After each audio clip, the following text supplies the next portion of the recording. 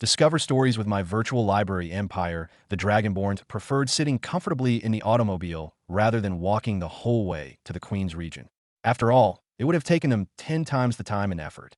But for Michael, who used to live in a world where travel was nothing more than a few hours or even less than a day, this journey was a bit of a bore. Although he customized his automobile into a camper van complete with a built-in shower, bed, and kitchen, Michael still couldn't stand the monotony of his daily life in the car. He eventually called out to Fudge, who diligently came out of his shadow and presented himself to Michael. "You call, master." "Hey, Fudge, do you have any clones near Orcustown?" Michael asked. With his supreme skill, Unity Gathering, he could take control of Fudge's clones and easily take their place, allowing him to transport himself to Orcustown in an instant. The edgy ninja, Slime, nodded its head, feeling millions of its clones spread around the area. Most of it was in the King's region, but there were some sparse few attached to the shadows of traveling peddlers in the Queen's region. "I found it, master. There's one close to Orcustown." Fudge answered. "Thanks. I'll have to borrow your skills for a second," Michael said as he raised his hand and grasped the air towards Fudge. "No probs, master." The dark mana comprising Fudge's slime body started to vibrate, alienating themselves from Fudge's very existence. His own mana, the power hidden inside a being that only they were supposed to have access to, was now being controlled by Michael's supreme skill with extreme ease. Somewhere beyond the forest were a group of fleeing peddlers, seemingly scared out of their wits as they heard the roaring sounds coming from the orcs. Unbeknownst to one of them, a single violet slime popped out from their shadows and landed on the ground. The peddlers left the scene, none the wiser. The violet slime, crawling through the grass, suddenly vibrated as its entire body began to morph and change into something completely different from its amorphous body. It elongated into a vaguely humanoid shape, before finally transforming into an 11-year-old boy with golden hair and dashing young looks. Michael looked at his hands, satisfied to see that his body successfully transferred into Fudge's clone.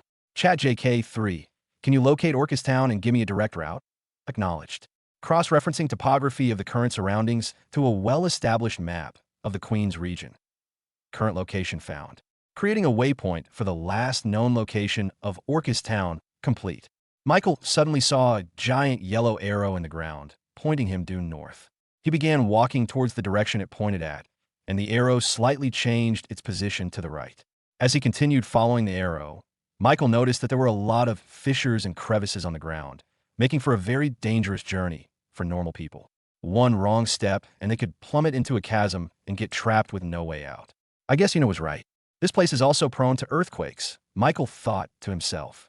It didn't take him long before he finally caught sight of a civilization in the distance, with stone buildings peeking over the town walls. "That's Orcustown. According to different sources, that is indeed Orcustown," replied ChatJK3. But as he got closer, he realized that it looked more like ruins rather than an active civilization. The walls were completely degraded, with plenty of cracks lining up with the crevices on the ground. Some parts were completely torn down, which lowered the security of the town significantly. Though Michael didn't know if any thieves or conquerors would even bother to do anything with a town this degraded. Michael used his supreme skill again to sense for the light mana present in Orcustown. Thankfully, there was still a sufficient number of inhabitants for it to still be called a town, but the quality of their life was something left to be desired. Judging by the lack of earth and water mana present in their bodies, as well as their thin physiques, Michael knew that all of them were suffering from starvation and dehydration. "The situation here is worse than I thought," Michael noted. "Thankfully, I stocked plenty of food in our automobiles." He approached Orcustown on foot, feeling the ground beneath his feet to sense for any upcoming disasters. Thankfully, there were no signs of another earthquake occurring in the region. He began walking through the streets of Orcustown, looking at the abandoned houses and destroyed farmlands with pity. Even with the half-collapsed buildings all around him, Michael could see that Orcustown used to be a prosperous place with a bustling life for its inhabitants. The torn-down stalls by the side of the street told him that there used to be a thriving market established in the town. Even the stone road was worn down by horse carriages crossing through them day and night. Michael could see a lot of history in this town. It was such a shame that natural disasters prevented this place from reaching its full potential. As Michael was strolling through Orcustown, he was soon spotted by some locals who eyed him with a strange look. "Hey kid, what are you doing out here? Go to the market now, or else you won't have anything for yourself." Michael turned to the emaciated old man peeking out of his window. It was clear from his face alone that he was worried for the kid wandering the streets alone. It seemed that Michael was mistaken for one of the locals. Unlike most rich folk, Michael never really wore anything gaudy or flashy. A simple shirt and trousers were enough for him to be satisfied with. He was the comfort over style kind of guy even in his previous world. "What are you talking about?" Michael shouted back. "Bread," the old man yelled out. "You'll miss out on bread." Just as Michael was about to ask the old man what he meant by that, he suddenly heard a cacophony of excited shouting in the distance. It sounded like children getting excited at a birthday party. He didn't expect such jolly sound from a barren town. Michael curiously walked towards the center of the town, where the main wet market was established. As he did so, he saw a small gathering of small children lining up toward a single table. These children, despite looking a little bit thin and malnourished, were surprisingly healthier than the adults that he had been seeing in the town. Most of the people in Orcus Town remained inside their houses, choosing to lie down and sleep all day to conserve energy. This would allow them to be less hungry throughout the day. But somehow, these kids had enough energy to jump around excitedly as they looked towards this table. "Finally, I've been waiting for this since yesterday. Hee woo, I wonder what we're going to get today." The kids talked amongst each other with a giddy attitude. Michael slowly approached the crowd, mingling himself with the children. "Children, no pushing, okay? You'll get your turn eventually." On the other side of this wooden table was a middle-aged woman who showed a gentle smile towards the children. And even as the kids were overcome with excitement, they didn't disobey the woman and kept themselves in line. "Yes, we will," they all recited. Michael peered through the crowd and finally saw what was laid down on the table. He thought it was something special, but it was just a couple loaves of bread, not even enough to feed a single family of 4, much less a whole group of these children. He was quickly proven wrong. The middle-aged woman wearing a worn-down apron took out a loaf of bread and began to tear out small pieces to give to each and every child lined up at the table. "Thank you, miss," said one child as he gleefully chowed down on the piece of bread smaller than his fist. "Thanks. I'll savor it for a long time," said another child as he began to nibble at the bread, making sure not to eat it all in one go. Soon enough, every child got themselves a small piece of bread to eat, except Michael. The woman looked curiously at Michael, not recognizing his face. Her face showed worry and a little bit of panic as she realized that she had run out of bread pieces to give to him. She quickly rummaged through her wicker basket until she found a small baby carrot stuck in the edges. She turned towards Michael and gestured for him to come closer. "This is the only food I have for now. Come, take it." Michael looked at the middle-aged woman and saw the fading life mana in her body. She needed food more than anybody. Yet, she kept urging Michael to take the last piece of food in her basket. "There's no need," Michael said to her. "Oh, don't be shy, little boy. You need a lot of food to grow properly, okay?" The woman walked towards him and forced him to open his hand. Then, she dropped the baby carrot in his palms and closed his hands. "You're always welcome here," she said to him. Michael stared at the woman, touched by her generosity. "I haven't seen you before." One of the kids, munching on a piece of bread, spoke to Michael with a friendly face. "Here, looks like you weren't able to get one for yourself. Explore new worlds at my virtual library empire." The little kid broke half of the remaining bread in his hands and gave it to Michael without hesitation. It was already smaller than his fist, but now it had become the size of a strawberry. Even though he was clearly younger than Michael, the boy unselfishly gave Michael half of what he had despite risking hunger later on. "Are you new here? Have some of mine as well." Another kid approached Michael and tore off a small piece of bread for him. "I'm not that hungry. Can I share it with you? What's mine is yours. Let's get along well in the future, okay?" One by one, the kids began to give Michael small chunks of their food while introducing themselves to him. Even though he was a complete stranger to them, they treated him as if he was their family. Everyone's first thought upon seeing Michael was that he was one of the lost orphans who wandered into the town. He looked like he needed help. And when these kids needed help, the woman also gave them food to eat without any hesitation. Now, they were just paying it forward. Michael watched everything unfold, speechless at how kind everyone was to a total stranger. It was clear that they were the ones who needed help the most, yet they were the ones who helped others. "But how are you going to eat?" Michael asked the middle-aged woman. "Don't worry about me, boy. I already ate my fill," she said, exaggeratingly patting her belly, as if she was incredibly stuffed. It didn't take long for Michael to realize what was happening. He looked around the town and saw all the senior and elderly people peeking out of the windows with satisfied smiles on their faces. Even though only the children were eating food, they didn't argue or beg for some. It seemed that they had chosen to leave all the food to the children, leaving nothing for themselves. If they had rationed the food for all the people in town, they would only last a couple of days. But if only the children ate the food, then they could last for months longer. Seeing this warmed his heart. The people here were still filled with goodwill despite the horrible situation they were in. They helped each other survive and were even willing to sacrifice themselves just to give the children a better chance at surviving. Michael made a decision right there and then. He was going to help this town. Michael spent the rest of the day with the locals of Orcus Town, seeing firsthand how horrible their living situation was.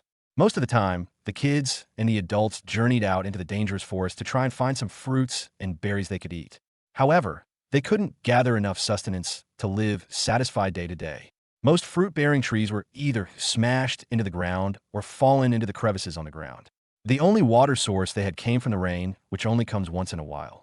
Michael talked with the middle-aged woman and found out her name was Beth. She was one of the only locals who stayed in Orcus Town despite its horrible state.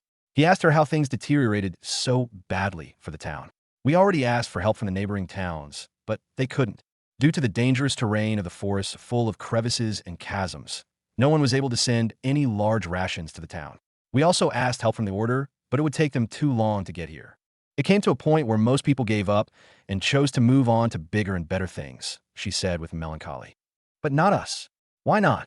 Wouldn't it be better to migrate to a much safer territory? He asked her. Beth looked around the ruins of the once great Orcus Town. Memories flashed in her eyes as she remembered a brief time when she was a kid, when there were people and demi-humans of all kinds traveling in and out of their town, carrying all sorts of goods and trade. We can't move, she said. Then we would be abandoning what our ancestors built for us through the years. You do not know this, but our town used to be the centerpiece for the Golden Road.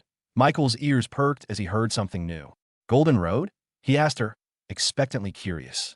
Just the name itself was triggering his intuition for business. Beth nodded her head. Yes, the Golden Road, aptly named because of all the gold coins being traded en masse every single day in the market. Do you see that road leading outwards, leading further into the Queen's region? Michael looked to the ends of the town, where the road was wide enough for 8 different horse carriages to pass through. He could see the signs of a well-designed stone road that led deeper into the horizon. But it seemed to have fallen victim to the earthquakes and natural disasters that befell this town. The Golden Road was nothing more than a chasm in the ground. There used to be thousands of carriages coming in and out of this town every single day, each one carrying product from all over the world, ready to distribute across the Queen's region. My grandmother used to sell spice. She had her store right there, just beside the building we use now for shelter. She told me that the Golden Road was what made our continent prosper and brought up with it our Orcus Town. Michael's imagination sparked as he tried to look through to the past of Orcus Town, when the Golden Road was at its peak. Along with the sounds of horse hooves smacking on the stone road, he also heard spice sellers shouting towards the potential customers walking through the streets, tempting them to taste the mounds of salt and peppers on the table. He heard customers passionately plead for the price of apples to be lowered, arguing that the quality of the fruit was less than desired. He could even see a couple of rascal kids pocketing a loaf of bread in their shirts while the vendor was occupied with the customer. It was chaotic, but it was prosperous. From how Beth described it, the Golden Road seemed to be this world's equivalent to the famous Silk Road back in his previous life. It was a vast network of routes where merchants and peddlers exchanged goods and products to be spread throughout the Queen's region. And if that was true, then Michael was sure that the Golden Road could not only spread products and items, but also culture and ideas. If the Golden Road still existed, it could boost the Reborn company to even greater heights much faster and more efficiently than his original plan. This is our home, Beth declared, and we will not leave it no matter the circumstances. Michael's mind began to work as he tried to see the possibilities of the Golden Road, especially Orcus Town, since it was the centerpiece of all trade and commerce in the Queen's region. What if we recreate the Golden Road? He asked Beth. The middle-aged woman looked at Michael with an amused expression. Sure, kiddo. If you want to do that, then you must grow up healthily, she said, chuckling. Discover hidden content in my virtual library empire, even though she didn't know where Michael came from. She treated him the same as any other kid in town who had lofty ambitions in the future. She didn't reject their dream, but she also didn't believe it would come true, at least not in this town. I'm serious, Michael doubled down. I'm sorry, but you're not the first one that has said that to us, Beth said. There were plenty of powerful royals or billionaire businessmen who offered to rebuild the town and revive the Golden Road. But eventually they all gave up. I'm sorry, but you're just a kid. There's nothing you or I can do to change the unfortunate circumstances of our town. That's just how it is. Beth pursed her lips and tried to console Michael. But it seemed that the kid wasn't even discouraged one single bit. There was a strange fire in Michael's eyes that somehow just a little bit, made Beth believe that he could do what he wanted to do. There was a confidence in his eyes that was unlike that of a child. "Where did you say you're from again?" she asked him. But just as she said that, she suddenly heard excited shrieks come out of the kids as they looked on ahead of the gates. "Whoa, what's that? A box carriage. Where's the horse?" The ruckus from the kids forced Beth and all the seniors to slowly gather near the rundown entrance of the town. "Why are you all so noisy?" she asked them. But it seemed that the kids were far too excited to even acknowledge Beth. They simply pointed towards the horizon, where an envoy of carriages seemed to be coming from the very forest itself. "Miss Beth, are they the help that you've been talking about? Ooh, are they the heavenly knights that are going to save us?" The kids' imaginations went wild, especially since the horseless carriages weren't anything they had ever seen before or had ever thought about. But Beth knew that they weren't from the Order, nor were they from the Guild of Arcana. Matter of fact, they weren't even from the Queen's region at all. If they were, they would have come from the other side of the town, facing northwards and connecting to the Golden Road. The very reason why they weren't getting help from anybody was because it was extremely hard for carriages or just peddlers to get through the hazardous environment caused by the earthquakes. But now, these carriages, if it could even be called that, were coming with an army's worth of envoys with it. Beth and the other seniors were certain. They weren't from the Queen's region. Not only that, but they seemed to be coming from a place in the Queen's region inaccessible to anybody. After all, the dwarves had created for themselves an impenetrable wall on the other side with which no human or carriage could ever trespass. "Are they here to conquer us?" an elderly man asked Beth. "What could they possibly get in this town?" An elderly woman answered. "Well, who are they?" That was the question on everybody's mind. They could only wait with bated breaths as the horseless carriages approached their town at unbelievable speeds. "That's faster than a horse. And they're made of metal. How is it faster than a normal carriage if it weighs so much more?" After a few more minutes, the camper van automobile in front of the envoy finally arrived at the gates of Orcus Town. The kids excitedly approached the strange vehicle, regarding it as some sort of wonder of the world. They looked through the tinted glasses of the automobile, trying to see who or what was inside them. "Beth, do you recognize that emblem?" one of the elders asked her. Despite how little she remembered during the age of the Golden Road, there was one thing that she was sure she would never forget. And those were the emblems of all the families and businesses that used to frequent Orcus Town for trade. From what she remembered, having complicated symbols adorned with gold designs was indicative of its stature in the global market. The Vanderbilt business symbol depicted hands holding the world, which were all adorned with real gold. The Osborne Consortium's insignia depicted that of a carriage traveling through a road, symbolizing their ability to sell any and all kinds of products all over the world. The Hephaestus Company's crest was that of a golden hammer striking a golden anvil. The Goldstone Group sign was a wooden house built upon fertile land, showing their expertise in all things real estate and housing. Sinclair's Elixir, headed by the famous alchemist and healer Sinclair, had a company logo showing a golden wreath representing health and prosperity. Those were the only major companies that Beth could think of that had the wealth and manpower to create something as strange as this vehicle. She didn't know how these horseless carriages worked, but she knew from the material alone that it was not cheap to produce. However, when she looked at the symbol by the side of this car, her memory came up blank. It had a symbol on the side of its door. It was elegant, but not gaudy or flashy like most companies like to have. "I don't know who owns these," Beth admitted, "but I do know that they weren't present during the age of the Golden Road. And they are certainly not from the Queen's region."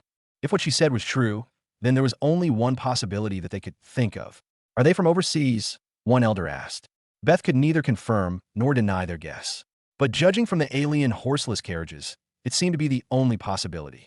The rest of the elders and seniors regarded the automobiles with curious but cautious attitudes, which was completely opposite to the kids who were simply happy-go-lucky in their approach to the vehicles. "Hello, is anyone there? Are you here to help us?" They were crowding the camper van automobile before the door finally opened with a resounding click that surprised the children. They all slowly backed away from the door, letting its inhabitants finally show themselves to everyone. "Oh, we're finally here. Where's Boss?" Jaku said as he stretched his body. Ever since Michael disappeared on them, they traveled through the roads non-stop in an attempt to catch up to him, which meant no breaks in between travel. "Where are we? Is this Orcus Town?" Shiana asked as she surveyed her surroundings. She wasn't expecting it to look so destroyed. There's people looking at us," Amissa muttered, shyly walking to Jaku and hiding behind him.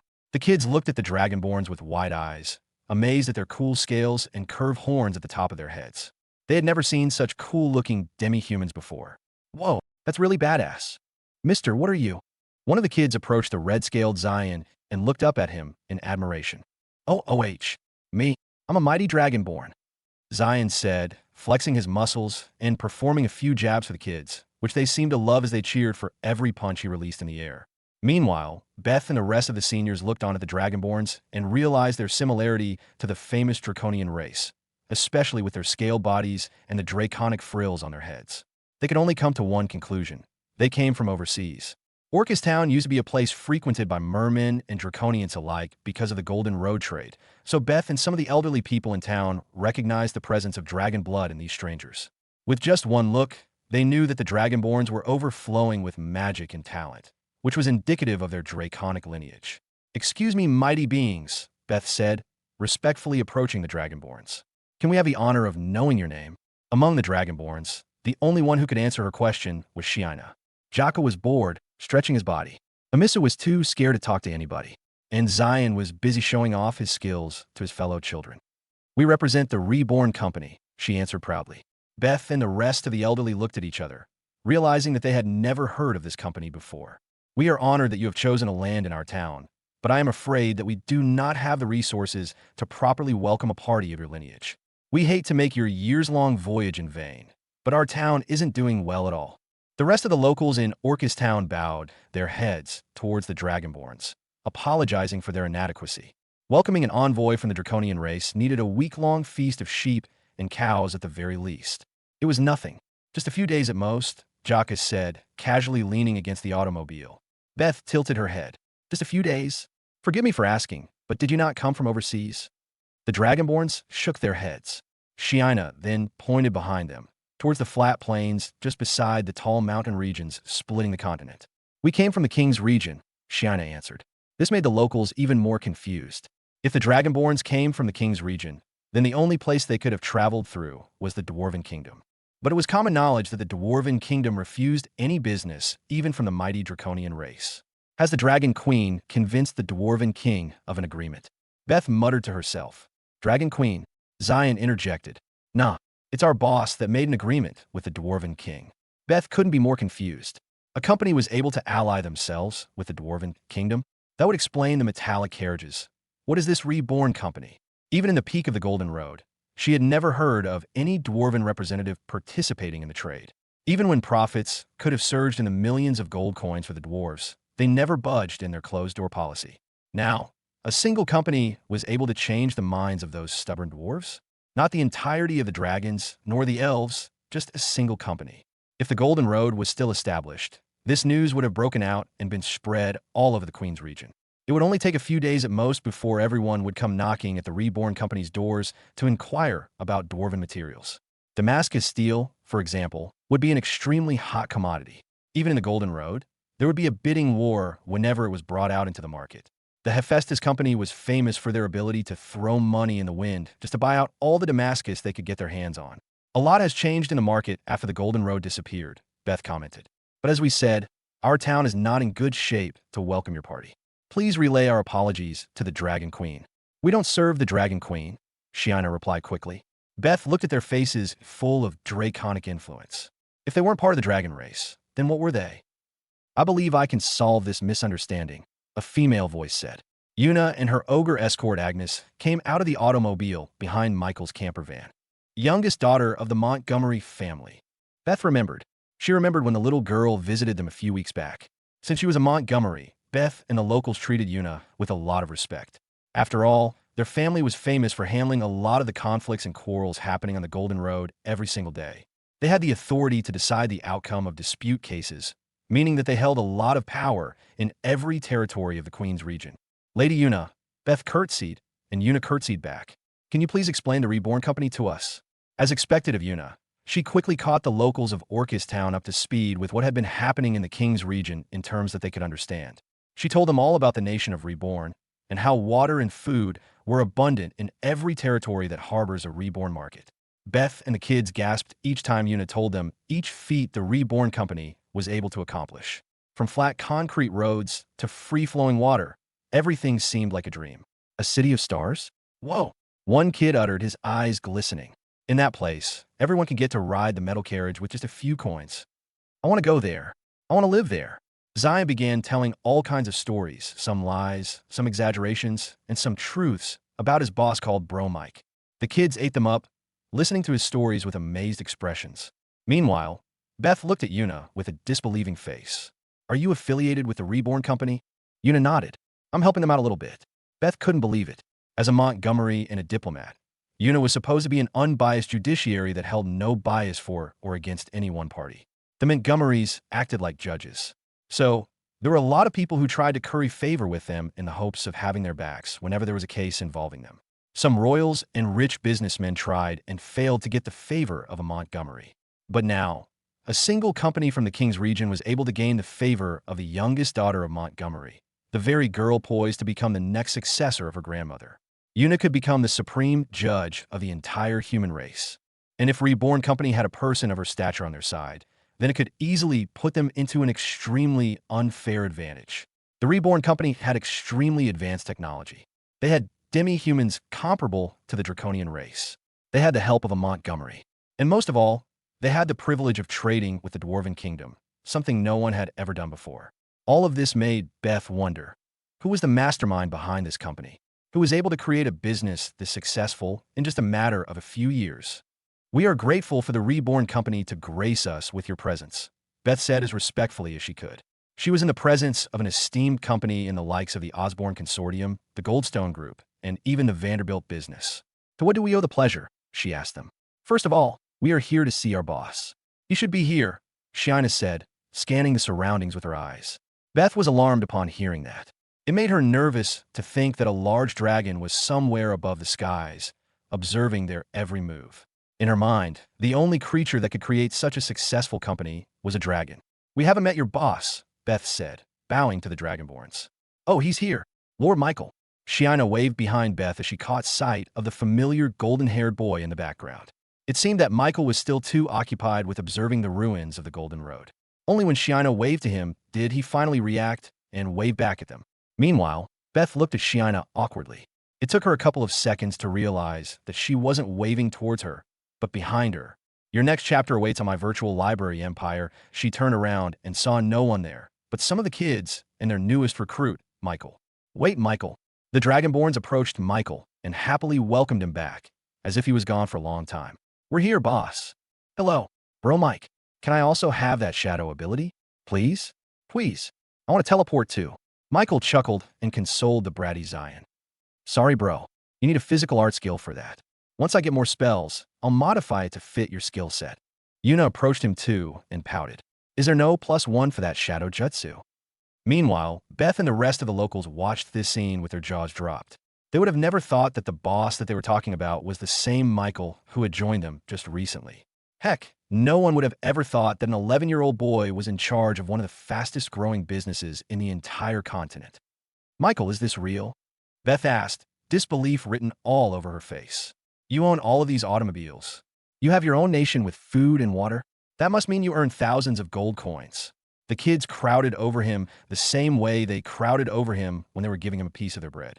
Except now, they were giving him stares of amazement. Yup, I am the owner of Reborn Company, he confessed, albeit a little guiltily. I should have told you sooner. But how is that possible? You're just a kid, Beth exclaimed. The helpless little kid she had turned out to be a billionaire. I hear that a lot, he said to her.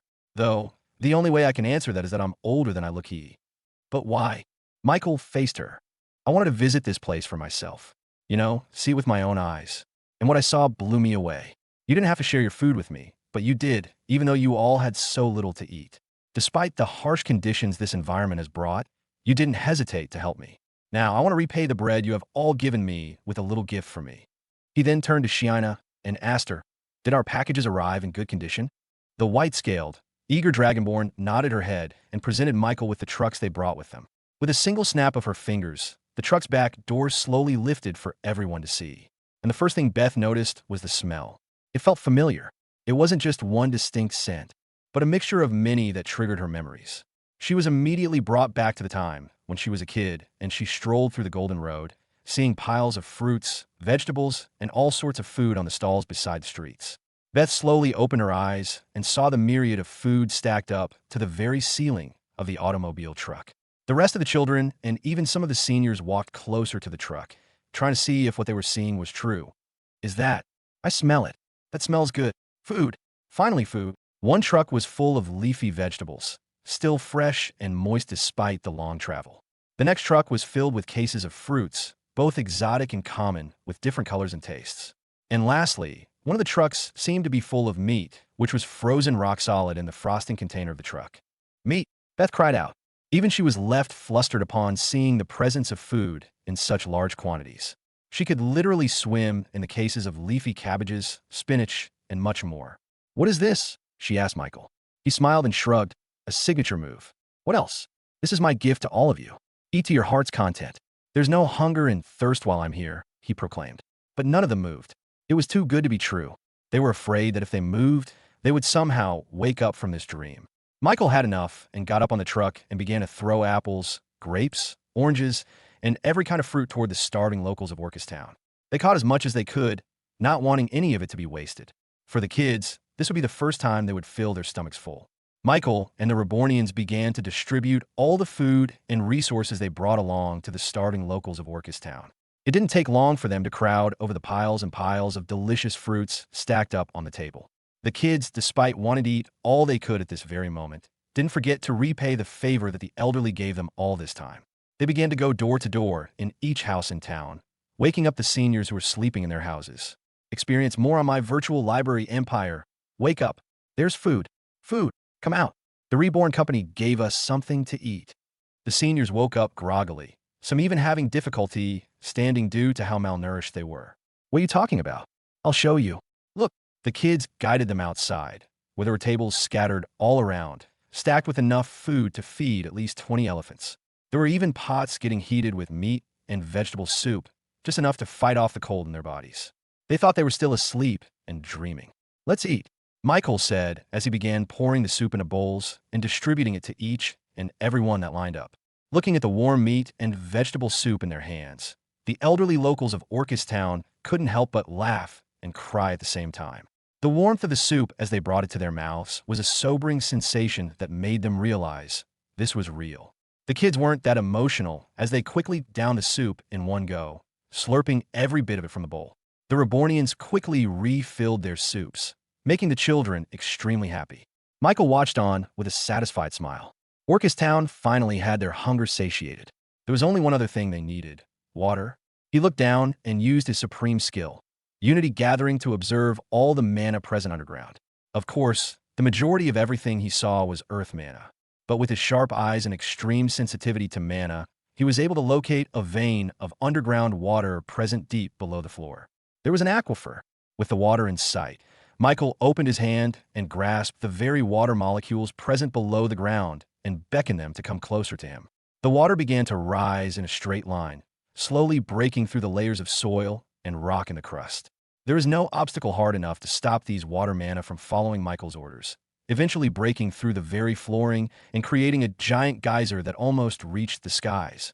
Wah! Dugh! Beth and the elders felt the rumbling in the ground and thought that another earthquake was coming their way. But then they saw water suddenly burst up from the very ground, tearing through the stone road, creating a mist that briefly created a rainbow in the skies. Whoa, water! Ha ha ha! I'm taking a bath. I'm drinking it all. Hee hee, it's raining. The kids immediately surged towards the water, letting themselves get wet as if there was a storm in clear skies. They began to drink as much as they could, catching the mist of pure water spraying from the ground. Even the elders and seniors of Orcustown briefly turned into kids again as they joined the children basking in the geyser. They jumped, they cheered, and they danced seemingly in trance. After all, when else would they experience such a day as this? They had their fill of nutritious food, and now they were in the presence of overflowing water. Some of them even brought jugs, clay pots, and anything else they could find to try and store as much water as they could. They knew rain wouldn't come anytime soon, so this would be their only source of water for a long time. Don't worry, Michael assured them. We'll make sure to tap into that water source for all of you to drink from every day. The Rebornian engineers didn't have to be told their jobs, as they immediately began to survey their surroundings and assess how they were going to build a plumbing system. Orcustown would now have water and food to survive their day-to-day lives. They had asked for help for a long time, yet no one came to their rescue. It came to a point where they no longer believed that anyone would come to their aid. But now, out of the blue, Michael and his Reborn company came out of the forest and gave them enough food to get them filled for a whole year. They weren't even from the Queen's region. They were from the King's region and knew nothing about their current situation, nor what they were before. As everyone enjoyed the food they were given, Beth approached Michael with a little bit of awkwardness in her steps. She didn't know how she could address him now. It made her remember how she treated him as nothing more than a lost orphan child, not the owner of a major business like the Reborn Company. "Sir Michael, we don't know how to repay you. I'm just repaying what you gave me. In times of desperation, you gave me your bread and treated me as your own. Now, I'm treating you as one of mine, and I make sure that any Rebornian will never want for food or water ever again. We have an abundance of resources. There's no need to think of it as a big thing," he said to her, shrugging his shoulders. Beth was overwhelmed with emotions and bowed to him. "Please, there's no need for that," Michael said, waving his hands. "But you have saved our town from extinction. Without you, we would have perished from starvation. How could I treat you as the pitiful child as before?" Michael almost choked while sipping his soup. "Pitiful? Do I really look that bad?" "Lord Michael, this is why we keep telling you to wear something more appropriate for your stature," Shiana interjected. "We have already prepared a royal regalia for you to wear, adorned with gold from our mines and gems from the dwarves." Michael immediately shook his head. He liked wearing plain clothes. After all, he was just a chill guy. The locals of Orcus Town enjoyed the feast Michael prepared for them the entire day. One of the kids walked up to Michael and thanked him for his gifts with a gift of her own. She brought out all sorts of trinkets she kept to herself all these times, picked up from the rubble and the ruins of the previous tenants of Orcus Town. "It's all that I have," she said. "I hope it's enough to pay for all the food you gave us, mister." Michael felt touched and accepted the presents.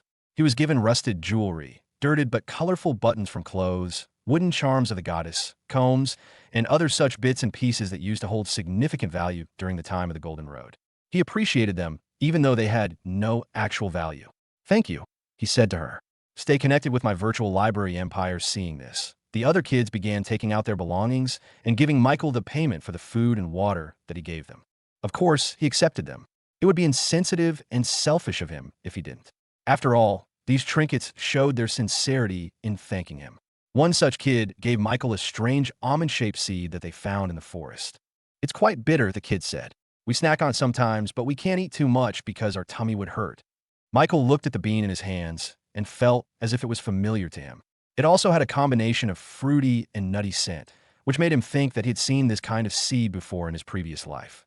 Chat JK3. Do you recognize this seed? The molecular composition of this seed has a lot of similarities to the fruit borne by the Theobroma cacao tree, also known as the cacao beans. Chat JK3 explained. In other words, Michael was holding chocolate in his hands. The tasty snack that had captivated billions of people back in his previous life was now in his hands. In its purest form, no one knew how valuable this seed was. Just like what the kid said, anyone who tried to eat cacao beans raw would only taste something completely bitter. But Michael knew he could turn it into the sweetest thing in this world. "Where did you find this?" he asked the kids. "It's in the forest," they said. "But most of the trees are crushed or fallen into the crevices on the ground." Michael thanked them and immediately used a flight spell to head directly over to the forest, surprising the kids and eliciting gasps of amazement. It only took him a few minutes to finally see a bird's-eye view of the entire forestry surrounding Orcus Town. And up above, he could see all the large cracks and fissures brought on by the earthquake, with large parts of the entire forest floor subducting under another part and creating a crevice. Most of the trees were uprooted from their very, with some falling deep into the depths of the cracks. Chat JK3, can you locate more beans like this? Understood. Memorizing elemental mana composition of the cacao-like bean in this world. Complete. I have found a signature that matches that of the cacao bean in your hands. Transmitting the location in your brain. Michael's eyes glinted as he suddenly saw a few bright spots on the forest floor. And upon closer inspection, it was indeed the same bean he held in his hands. Most of what he saw were on the crevices on the ground, which must have been crushed as they fell into the cracks. But there were still a few left untouched by the earthquake disaster. He raised his hand, focusing his mind on the few good cacao beans that were still in great condition. He made sure to exclude those that were already expired or damaged from the natural hazards of the forest floor. He focused on the unique earth mana signature of the cacao beans and pulled them closer to himself, lifting them from the ground and gathering them in front of him. The white cacao beans floated patiently in a bunch, waiting for Michael to relay his next instructions. Please give me the instructions on how to process cacao beans into chocolate. ChatJK3. His brain felt a familiar sensation as the information washed over his mind, giving him the intuitive knowledge to turn this bitter cacao bean into another business opportunity that had the potential to spread all over the world. It was completely unfortunate that the trees for the cacao trees were completely devastated due to the earthquakes, or else it could have been a good start for his would-be chocolate business. If you were to plant a seedling right now, it would take years for it to fully grow into maturation, even if and any other farmers use their specific skills and talents to hasten its growth. He already decided to send back some seeds to Reborn Nation for them to immediately start a cacao farm. But for now, it looked like he wouldn't be able to get chocolate in the lineup of Reborn products. I guess the consolation prize is that I have enough to make chocolate for everyone. To turn these cacao beans into chocolate, Michael needed to ferment them into a container for a few days. But since every life form in this world consisted of some kind of light mana, Michael could easily bolster bacteria growth and make the fermentation process speed up by mere minutes. Now that it had turned brownish from its original white color, it was time for him to roast them. With a simple ember spell, he was able to bring out the cacao's natural chocolatey flavor and create cacao nibs. After grinding them into a thick paste, Michael refined the liquid and tempered it before he could finally turn it into its famous blocky rectangular form. Of course, Michael had to briefly return to the nation of Reborn to get some sugar and other ingredients to add to the chocolate and make it taste a little bit sweeter. Without further ado, Michael took a bite and tasted its rich and sweet flavor, melting in his mouth in just a few seconds. Success! Michael returned to Orcus Town with multiple bars of chocolate wrapped in giant leaves. He landed in the middle of the market and was immediately swarmed by the locals of Orcus Town. Even the Dragonborns crowded over him, with Shiina a little bit upset that he didn't tell anyone that he was going off on his own. Lord Michael, we're your personal bodyguards. You can't go off on your own without at least informing us. I'm angry too, Amissa muttered shyly. Michael raised his hands guiltily. Sorry, but I was able to make something good in the forest. Here, have a taste. Shiina, the white-scaled, serious dragonborn with a lot of pride, wasn't receptive to Michael's attempt at placating them. Thankfully, though, Amissa was a little bit more curious as she slowly peeked at the strange black bars in Michael's hands that were emitting an intriguing scent. It's a tasty snack called chocolate. Want to have a bite? He asked all of them. The children wouldn't say no to a gift. They quickly lined up in front of Michael and waited as they gave them each a single bar of chocolate. At first, they thought that the chocolate tasted similar to wood. After all, its color was strangely similar to that of bark. But with a single whiff, they immediately sensed the sweetness hidden inside the chocolate. As they took a bite, their eyes widened with amazement, as if a whole new world had just opened for them. They never knew food could taste this sweet. The chocolate seemed to have melted inside their mouths quite easily, making them crave for more. Whoa, sweet, I want more. Jaku and Zion also took a chocolate bar from Michael, fascinated at what strange new things Michael had concocted this time. And with their changed physiology as a dragonborn, their senses were heightened to an even greater degree, allowing them to taste all the little nuances in the chocolate. It was rich and earthy, while also being bitter and sweet. Amazing, Jaka commented, taking another bite. Bro Mike, I want more. Do you have more? Zion said, with his chocolate bar already eaten halfway, threw in one bite. Sis, you gotta try this. Amisu and Shiina both finally took a bite out of chocolate bar. It's good, right? Do you both forgive me now? Michael asked them. Shiina was silent, trying hard not to show a smile on her face as the chocolate melted in her mouth. Yes, can I have more? Shiina said, becoming even more shy than Amisu. It became quite a sight to see as Shiina's white scales began to turn pinkish red as she became shy and embarrassed. Me too. I want more. I want more. More, please. Amisu passionately shouted. Don't worry. I have enough for everybody, he said to them, flashing multiple chocolate bars as if they were cards. Meanwhile, Beth was approached by one of the kids and was shown a chocolate bar with a clear bite mark on its side. Miss Beth, do you want to try it? She looked at Michael, confused. He didn't explain anything and simply offered her a chocolate bar of her own. And just like the kids, just a single bite was enough to overwhelm her taste. It tasted sweet, even more than sugar. Sugar was already a precious and rare product in the Golden Road, with its price being raised sky high for its demand. But this dark bar was even tastier, richer, and sweeter than any product that was sprinkled with sugar. She could only wonder how the Golden Road of old would react to such an exotic product. She was sure that this would cause a commotion even overseas. Intrigued? Guess what I used to make that, he asked her. Sugar? Well, part of it. But the main ingredient is this, Michael said as he took out a single white cacao bean in between his fingers. That's cacao, but that's supposed to be bitter. She and the rest of the Orchistown locals would have never thought that such a sweet snack would come from an almost worthless fruit they had just thrown away in the past. Beth was filled with hope thinking that cacao beans could be used to make chocolate, but was quickly disheartened once she remembered that the earthquake decimated the forest. Bro Michael, one of the kids motioned for him. How do you become so cool? I also want to make chocolate and fly and have lots of food and all sorts of things. Beth ruffled the kid's head. It's probably his awakened talent, she explained. Can I also awaken my talent? She asked him innocently. Beth showed a pained expression. Unfortunately, we need to visit a church for that, and it costs a lot of money. Enjoy exclusive content from my virtual library empire. It was even more unfortunate to think that the kid was just about to turn 11 years old, meaning the window for his awakening was coming to a close. There's one way that I could help not just you, but the entirety of Orchistown, Michael revealed. Beth questioned Michael with her eyes. What do you mean? You could become part of our nation of Reborn.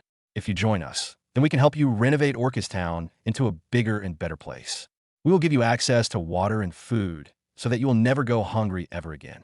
And as citizens of our nation, then you are entitled to have a talent awakening of your own.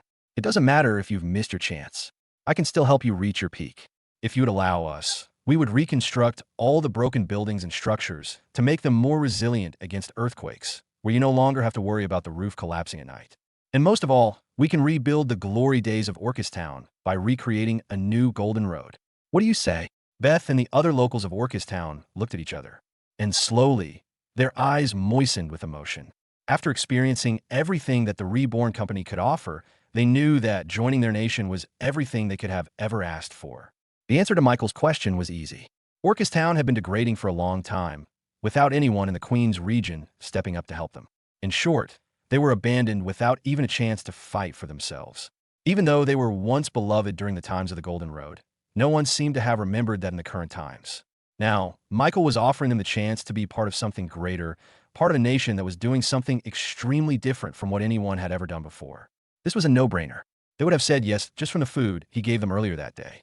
Now, he was offering to completely renovate Orchistown into something that they could finally be proud of. The children immediately nodded their heads, not even fully understanding the weight of this moment. It would be a lie to say that they weren't captivated by the prospect of becoming as strong as the Dragonborns.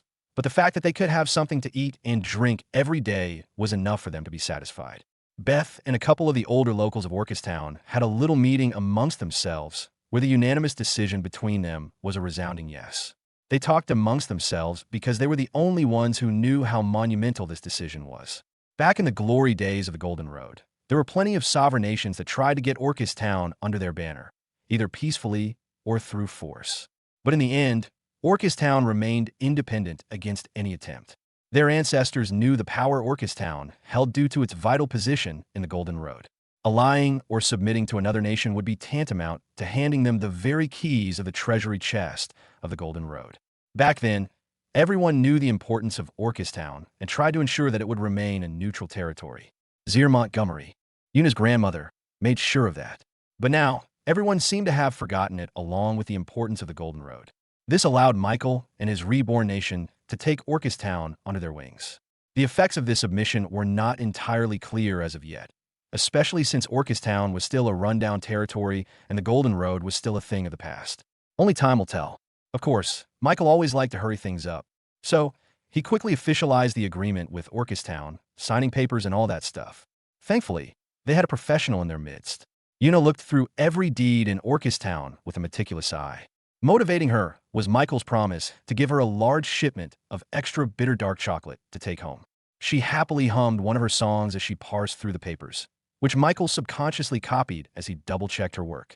Everything looks fine, she said, handing him the contract. It just needs everyone's signature. Michael was the first one to sign, after which he quickly handed it over to Beth and the locals. We'll all sign it, she said to everyone. This is our decision, which means that we'll all be part of this historic moment. She signed and passed it on to everyone, including the children, who gleefully scribbled whatever they wanted. Finally, Eunice signed it as well, certifying that she was the third-party witness to this contract. Congratulations, she said. Michael, would you do us the honor of telling us the new name of this town? This was a monumental occasion, with the nation of Reborn finally establishing another city/town outside their capital. Michael hoped that there would be more territories in the future, so he decided to have all upcoming territories with the same naming convention. I hereby call this place as Neo-Orcus, the second territory of the nation of Reborn. The Dragonborns clapped and cheered. It's a celebration. Bring out the fried chicken. Congratulations, Lord Michael. Find your next adventure on my virtual library empire. More chocolate. Now that you're part of our nation, I guess I'll be your senior. Huh. Zion said to the children. Don't worry, I'll whip you all into shape. The newly minted citizens of Neo-Orcus cheered and hugged each other emotionally, as if they were finally liberated from a cage that had been locking them down for all their lives. Beth and the other seniors approached Michael and thanked him profusely. Thank you, Michael. I hope that we can make our nation prosper even more than it is now. Michael nodded. Of course. Our first step is renovating this town to become a little bit more Rebornian. After that, we can worry about the Golden Road. The celebrations and feasts lasted for about a day, with the Rebornians teaching the new citizens about the customs of their nation. They talked about baseball, beer, fried chicken, and all the things they missed back in the capital city of the Reborn nation. The locals of Neo-Orcus couldn't wait to implement all the culture into their new homes. Just hearing about cold and hot showers with a turn of a lever was enough to stoke their imaginations and expectations. But of course, to do that, they needed entirely new infrastructure. The Rebornian engineers, made up of the very best demi-humans for the job, began to survey the entire land, assessing the faults in the ground. Based on a single glance, it seemed that most of the infrastructure of the old Orcus town needed to be completely torn down to install a much better foundation that could withstand the frequent earthquakes in this region. There were a lot of things to be done, which was helped by the fact that Michael began awakening the talents of the Neo-Orcus citizens. With the new skills, talents, and knowledge they gained with ChatJK3's help, everyone quickly began with their work tearing down the deteriorated buildings in town. After a few days, the whole town had been completely leveled, and a few more after that, the very foundation for the new territory began its work. As Neo-Orcus town began its rejuvenation, the locals made do with a couple of small houses to live inside in the meantime. Although it was basic, it was much better than their original dwelling, which had a 50% chance of collapsing and trapping them under. Not only that, but they had access to all the food and water they could stuff themselves with. Thanks to the refrigeration in Michael's truck, the slabs of meat stored inside could be rationed for a long time without spoiling. And if need be, he could always teleport back to the nation of Reborn to pick up more food.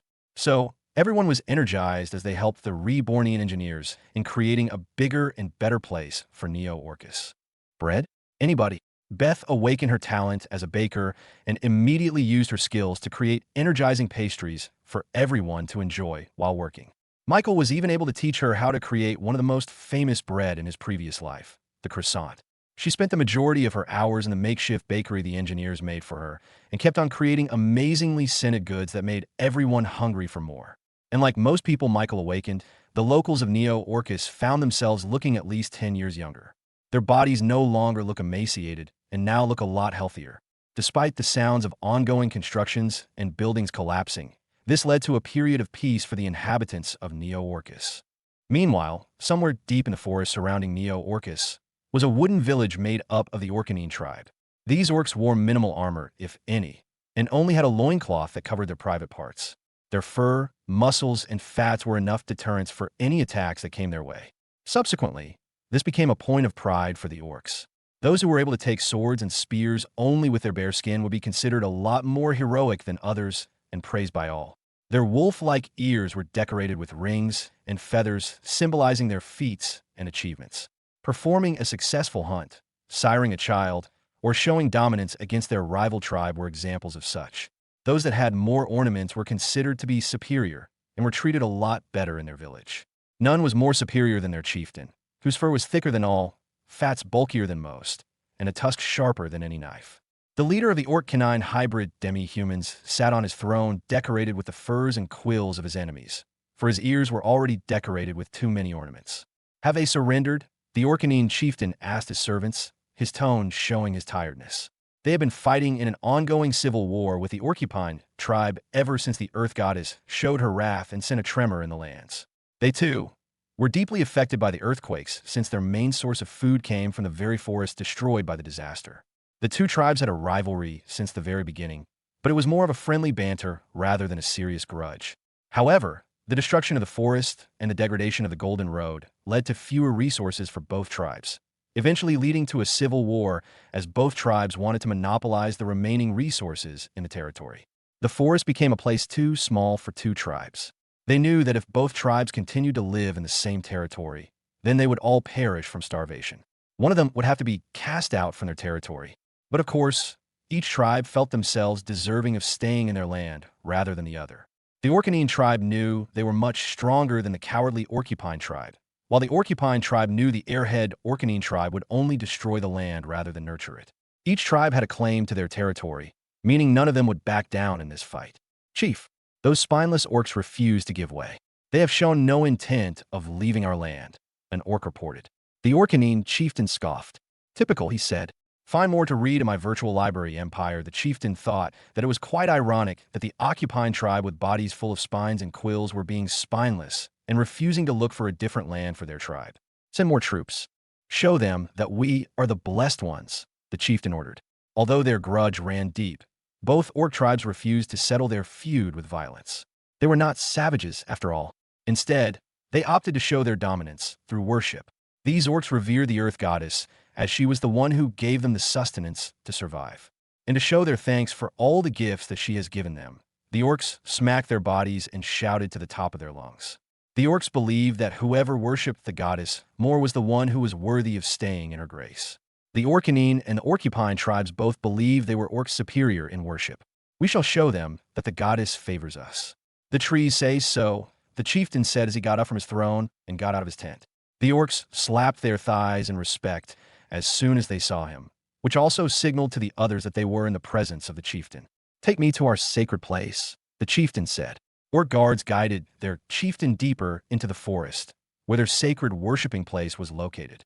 As they walked into the forest, the variety of trees seemed to become more and more homogeneous, before eventually having only one type of tree in an entire area.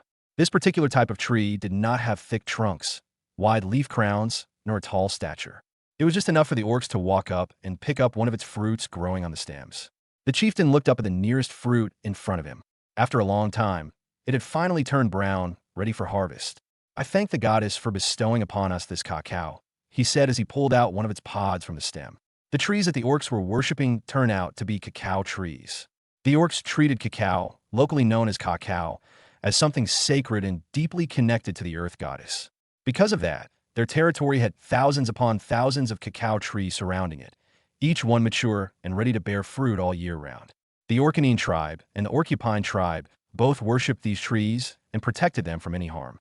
It was a tradition for them to plant 10 seeds to replenish any dead trees in the area, making sure that their sacred place was still blessed by the goddess.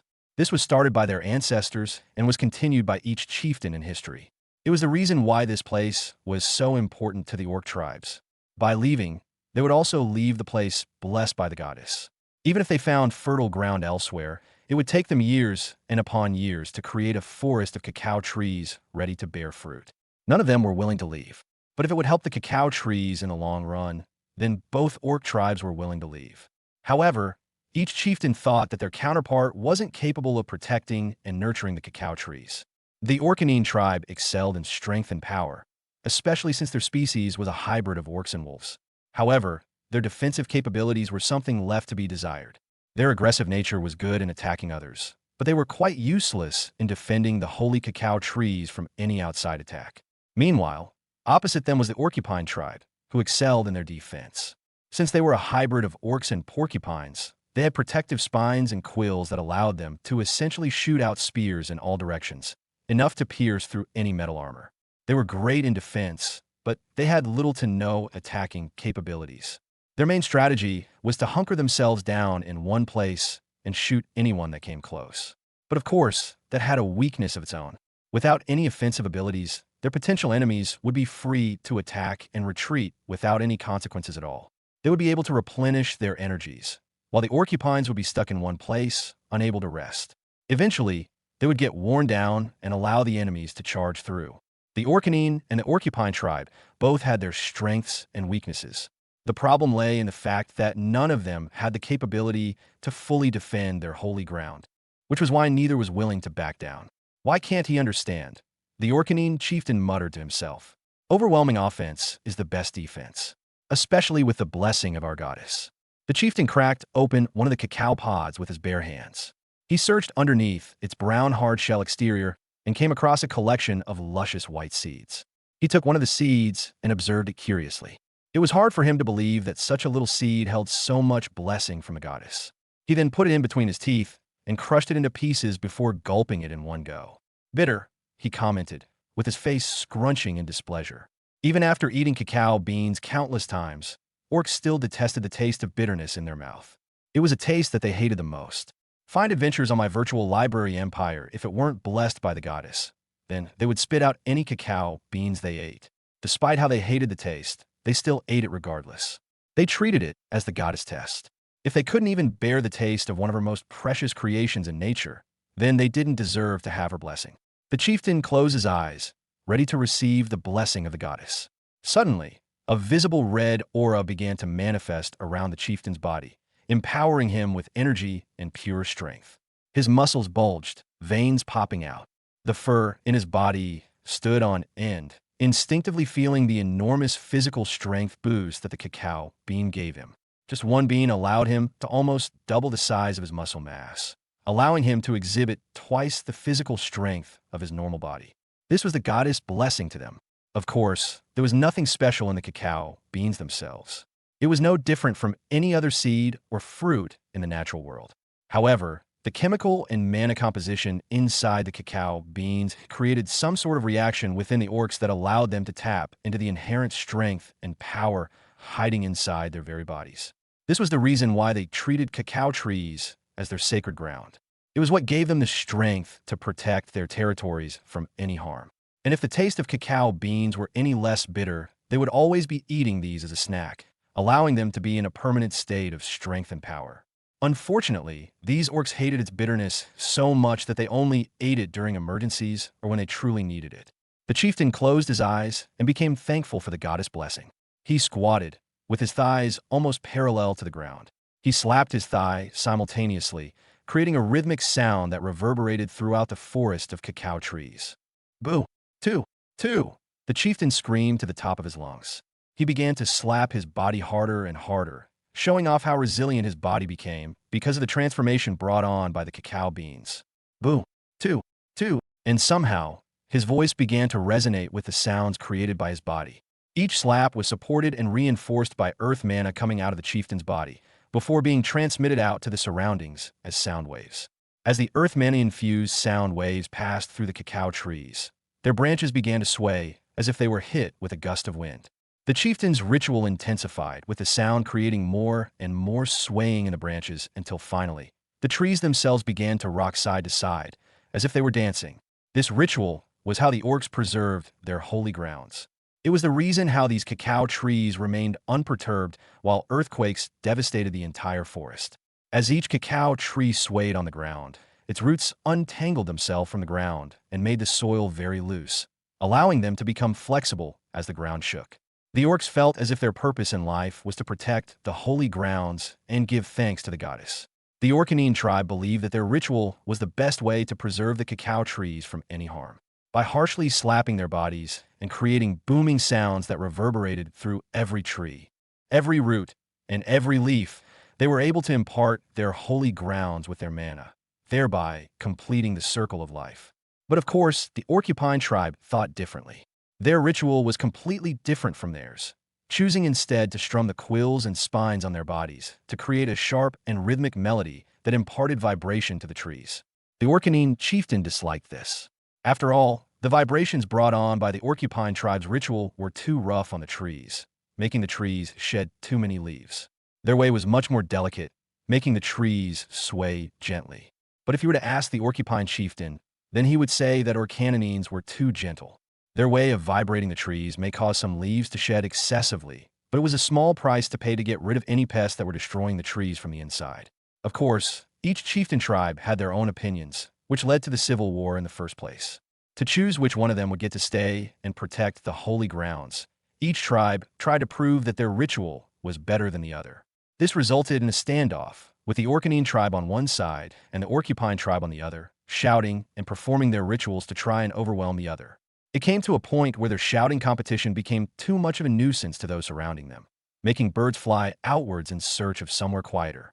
This was still ongoing even now, and even the Orcanine chieftain was feeling its effects on their holy grounds. The cacao trees, which had been gently rocking back and forth to his ritual dance, suddenly stopped in place and began to vibrate. As it did so, leaves began to gently fall towards the chieftain's face, making his already angry face even more furious. There was only one person whose shouting could reach deep, even through this territory. It was none other than the chieftain of the Orcupine tribe. A voice echoed. "You've gotten impatient, huh, brother?" The chieftain looked far into the forest, towards where the shrill noise of his rival was coming from. He had been so gentle with these trees, nurturing them from seedling to maturity, only for the cowardly Orcupine tribe to shake them vigorously without thought. Unbelievable. Continue your journey in my virtual library empire. The Orcanine chieftain believed that these trees were sacred and should thus be treated as such. Yet, clearly, the Acropine chieftain thought differently. It is clear that we must be the only ones to protect our sacred trees. We shall show you our worthiness. He began to channel his inner strength, the very power given to him by the cacao beans. As he slapped his muscular thighs, a visible sound wave made out of concentrated earth mana resounded out into the forest. The two sound waves clashed in the air, with the Orcanine chieftain canceling the effects of his rival and taking back control of the cacao trees in his territory. They once again swayed gently in the wind. But of course, he wasn't done. The Orcupine chieftain tried to assert dominance on his territory. He wasn't going to take that lightly. It was now time for a counterattack.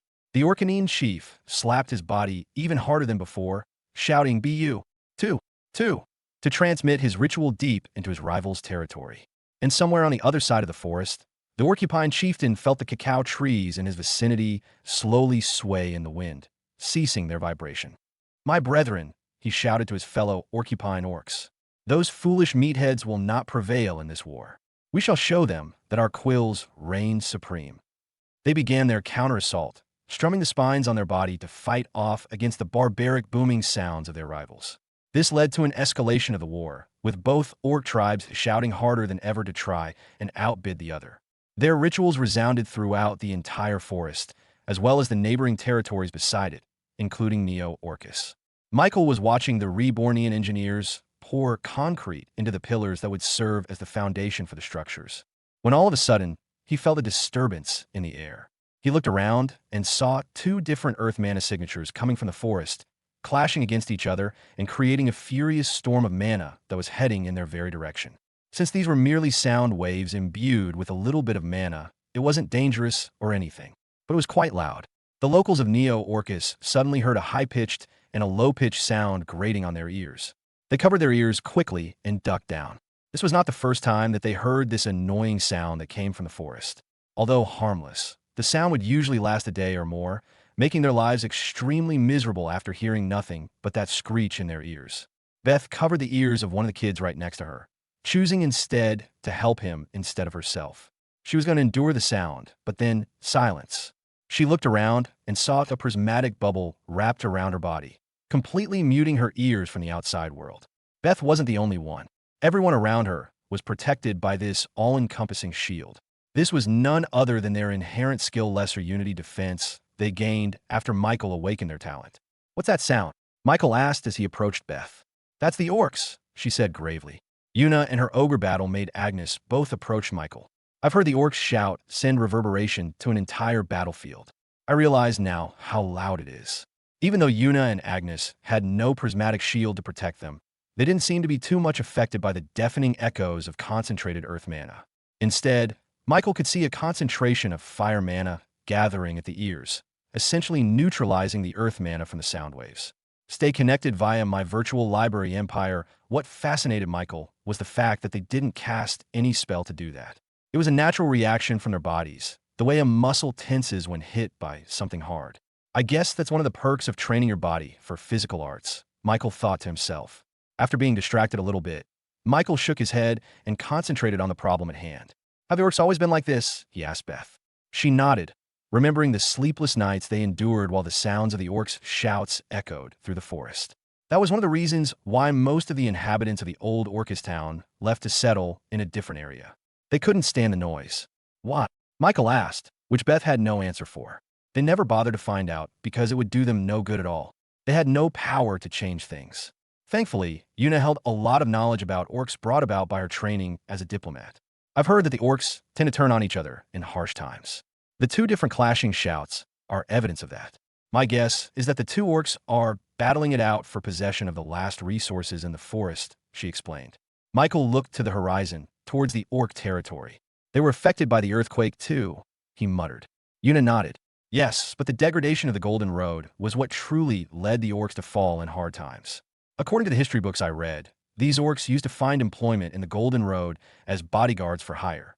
They protected merchants and envoys in their journey, scaring off any unwanted troubles. That was how they earned enough money to buy food and resources to keep their hunger in check. And orcs, they need a lot of sustenance to survive, mostly meat.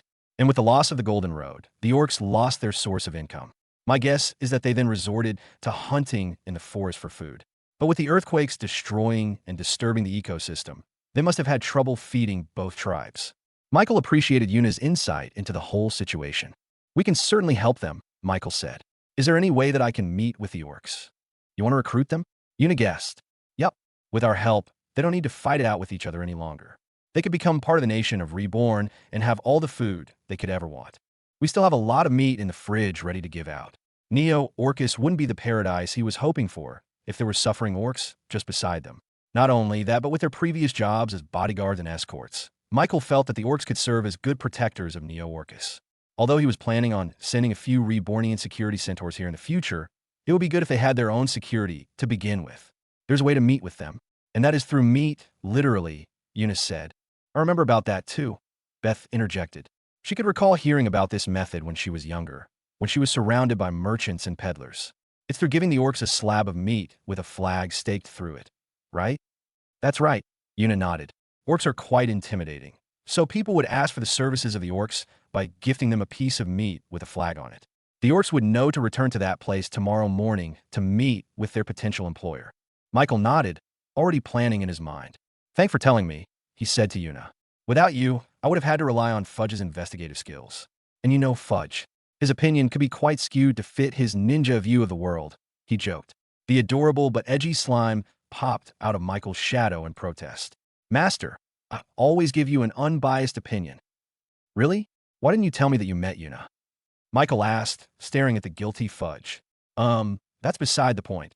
Michael continued staring at the slime until finally, Miss Yuna, Master is bullying me. The supposed nonchalant ninja slime hopped on over to Yuna's arms like a kid crying to his mom after being made fun of in the playground. There, don't mind him, Yuna said as she patted Fudge, consoling the cute little slime. You're doing a great job as a ninja. The little bratty slime quickly showed a warm smile at Yuna before turning around and flashing a tongue at Michael. He's supposed to be my companion, he complained to Yuna. You should take care of him better then, she retorted teasingly. Otherwise, I'll snatch him right up. Michael chuckled and shook his head. By the way, Fudge, do you want to join us to meet with the orcs? I'll give you permission to stake around the perimeter like a ninja. Really? Fudge hopped back over Michael's head as quickly as he left. It was that easy to placate the little slime, now acting as if nothing even happened. Master, don't worry. Those orcs won't see me, but I'll see all of them.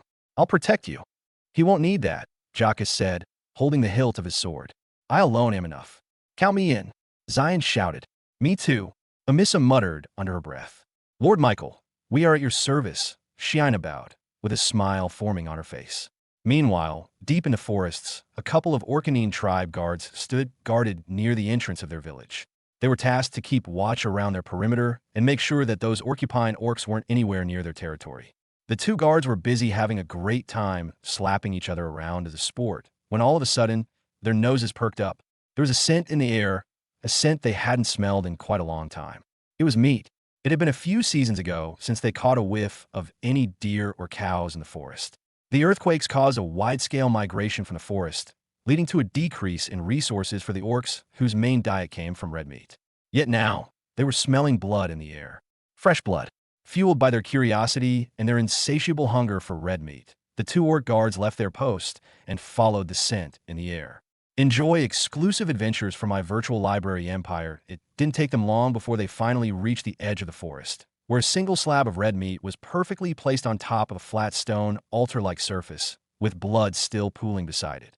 As the two orcs moved closer, they saw that a flag had been planted inside the meat, with a single gold letter symbol written on a white canvas. Even though it had been years since they saw this kind of offering, the two orc guards knew exactly what this flag meant. Someone was trying to contact them. They would have never thought that years after the dissolution of the Golden Road, someone would be contacting them again for their services. Even though it was weird, they knew that this was a chance for their tribe to earn resources that could help their tribe tremendously.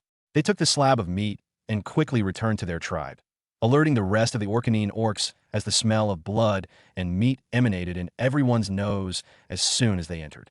Boo! Two! Two! They screamed in excitement. It had been so long since they were graced with the presence of meat.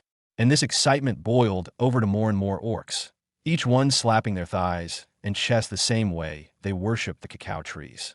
It didn't take long before the Orcanine chieftain finally took notice of what was happening. He got out of his quarters and approached the two orc guards, who presented him with the meat and the flag planted inside it. Unfamiliar company, the chieftain muttered to himself. This flag emblem wasn't anything he remembered back in the glory days of the Golden Road. How long ago did you find this? The chieftain asked. Just a few slaps ago, chief, they answered. You have done a good job, the chieftain said. Not only did you bring this to my attention as soon as possible, you also prevented our rival from hearing about such an opportunity.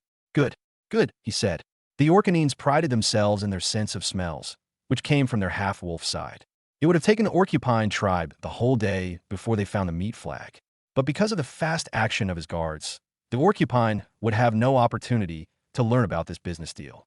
If they played this right, they could monopolize all the rewards for this mission, giving them enough resources to finally tip the scales in their favor. This was the chance he was waiting for to finally exile those Orcupines. He then turned to his other attendants. Prepare our very best negotiator to meet with the merchant tomorrow morning. Make sure that you show no sign of this happening to those Orcupines. The rest of the orcs shouted in excitement, agreeing with their chief's orders. The prospect of finally eating meat gave them such a rush that they ended up performing their rituals till nighttime. Boo! Two! The next morning, a group of 4 Orcanine orcs set out to the edges of the forest, towards where they found the meat in the first place. Their excitement was palpable, with their ears perked up and their tails wagging side to side. But as they got closer and closer to the place, a mix of scents assaulted their noses. There were a couple of humans in the mix, with a bunch of other unknown species that they had never met before. But that wasn't what displeased them. It was the fact that they smelled the scent of those extremely familiar to them. As they finally reached the meeting place, their fears were finally confirmed. The Orcupine tribe was also in the meeting place. They, too, sent an envoy of 4 orcs to negotiate with the humans waiting on the other side of the forest. As soon as the 2 orc tribes caught sight of each other, their fury and anger flared up like a volcano, almost resulting in them facing off in another shouting match. But their chieftain's words resounded in their heads and kept them cool.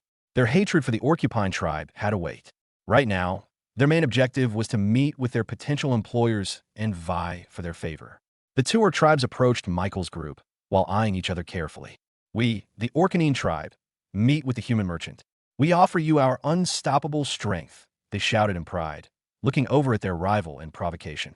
We are the Orcupine tribe, and unlike these meatheads, we will offer you unyielding protection. There is no better defense than us, they retorted back, flaring their quills and spines at their rivals. Meathead, you take that back. You are cowards. Cowards? Why you? The 2 orc tribes were already in a screaming match, presenting themselves to Michael in an attempt to curry his favor. They must have forgotten that Michael wasn't an orc like them, and just tried to impress him by slapping their thighs or strumming their quills. It was a weird sight. Although it was nice to see that the orcs were already receptive to his attempts to make contact with them, he didn't like the fact that the 2 orc tribes were so hostile against each other. He could practically cut the tension with a knife. Don't trust these cowards, human. They do nothing but hunker themselves in one place and present their spikes, the Orcanine guards said. These orcs are so stupid that they don't understand the importance of a good defense, the Orcupines retorted back. Meanwhile, the Dragonborns looked at the orcs and couldn't understand their hatred for one another. For them, family was everything. Why don't they just work together? Zion asked innocently. That's just the way of orcs. They're quite passionate, Eunice said. Michael, who will you choose to hire? I must warn you that choosing one side might anger the other. Both. I can't leave one to fend for themselves, Michael replied. After observing these two orcs with his own eyes, ChatJK3 was able to give him a little bit more information about them. Orcanine orcs, half-orc, half-canine hybrid, type, demi-human, difficulty. Element, earth, fire. These orcs, orcupine orcs, half-orc, half-porcupine hybrid, type, demi-human, difficulty.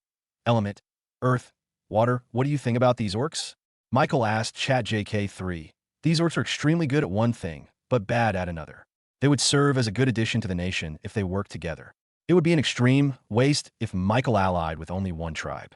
He could see the Orcanines and the Orcupines working together to safeguard Neo-Orcus and subsequently the Golden Road as well. He needed to find a way to reconcile these two orc tribes, or else it would get harder for him to execute his plans. It would be an extremely unpopular destination spot for anyone if there was incessant shouting coming from the forest every single day. Even he wouldn't want to live in Neo-Orcus town if that happened. The best way that he thought of to make these two tribes see eye to eye was to solve the problem they were having in the first place. According to Yuna, their reason for their civil war was probably a lack of resources. So, the solution was easy. Give them food. Orcs, listen to me, Michael said, embedding his voice with earth mana similar to the orcs' way of performing their rituals. Except his way was much more refined, with earth mana condensed into the very air molecules that transmitted the sound. This elicited a strong reaction from the orcs, feeling as if their very soul was shaken by Michael's voice. The orcs immediately shut up and stood straight, looking at Michael with reverence and a little bit of fear in their eyes. It felt like they were in the presence of none other than their chieftains. Michael's booming voice activated a built-in instinct within the orcs, treating Michael as if his words had authority. After all, in their culture, those who could make their voice boom would be able to protect their holy grounds better and therefore connect better with the Earth Goddess herself. That was the whole reason why the two tribes were trying to settle their grudge through a competition of rituals. For a second, the two groups stopped fighting and looked at Michael and did exactly as he said. They listened. We are willing to provide you food and water for as long as your two tribes stop your civil war. It's too noisy, Michael said. You don't have to fight for resources. We can give meat. Michael gave a signal over to Jakku and Zion, who quickly picked up a huge wooden crate and dropped it right in front of the orcs. Just from the scent alone, the orcs knew it was meat. Red meat. The Dragonborns opened the crate, letting the orcs see the goods they could receive every week if they agreed with Michael's proposition. The Orcanines looked at the fresh meat in front of their eyes and almost salivated at the sight. Human, you can call me Michael. Human Michael, the Orcanine guard said. We are willing to do as you say. We are willing to offer you our might in eradicating anyone that offends you. Of course, the Orcupines couldn't stand still and let their rivals take away such a generous patron. Our whole tribe is willing to protect you and your company for life, they promised. Both tribes realized the importance of being in Michael's favor. So, the orcs did what they were familiar with. They competed against each other. The Orcanines immediately made a counteroffer. No, but before the orcs got carried away with their rivalry, Shiana quickly put a stop to it. There's no need for that. Lord Michael has all the protection that he will ever need, she said with a smile. Yet her eyes showed a sharpness to it that sent a chill down the orc spines. It was only now that they realized the presence of the Dragonborns. Their appearance was already intimidating as it is, but the orcs felt that their connection to the Earth Goddess was much stronger than theirs. This meant only one thing for the orcs. Don't mess with the human and dragon-like beings accompanying him. I told you, there's no need for competition. Your tribes can stop your civil war, or else I'll have to stop it myself, Michael said. The orcs looked apologetic. I'm sorry, human Michael, but our grudge against these Orcupines cannot be solved so easily. That is right. We cannot promise that we will have peace, but we will try. Yuna tapped Michael's shoulder and whispered in his ears. They're just regular orcs. They can't do anything. You need to meet with their chieftains to make any significant headway in your peace plan. Experience more on my virtual library, Empire. Michael nodded, agreeing with Yuna's assessment. Tell your chieftains that I want to meet with them. We have business to discuss, he told them. The OCS looked at each other, then back to Michael, before meekly nodding their heads. We will relay this to our chieftain, the orcs said before carrying the crate of meat back to their respective villages. But unbeknownst to them, their shadows seemed to lengthen and contract in unnatural ways. Fudge had successfully infiltrated the orcs with his clones. As the Acronine orcs returned to their villages, they were immediately welcomed by an applause of thigh-slapping intensity. even though they hadn't seen what was inside the crate as of yet. Their noses told them everything they needed to know. Boo. Two. Was it successful? Their fellow orcs asked expectantly. But instead of seeing joy and excitement, the orcs showed an awkward expression. After bringing back a crate full of meat, everyone thought they had won over the merchant's favor and gained employment. They thought that they had successfully pulled one over the Orcupine tribe. Chieftain, the orcs cried out as they saw their leader come out of his tent. What is it? The chieftain asked after seeing the look on their faces. This was not the look of accomplishment, but strangely, it wasn't that of loss either. We met with the human merchant. The orcs began to explain to their chieftain about their meeting with Michael, and how their rival Orcupines somehow caught wind of the meeting and crashed it earlier than them. Let me get this straight. The human will give us meat and water for doing nothing? He is asking for peace? The chieftain asked. Yes, the orc answered. They are probably from Orcus Town, the chieftain guessed. It was not hard to guess the reason why the humans were asking for them to stop their civil war. After all, their feud had been affecting the whole forest as of late, especially with the Orcupine chieftain being a lot bolder during his recent rituals. He is asking for nothing else? The chieftain tried to clarify. He is willing to give us precious meat without anything in return. The reason why the chieftain found this hard to believe was because they had scoured every area in the forest and overturned any rock, but they still hadn't found any prey to hunt. He guessed that the humans in Orcus Town wouldn't have been able to as well. This meant that food was a very rare resource, especially red meat. Yet somehow, this Michael human had the capacity to share crates of meat with them for free. And it wasn't just them. Michael was also willing to offer the same resource to the Orcupine tribe. Reborn. The chieftain pondered as he looked at the Reborn company symbol painted on the crate. I have never heard of them before. What does he look like? A human boy with gold hair. He had dragons by his side. The orcs reported the 4 dragonborns, with their description being a little bit exaggerated than reality. They seemed to have remembered the dragonborns being a lot scarier than how they actually were. Jaka became a dangerous warrior with his hands always sitting squarely on the hilt of his sword, ready to cut down anything in his path. Shiana was remembered as a scary white dragon who looked like she could kill someone with a single glare. The orcs didn't remember much about Amisu, and only remembered feeling as if they were being watched intensely by a hidden presence. Strangely, they remembered Zion as the energetic brat that he had always been. The rest of the orcs listening in on their conversation gasped as they pictured the dragonborns. They had heard tales of dragons from their ancestors, but never yet met them personally. This made them wary of the human who could tame the dragons to do his bidding. They were connected with the goddess. Most of all was that human. He was able to use the voice, they said, remembering Michael's soul-shaking words. The chieftain eyed the orcs questioningly. The human boy was able to do that. It seemed that the chieftain had been underestimating the human. He thought that Michael was a simple merchant in need of a sword for hire. But from how his orcs described Michael and his attendants, it seemed that he came from a very powerful and influential company with no need for a warrior. And there was only one reason why a company of Reborn's caliber would have any business in Orcus Town. Has the Golden Road been re-established? The chieftain muttered to himself. If this Reborn company had the resources to transport meat to Orcus Town, then it was wholly indicative of their power. Not even the companies he remembered back in the glory days of the Golden Road could navigate through the destroyed forests around Orcus Town. And the only reason why such a company of this magnitude would set its sights on Orcus Town was nothing less than the prospects of the Golden Road. Chief, he wants to meet with you. He is asking for both tribes' cooperation. The orcs relayed Michael's words. There was no reason to reject Michael's proposal. After all, this would solve the starvation problem in their village. Yet, he knew that total peace between the 2 tribes was nigh impossible to pull off. He had a grudge with the chieftain of the Orcupines, and that could not be solved through words alone. Their grudge had escalated for far too long. But for now, the Orcanine chieftain would be willing to enter a truce with a rival tribe. The Orcupine chieftain would probably agree to this too, as the rewards for Michael's proposal were simply far too alluring. Let us celebrate and have a feast, the chieftain shouted to his village. Our benefactor has given us meat to indulge ourselves with, and indulge we will. Boo. Two. Boo. Two.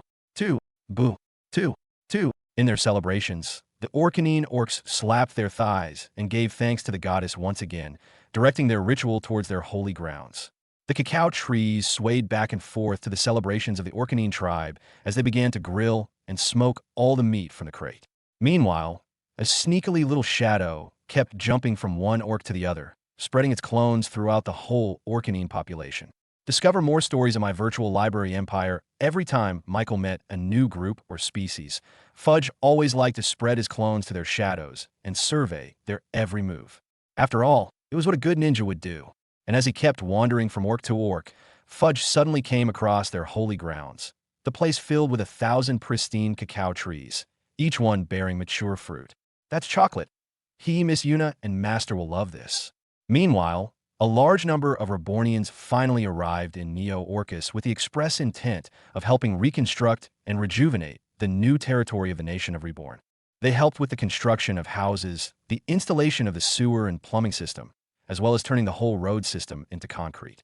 Michael also planned on connecting the railroad system and the electric system sometime in the future, but the steam turbine back in the King's region was still an ongoing construction project.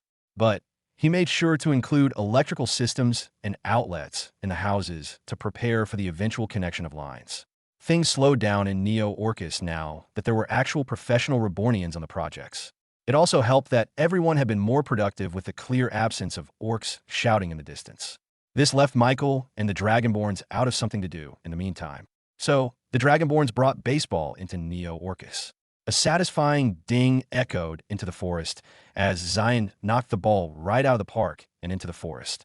A catfolk demi-human tried to jump and catch the ball flying up towards her, but was unable to coordinate her hands with her eyes, letting the ball pass right through her hands. Jaku, Shiina, and Amisu casually rounded out the bases, giving their brother a high five at home plate. Yeah, Zion screamed. Do you see that, little bros? The little kids watching on the sidelines cheered and shouted at their idol.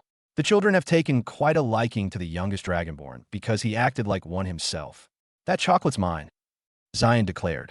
I'm sorry, Sir Zion, but my mistress wants that for herself, Agnes said as she readied herself to bat in the next inning. With the limited supply of cacao in the forests, Michael could only create a few bars of chocolate for everyone to enjoy.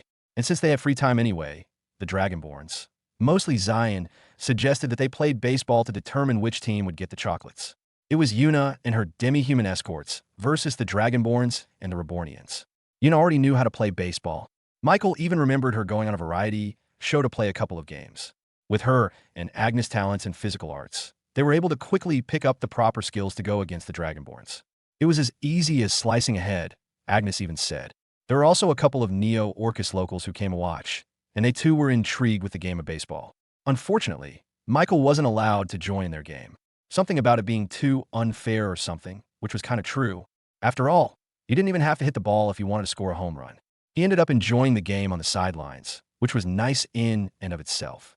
Fudge, are you there? Michael talked to the shadow beneath his feet. There was no answer.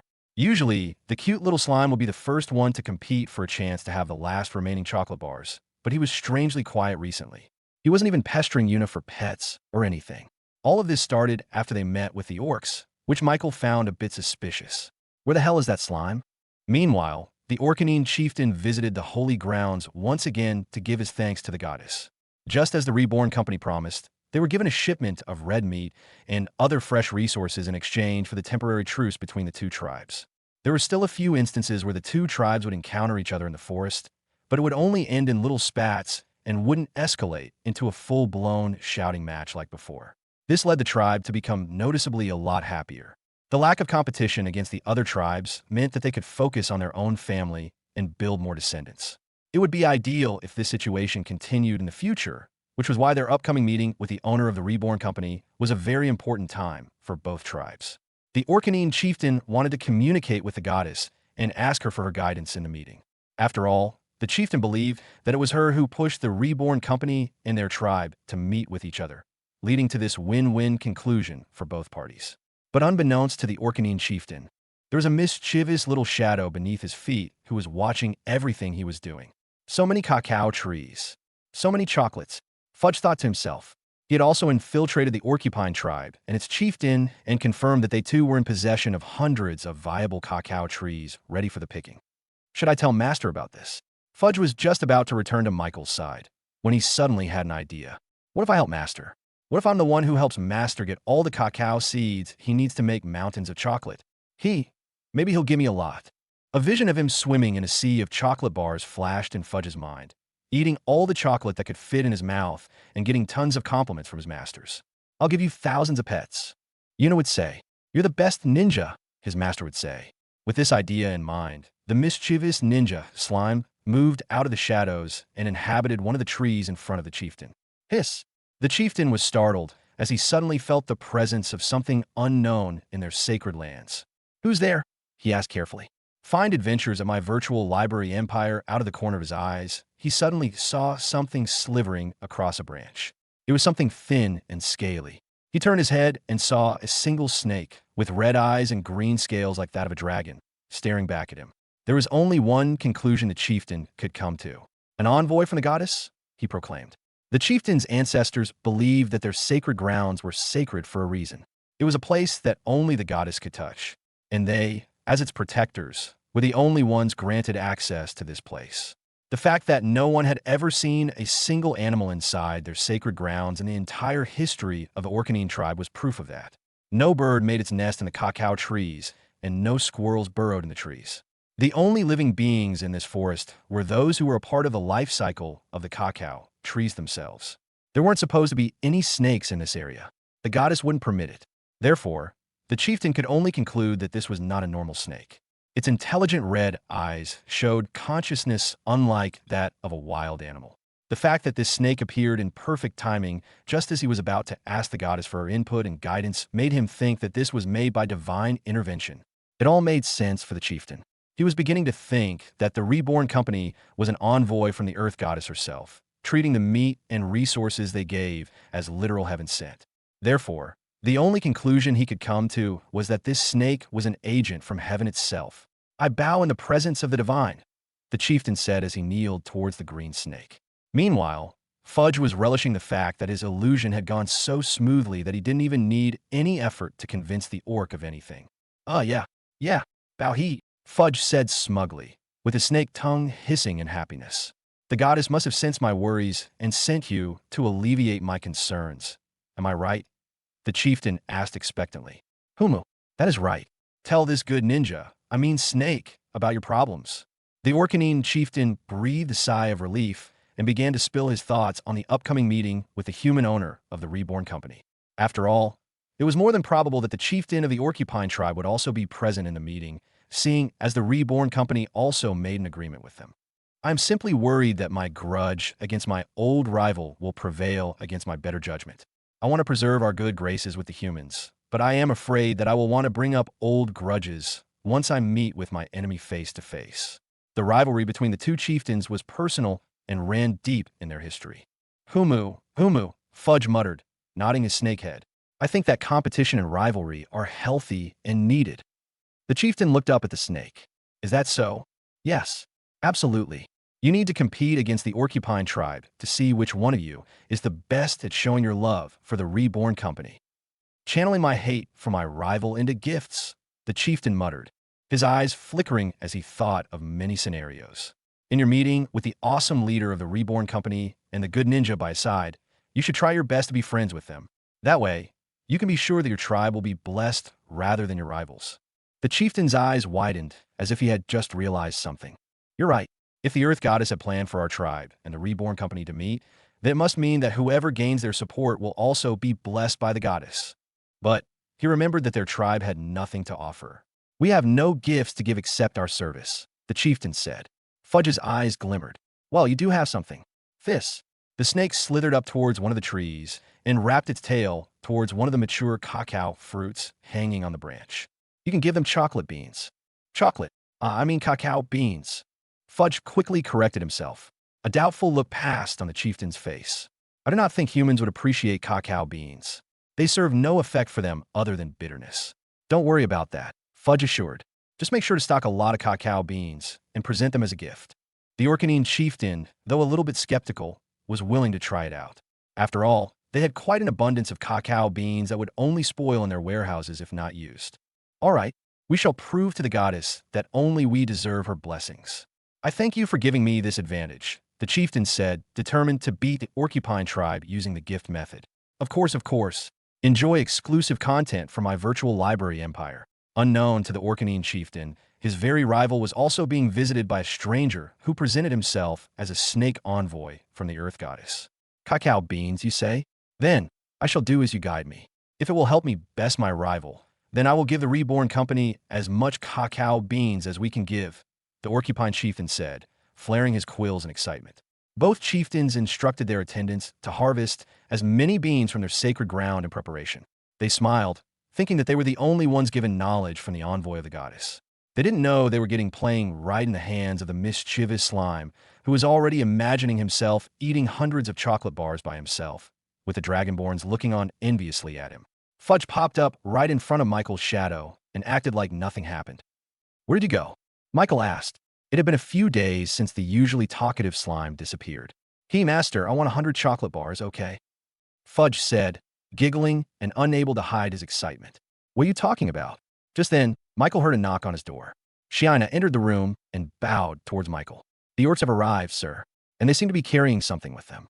Michael walked out of his house and saw the locals of Neo-Orcus carefully watching the entrance gates as a group of 5 Orcanine orcs waited on the edge of the forest.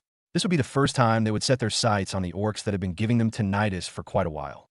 The adults regarded them with a little bit more reservation and caution, while the kids excitedly peeked around the walls to see new demi-humans. If it weren't for the Rebornians and the Dragonborns by their side, the locals would be a lot more intimidated by them. "What's going on?" Michael asked the Dragonborns. Zion peeked above the walls like the other children. "I was teaching my juniors how to play baseball when I sensed them approaching, bro Mike." "YWN, I sensed them too," Jaka said, stretching his arms lazily. "I smell chocolate," Amisu muttered under her breath. Michael looked at the orcs with his supreme skill, observing the very mana in their bodies. "None of them is the leader," he commented. There was no standout orc that he would expect to be their leader. Yuna walked beside Michael and nodded her head. Orc chieftains have a much more defined muscle structure and a decorated mane around their necks. They must be here for some other reason. Michael thought they were here to finally set the meeting for the orc chieftains, but judging by the absence of the other tribe, it looked like they had another agenda for this visit. He walked forward, with the orcs standing at attention upon seeing him approach. Once he was closer, the OCS recognized his youthful face and golden hair. Most of all, just like the other orcs said, the human owner of Reborn had an intense appeal of mana, as every piece of the element on Earth was sucked towards his body like a magnet. They began slapping their thighs and chests in synchronicity to display their respect for Michael. "Boo! Two! We, the Orcanine tribe, present these gifts to the Reborn Company as a token of our gratitude." The orcs put down the large sacks onto the ground, and each one was almost twice as big as their bodies. It landed on the ground with a thud, making everyone quite curious as to what the orcs considered a gift. Michael, with his enhanced senses and his affinity to all elements, could sense the earth mana emanating from those sacks. Their smell was something familiar too. "Is that?" "Yes. Those are large amounts of cacao beans." ChatJK3 confirmed. The orcs ripped open one of the sacks and showed him the thousands upon thousands of white cacao beans inside ready for the taking. "You're giving me these?" Michael asked. The orcs slapped their thighs with a resounding, "Yes, human. Our chieftain is showing his goodwill for you and your Reborn Company for all the meat and resources that you gave us." Michael picked one of the beans and inspected it, verifying that it was indeed cacao beans that he was familiar with. "How did you get so many?" he asked them curiously. Even when he scoured the forest for any remaining beans, he only saw a few handfuls at a time. Yet, these orcs were able to hand out about 100 kilos in just one sack alone. Cacao beans had an expiration date, which meant that these couldn't have been in their storage for long. "That's from their sacred grounds, Master." Fudge suddenly popped up out of Michael's shadow and excitedly explained. "Sacred grounds? How did you know that?" Michael questioned, eyeing the ninja, slime, suspiciously. "Oh, he was the only response Fudge could make before he immediately returned to Michael's shadow. The orcs slapped their thighs once again, showing Michael his due respect. "We'll be back to deliver more in the future. Our chieftain wants you to think of it as nothing more than a gift, and hopes that you will think kindly of our tribe." "Boo! Two. Michael half-heartedly copied their actions and slapped his thighs. "Boo! Two." His attempt at honoring their rituals and their customs put a big smile on the orcs' faces before they retreated back into the forest. With the orcs gone, the Dragonborns and the kids crowded over the sacks of cacao beans with excitement written all over their faces. "Sir Michael, does this mean you can make more chocolate?" "Yes. This whole sack is mine, right bro Mike?" Zion said, already taking a sack for himself. "Try it out. See what will happen," Shiana warned, her eyes already making Zion feel like he was being pierced by 1,000 needles. "That belongs to Lord Michael." He decides who he gives it to, preferably someone who works hard, like me. The rest of them began to clamor for Michael to make more chocolate, which he was planning on doing since they got so many cacao beans this time. However, before he did that, Michael looked over at his shadow with a serious eye. Fudge, sacred grounds? How did you know that? His shadow remained silent. Before Michael could ask for more, he suddenly felt another presence approaching them from the other side of the forest. About a minute later, the sounds of heavy footsteps entered everyone's ears. It was the orcs. Again, but this time they were of a different kind. Instead of their thick mane, these orcs had spines and quills spread all over their body. It was the Orcupine tribe. Ra, ta, th, they said, thrumming their quills to create a rattling sound. We, the Oripin tribe, present these gifts to the Reborn company as a token of our gratitude. Their words were all too familiar. And just like the Orcanine tribe, these orcs were dragging large and heavy sacks of what Michael could only describe as extremely similar to what the Orcanine tribe had. It was easy to guess what they had brought with them as a gift. They plopped down it in front of Michael and performed their ritual of thanks. We hope that you enjoy the fruits of our sacred grounds. We will be giving you more in the future, so our chieftain hopes that you look at our village in a good light. Explore more stories with my virtual library empire. Although Michael was glad that he came into possession of hundreds of kilos of cacao beans, he was still clueless as to how it all happened. He thought that cacao beans were already nearing their extinction with the current landscape caused by the recent earthquakes. But it seemed as if the orcs had their own plantation that could harbor plenty of cacao seeds for them to harvest. Michael watched as the Orcupine tribe returned to their side of the forest with only one thing bugging his mind. Fudge, I think I deserve an explanation here. A violet blob emerged victoriously from the shadows. He had his blobby hands on his non-existent waist, with his non-existent chin raised high as if waiting for the upcoming praises from Michael. Hee master. I was able to spread my clones to the orcs when I saw them at the meeting. Fudge began to describe his heroic and a little bit exaggerated story of how he infiltrated the tribes and manipulated them from the inside. He even weaved in a few stories about how he skillfully avoided being caught a few times, being a good ninja, and all that. Michael listened and finally learned about the orcs' sacred grounds. Why do they have so many cacao beans? Michael asked, but Fudge, being too excited about his reward of chocolates, didn't pay much attention to why the orcs treated cacao beans with such high regard, even calling it their sacred grounds. Chat JK3, does their diet consist mainly of cacao beans? It is highly unlikely. There is not enough nutritional value in cacao beans for them to sustain their large stature. However, there is not enough evidence to fully prove this. It is best to awaken one of their talents for the software to fully comprehend the physiology of the orcs and their correlation to cacao beans. There's also a large possibility of learning lots of physical art from the orcs, as it is what they mainly use on a day-to-day basis. Michael didn't want to awaken their talent before he fully solved their civil war and integrated them into the nation of Reborn. So, ChatJK3's suggestion would have to wait for a little bit. How did I do, master? Am I a good ninja? Fudge closed his eyes and waited for the showering of praise and love from Michael. Yet a few seconds passed, and there was only silence from his master. A master? So let me get this straight. The reason why the orc tribes are giving me cacao beans is because you goaded them into competing against each other. Yup, Fudge said proudly. Explore stories of my virtual library empire. You did this knowing that I wanted them to make peace with each other and in their civil war?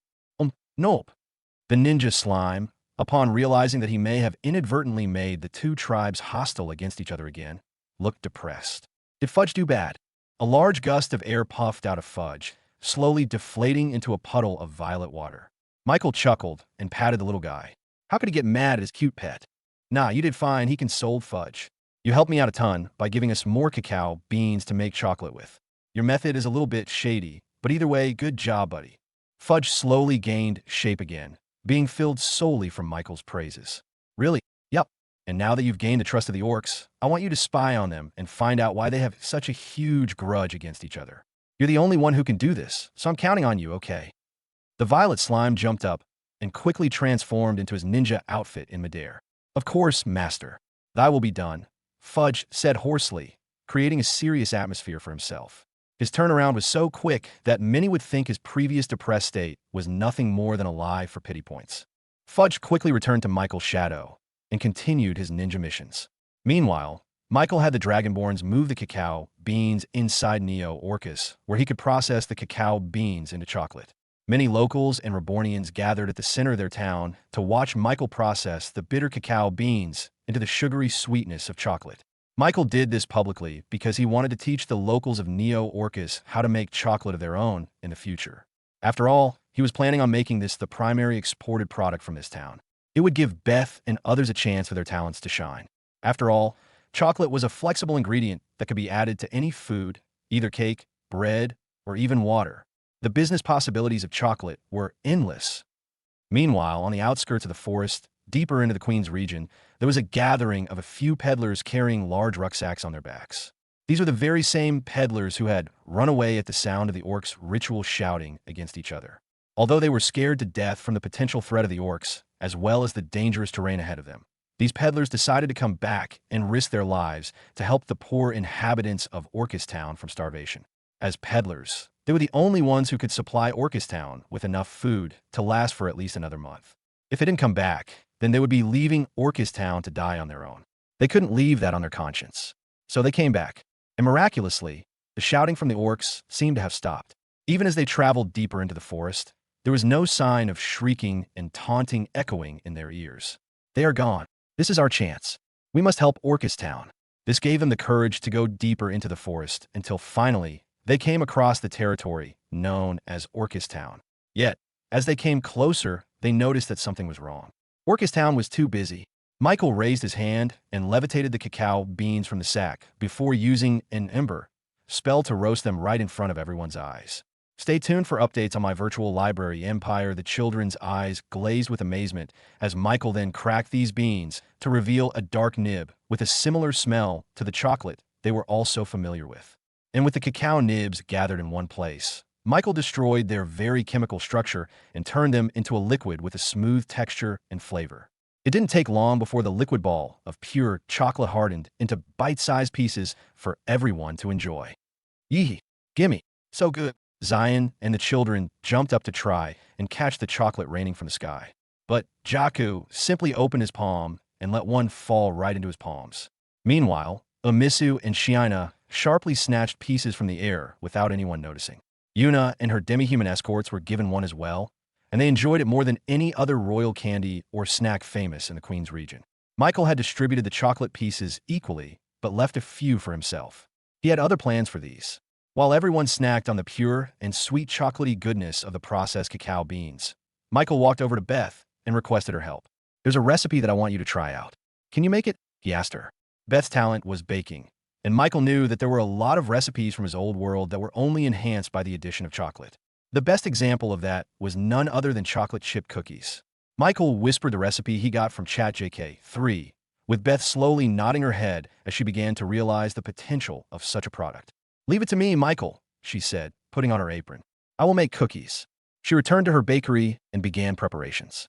Michael gave her all the necessary ingredients such as eggs, flour, and other such necessities, which meant that all she had to do was to put it all together. Even though techniques like whisking and folding were new to her, her natural talents in baking came through, and she was able to perform them quite well despite it being her first time. When she put the dough into the oven, she didn't even need a timer for her to know that it was done. As soon as the rich aroma wafted through her nose, she knew that it had finished cooking. She took the tray out of her oven and was greeted with a mouth-watering sight of freshly baked chocolate chip cookies. She hardly believed that it was something that she made. She took one out and took a bite. It was soft and chewy on the inside, while still having a crisp outer layer. And as soon as she bit into one of the chocolate chips embedded into the bread, a rich mixture flooded her taste. Michael couldn't wait and took one for himself. And the taste immediately brought him back to his previous life, when his parents gifted him cookies on his birthday. "Michael boy, this cookie is so good." Right? Despite wanting to eat more, Beth immediately cooked up another batch of cookies, knowing that the kids and the locals of Neo Orcus would want more once they got a taste of the cookies. And as she did, the fresh smell of cookies wafted over the whole territory, making people curious as to what Beth was cooking up at her bakery. "Lord Michael, we smelled something from here." Shiina knocked and opened the door to the bakery. She tried to act serious, but her eyes kept wandering over to the freshly baked cookies on the tabletop. "Shiina, you're just in time. Tell everybody that the cookies are done. Here, have one." Michael tossed her a cookie. She regarded it curiously before taking a bite. And as soon as she did, her white scales began turning pink, a sign of her getting flustered. She immediately left the room, not wanting Michael to see her in such an embarrassing state. But before she could take another bite from the amazing cookies, Jocko snatched it right out of her hands and finished it himself. Good. You. As the two Dragonborn siblings fought, more and more people began entering the bakery and leaving with huge grins on their faces while nibbling on their chocolate chip cookies. It didn't take long before everyone in Neo Orcus was snacking on cookies for the whole day. Thankfully, there were a few other bakers/chefs who helped Beth deal with the demand for cookies, especially from Zion and his little minions. The next day, Shiina once again knocked on Michael's door to alert him of a new presence in town. Lord Michael, we have new visitors. Michael groggily woke up and opened his supreme skill, Unity Gathering. He thought it would be another shipment from the orcs, but as he focused on the light energy on their bodies, Michael realized that they were humans. He got off his bed and welcomed the new strangers in their midst. Meanwhile, the peddlers stopped just a few steps away from entering the walls of Neo Orcus. Their jaws were dropped, with confusion and shock written all over their faces. This is not Orcus Town. It's supposed to be, the veteran peddler replied. Instead of seeing the run-down town with degraded walls and buildings, the peddlers were seeing something completely different. They saw new white walls surrounding the territory, in pristine condition and an even better quality than any of them expected. Not only that, but the roads here, despite still being under construction, showed signs of being even better than stone roads in the capital cities of the Queen's region. The whole of Orcus Town was lively, with people and demi-humans working side by side as they poured their blood, sweat, and tears into rebuilding the town in better condition.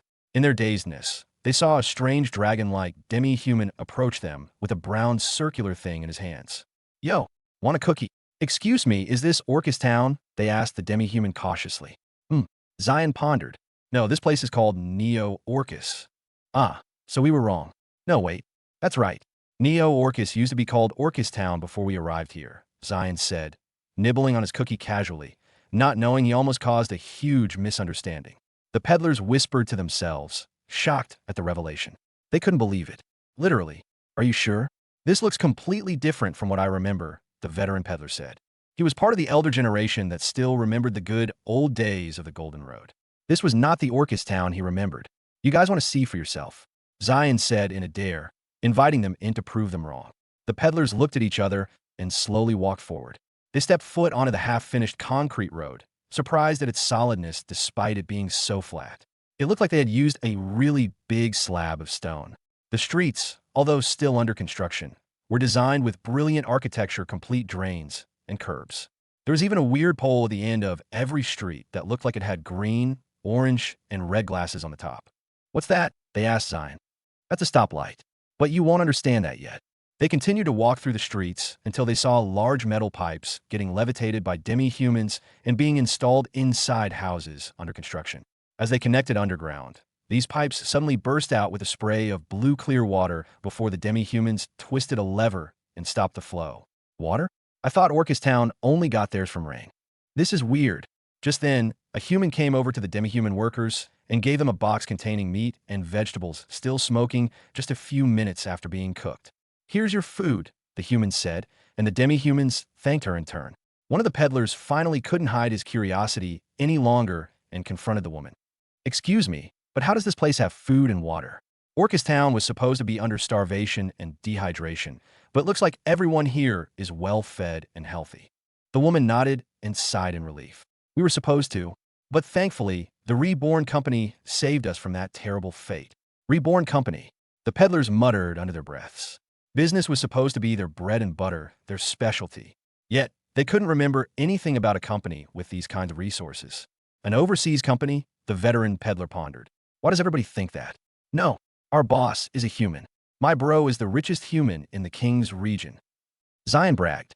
The peddlers showed yet another confused expression.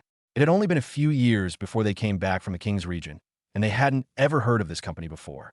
So, it was hard for them to believe that such a company would suddenly pop up in just a few years. Beep beep.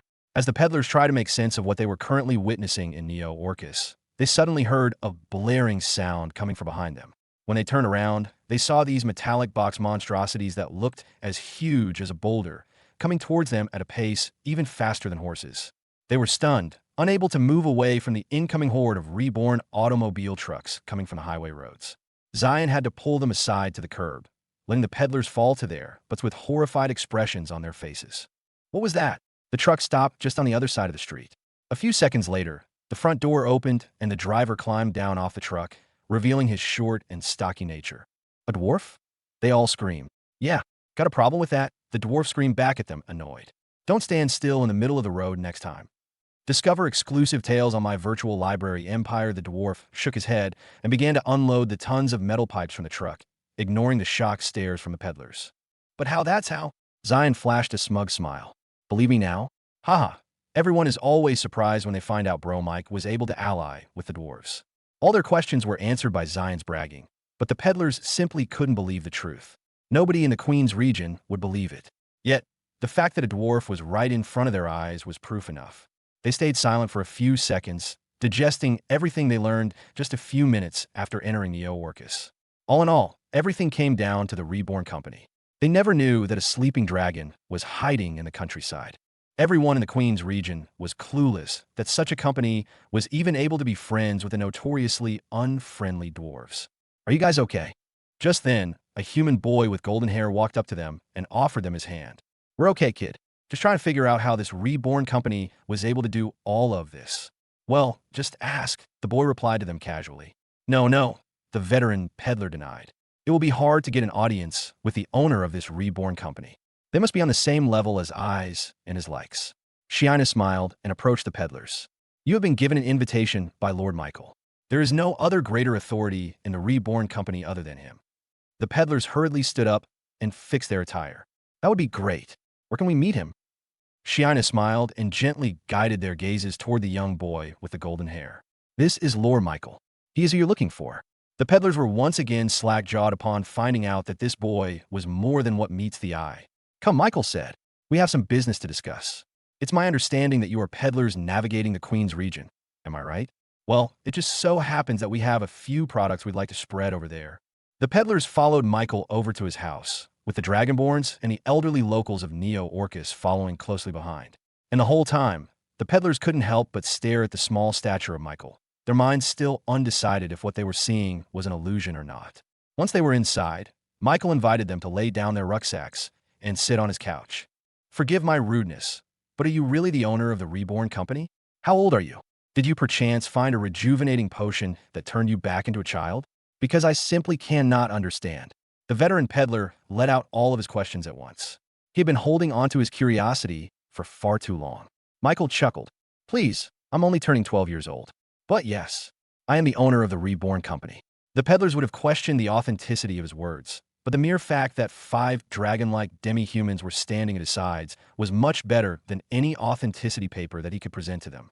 Earning the respect and loyalty of the draconic race was not something a normal human could do, even if they had the money. Let's get to business, shall we? Michael signaled over for Shiina to bring over the batch of cookies and chocolate they had prepared earlier that day. Upon receiving the basket, the peddler's business-minded eye immediately noticed the unique and eye-catching packaging of these products. Just the visual presentation of it alone was enough to entice any would-be customers who looked at the product. The violet and gold paper-like wrapping also showed a sense of both luxury and necessity. It looked like the kind of product that was expensive but was worth the price. This is what you're selling, the veteran peddler asked Michael. Find exclusive stories on my virtual library empire. His eyes no longer showed any confusion. This little demonstration of the Reborn products already told the veteran peddler that he was dealing with someone extremely skilled and knowledgeable in the area of business. After all, his nose was itching. His body was telling him that he might be holding onto a piece of product that could bring him tons of profits. Michael probably knew that, and that was why he asked to meet with the peddlers. This is just a mock-up of our eventual chocolate line of products, so the design is not finished yet. We weren't planning on selling the chocolate yet, but as fate would have it, you guys appeared here at the perfect time. The veteran peddler took one of the chocolate bars and took it off its paper wrapping. A sweet smell wafted to his nose. He took a single bite, and the rush of sugar exploded in his mouth, surprising him. Senior, the other peddlers were alarmed. I'm okay, the veteran said, waving off their concern. This chocolate, is it made out of sugar? Sugar. The rest of the peddlers rummaged through their baskets and took out their chocolate bars, unwrapping them and taking a bite in a single move. Upon feeling the chocolate melt in their mouths, their eyes widened, and a moment later, they dove in and ate the whole thing in a couple of bites. Michael watched on with a satisfied smile.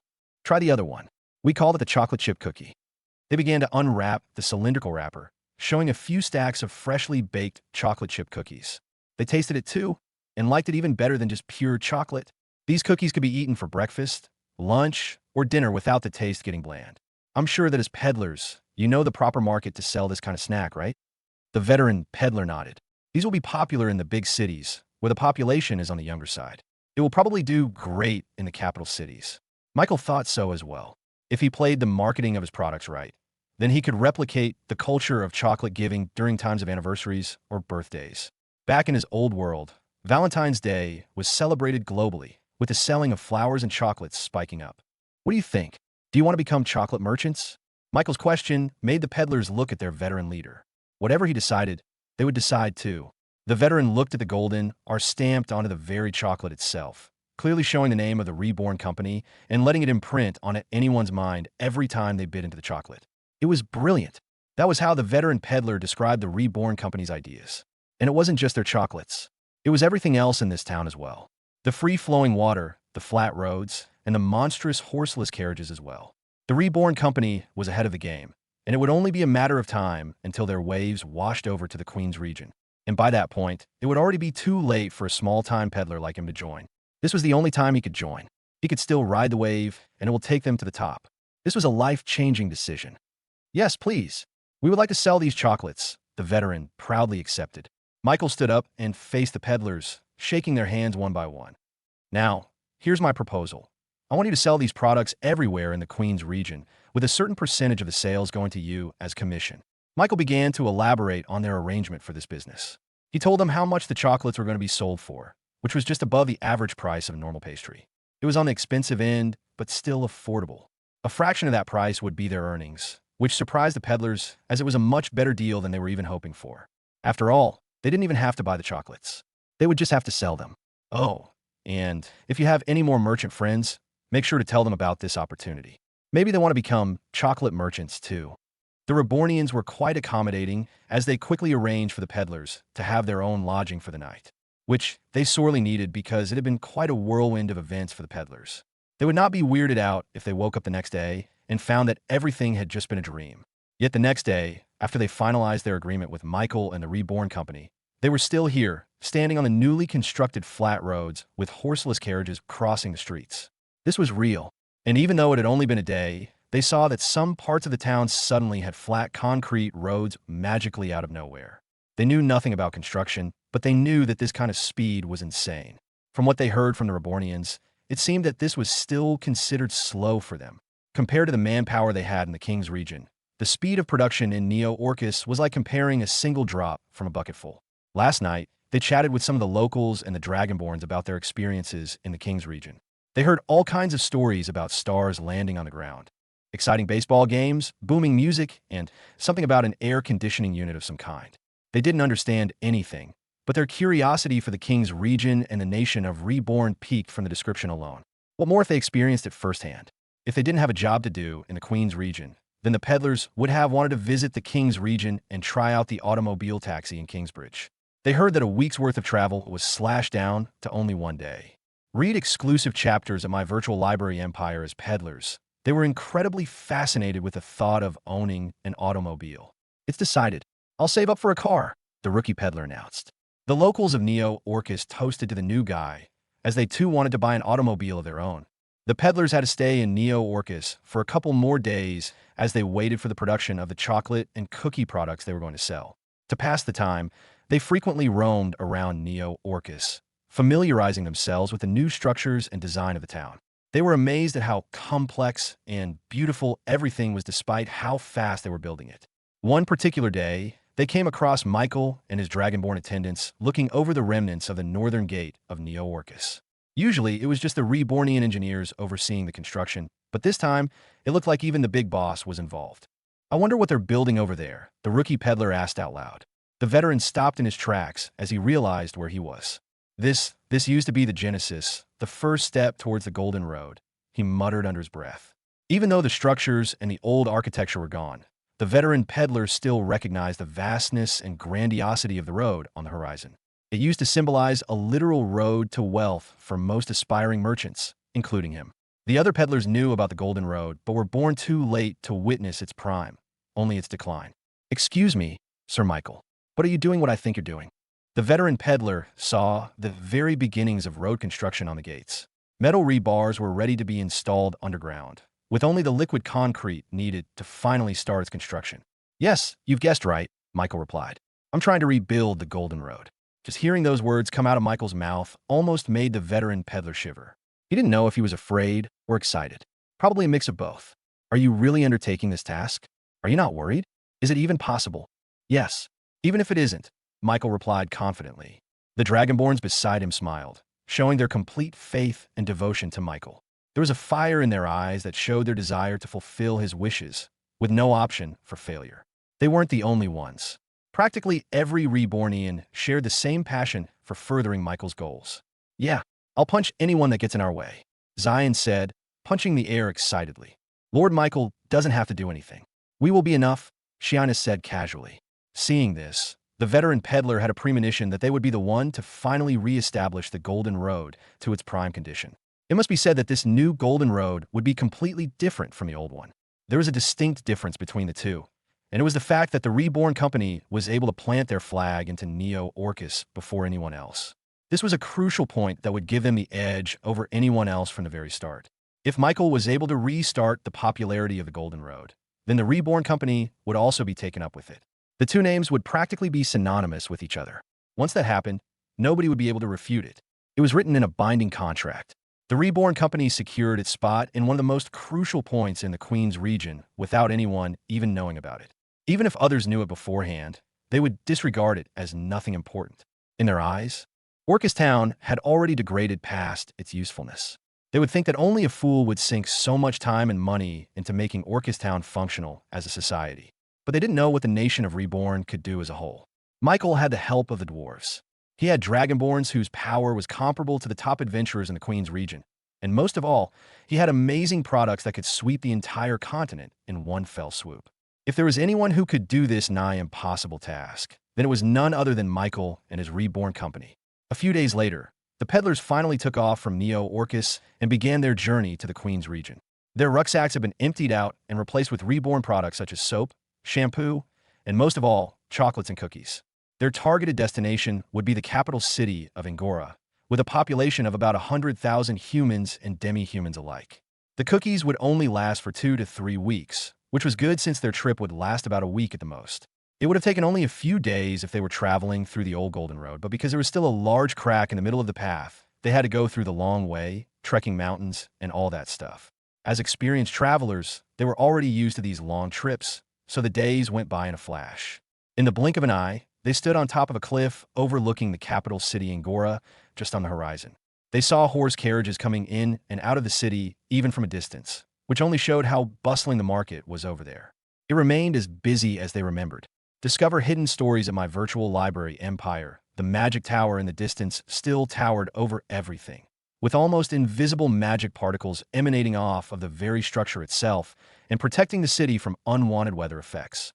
The castle on the side was as grand as ever, with a moat surrounding the housing for the lord of the city. Beside it was a large academic court, meant for the training of squires and knights from the Order of the Heavenly Knights. Their very presence in the city gave a sense of peace and security to the citizens. Those 3 institutions were vital for a territory to be called a capital city. It enticed people to settle down and be part of their community, with families moving there to have a chance at enrolling at the Order or the Guild of Arcana. The peddlers entered the city and began to unload their products in their designated stalls in the market. They were surrounded by more established businesses with their permanent stores in the best locations in the city, so they were met with a lot of competition. Most customers already knew what they wanted to buy, so they just walked along and ignored the new and unknown chocolate product from the peddlers. It took them a few hours before someone finally took notice of the strange purple and gold wrappers stacked in their stalls. "Oh, Mommy, what's that?" A child wearing leather armor tugged on his mother's skirt. The mother looked back at her son and tried to hurry him forward. But as she looked at the products stacked on the table, she was intrigued by their unique design and enticing wrappers. It looked luxurious compared to the other products in the market, which only used a simple leaf or paper as a wrapper. "Excuse me, what is this?" the mother asked the veteran peddler. "Madam, you have made the right choice in asking. This is none other than the newest exotic product we found as we traveled the whole region. It is called chocolate, which is famed to be even sweeter than sugar itself. We will give you a little sampler to taste for free. Do you want to try it out, madam?" The son looked up at his mother, performing his best pity eyes. Please, Mom. I want it to be my good luck charm for when I pass the test to become a trainee for the order. Please, Mom. The peddler took out 2 pieces of chocolates and 2 pieces of cookies and gave it out to them. Even though it was no longer freshly baked, the rich and warm scent coming off of the chocolates was enough to make the mother and son take a bite out of each. And as soon the chocolate melted in their mouths, they were sold. Even the mother couldn't believe how much she liked cookies. It was even better than the bread being sold by the largest bakery in the city. The mother bought a lot of chocolates for her son and cookies for herself. The best part about it was that the wrapping and presentation of the products were so good that it would be a good gift idea for anyone.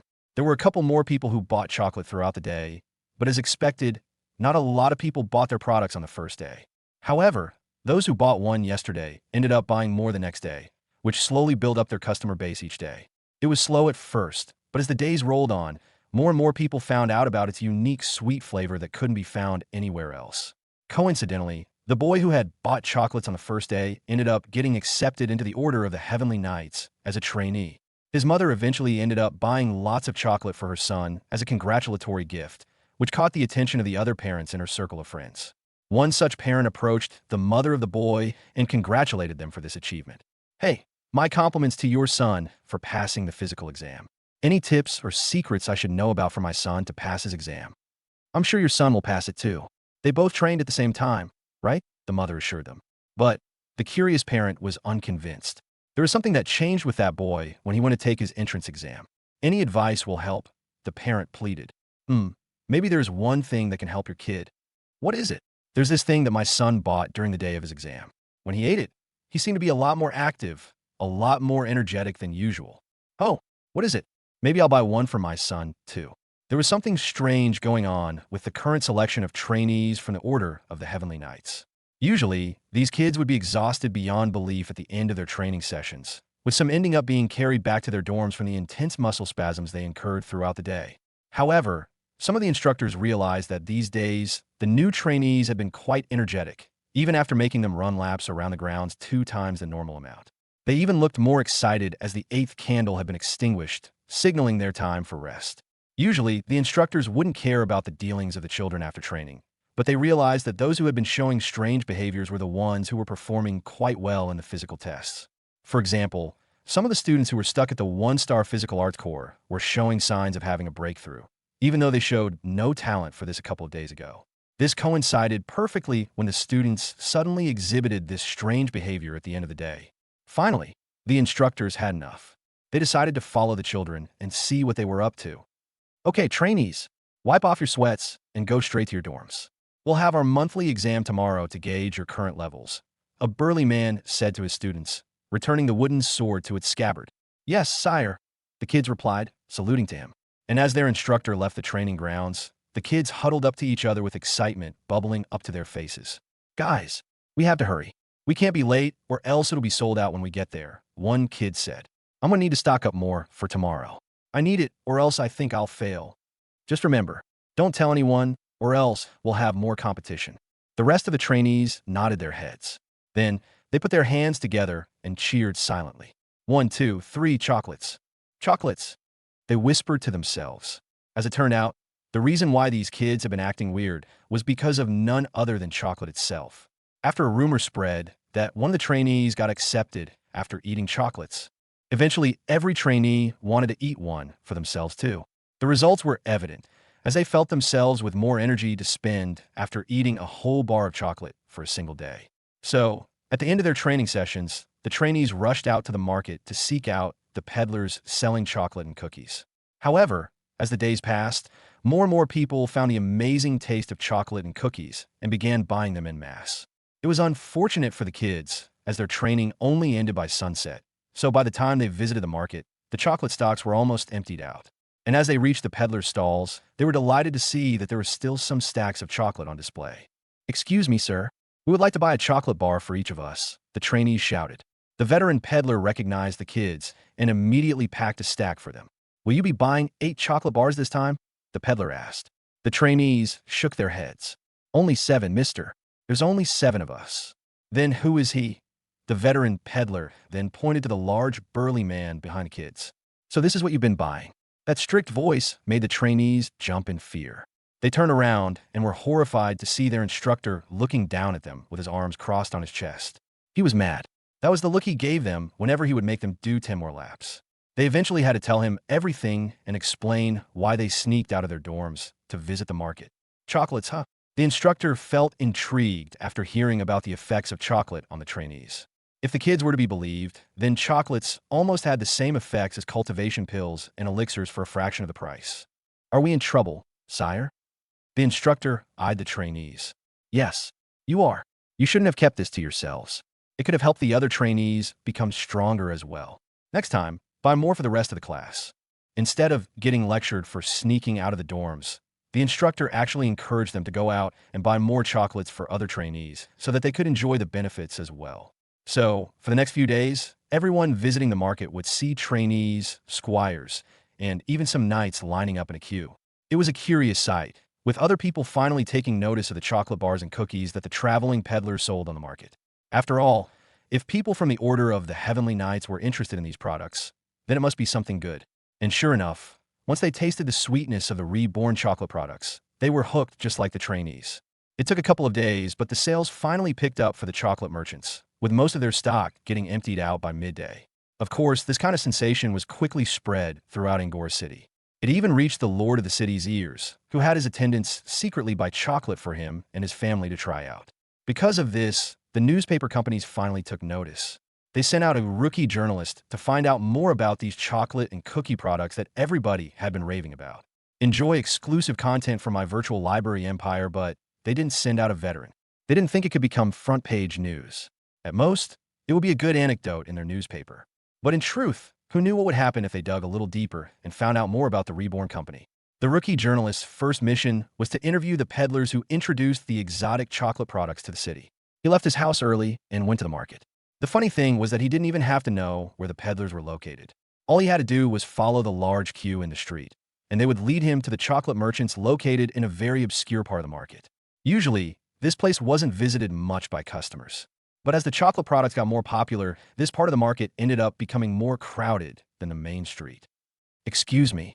Sir, my name is Jimmy from Queen's News. Do you have a bit of time for an interview? The rookie journalist asked as he approached the peddlers manning the busy stalls. Sure, I'll gladly answer any questions you have about Reborn chocolates. The veteran peddler answered happily, even though he was busy counting coins for the customer's change. Jimmy looked over at his notes and began with the very first question he prepared. Where did you get these chocolates from? Continue your saga on my virtual library empire, the veteran peddler smiled and said, It came from Neo Orcus. Even without any follow-up questions, the peddler voluntarily told the story about how they ended up becoming chocolate merchants. They told Jimmy that they used to be traveling peddlers who wanted to visit the rundown Orcus town, but found it to be completely different from what they expected. Of course, the fact that the Reborn Company was the one who made it all happen was a topic that the peddler went into quite deeply. He told Jimmy about the plumbing system, the concrete roads, and even the automobile trucks that ran on nothing but oil. As Jimmy kept listening, his eyes started to narrow. He had just graduated from school, and this story would be the first one he covered in his career. He was quite disappointed that he wasn't allowed to cover big stories like the pact between the Ocean King and the Draconic Queen, but he thought it would be good to start somewhere small. At least, that's what he thought. That's what his bosses thought as well. But according to these peddlers, it seemed that the story about chocolates went further beyond what anyone could even think of. A new company in the Queen's region with more advanced technology than even the best cities? It sounded like a lie that a drunkard would tell in a bar. It was unbelievable for others to hear about this, especially more so for Jimmy, who came from a journalistic background. It was his job to know everything about the current events of the Queen's region, but he heard neither a peep nor a squeal about something as big as the peddlers were portraying the Reborn Company to be. Of course, the authenticity of their words was yet to be verified. Any other senior journalist would have disregarded their stories as nothing more than hyperbole, a lie to sensationalize their chocolate products to make them look more interesting to customers. Many reporters wouldn't want to publish this kind of story because newspaper readers would deem their story as a lie, therefore damaging their reputation as journalists. However, Jimmy had a feeling in his gut, an intuition, so to speak, that there was at least a kernel of truth in the chocolate merchant stories. If he would take the risk and see the truth for himself, then it could end up jump-starting his career as a journalist. This could either go one of two ways. Either this story would have him retiring from writing even before he began, or have him become a sought-after journalist covering the most interesting story in the last 100 years. If he were to believe the chocolate merchants, then the Reborn Company wasn't just a breakthrough business that discovered a new tasty snack. It was the growl of a newly matured tiger about to show its fangs to the whole world. Jimmy realized that chocolates may just be the preview of what's to come. He even had the feeling that the Reborn Company could someday enter the Golden 500, a ranking compiled by journalists and newspapers about the biggest companies and conglomerates from the entire world. The Golden 500 was a ranking that considered different criteria such as monetary value, territorial cover, individual talent, and even army strength. Jimmy thought that the Reborn Company still wasn't established enough to have a lot of territory under their banner. After all, they were still unknown in the Queen's region with not a lot of reach. And without seeing the Reborn Company himself, Jimmy didn't know if they had any physically gifted fighters in their midst. With how advanced their technology was, it might be possible that they only focused on research and development of their products, leaving no effort to develop their magic. But for what he saw with their chocolate products, the Reborn Company had a very good chance of accruing a lot of monetary value if they kept selling their chocolate products. And if the merchants were to be believed, then they had other products that could be sold for a high price as well. There was a lot of potential with the Reborn Company. If he were to estimate the Reborn Company's value today through the potential of chocolates, then they could potentially enter the Golden 500, maybe at the 495th spot. This kind of news would quickly spread like wildfire. After all, it wasn't every day that an unknown company would suddenly burst through the rankings without any warning. Jimmy decided there and then he was going to visit Neo Orcus and see the Reborn Company for himself. He asked the chocolate merchants for directions, and fortunately for him, it turned out that they were just about to return to Neo Orcus to stock up on some more chocolate products. You should join us in our caravan back to Neo Orcus. There are also a few other peddlers that want to become chocolate merchants as well, so you could join them too. Back in Neo Orcus, Michael and Fudge watched on with a curious attitude as Agnes and Jocko faced off against each other in a one-on-one sparring match. After the Rebornians taught Yuna's demi-human escorts about baseball, they reciprocated the favor by teaching them some much-needed lessons about physical arts. Agnes was the famous battle maid of the Montgomery family, with lots of life-or-death experiences under her belt. So, she had a lot to teach the newly evolved Dragonborns, who despite their potential, were still wet behind the ears. "How strong is your attendant, really?" Michael asked Yuna, who was sitting beside him petting a sleepy Fudge. She's a renowned 7-star physical arts user personally taught by Kruger, a heavenly knight from the Order, master of the Way of the Axe, who, by the way, is also an orc. Michael looked at Agnes and saw how orderly the mana inside her body was. They flowed with synchronicity in her veins as she moved, enhancing her physical strength with no wasted energy or strength. Meanwhile, Jakku had mastery over ridiculous amounts of mana, but barely no control over them. That was the difference in experience between both of them. "I will begin," Agnes warned Jakku as she raised her double-edged battle axe in the air. "Please go easy on me," Jakku said jokingly as he adopted a low stance.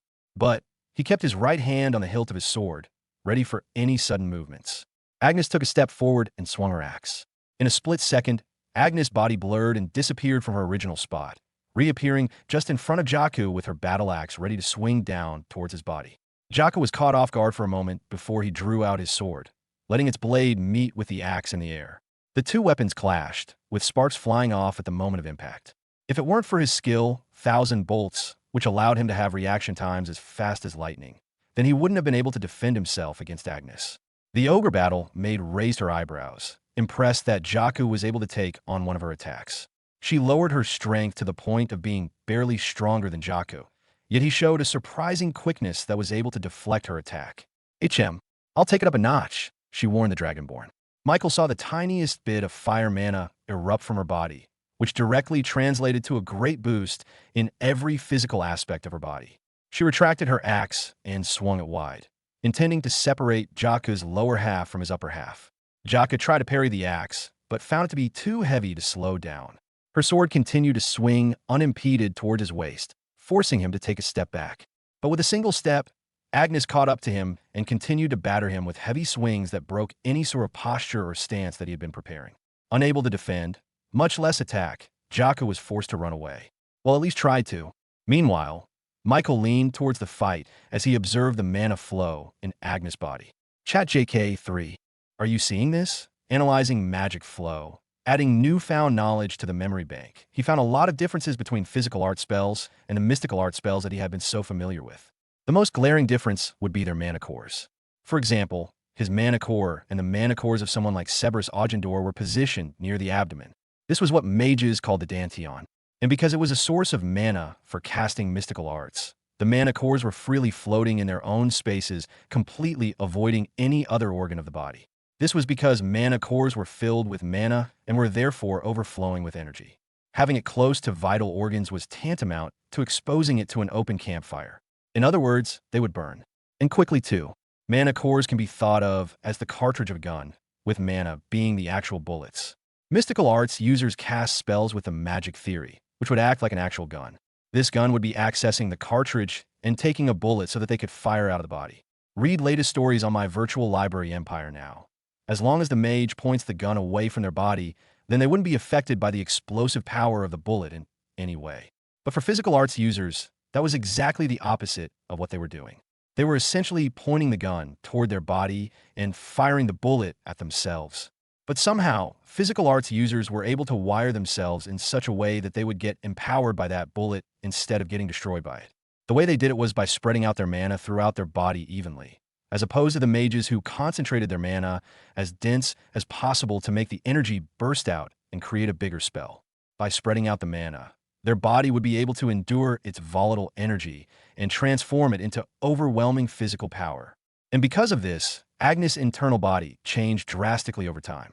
Her veins were connected to her very mana cores, allowing mana to be distributed evenly in the same way that blood spread throughout her body. It was truly a different experience seeing something firsthand from a veteran. Assimilating flow of physical arts mana completed, Michael felt the mana cores inside his body rumble, with elemental mana particles reaching out into his very body and trying to connect to his veins the same way that Agnes assimilated her mana cores to hers. As he did, he slowly felt the pure volatile energy of the elemental mana cores through his entire body. If any other person tried to forcefully do this without the proper training and exercise required, then they would find their blood turning into steam as the pure energy of the elemental mana heats their body like a furnace. But Michael was different from everybody. He had a supreme skill, which allowed him complete control over all elemental mana. This kind of reckless attempt at becoming a physical arts user would certainly be fatal for most people.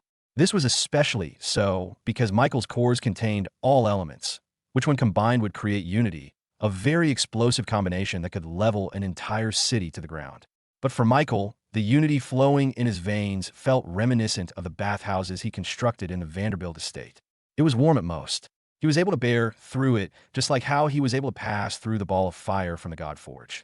The unity, instead of destroying his very body from the inside, started to nurture it with immense power and energy, allowing it to undergo a rejuvenation that strengthened his entire body.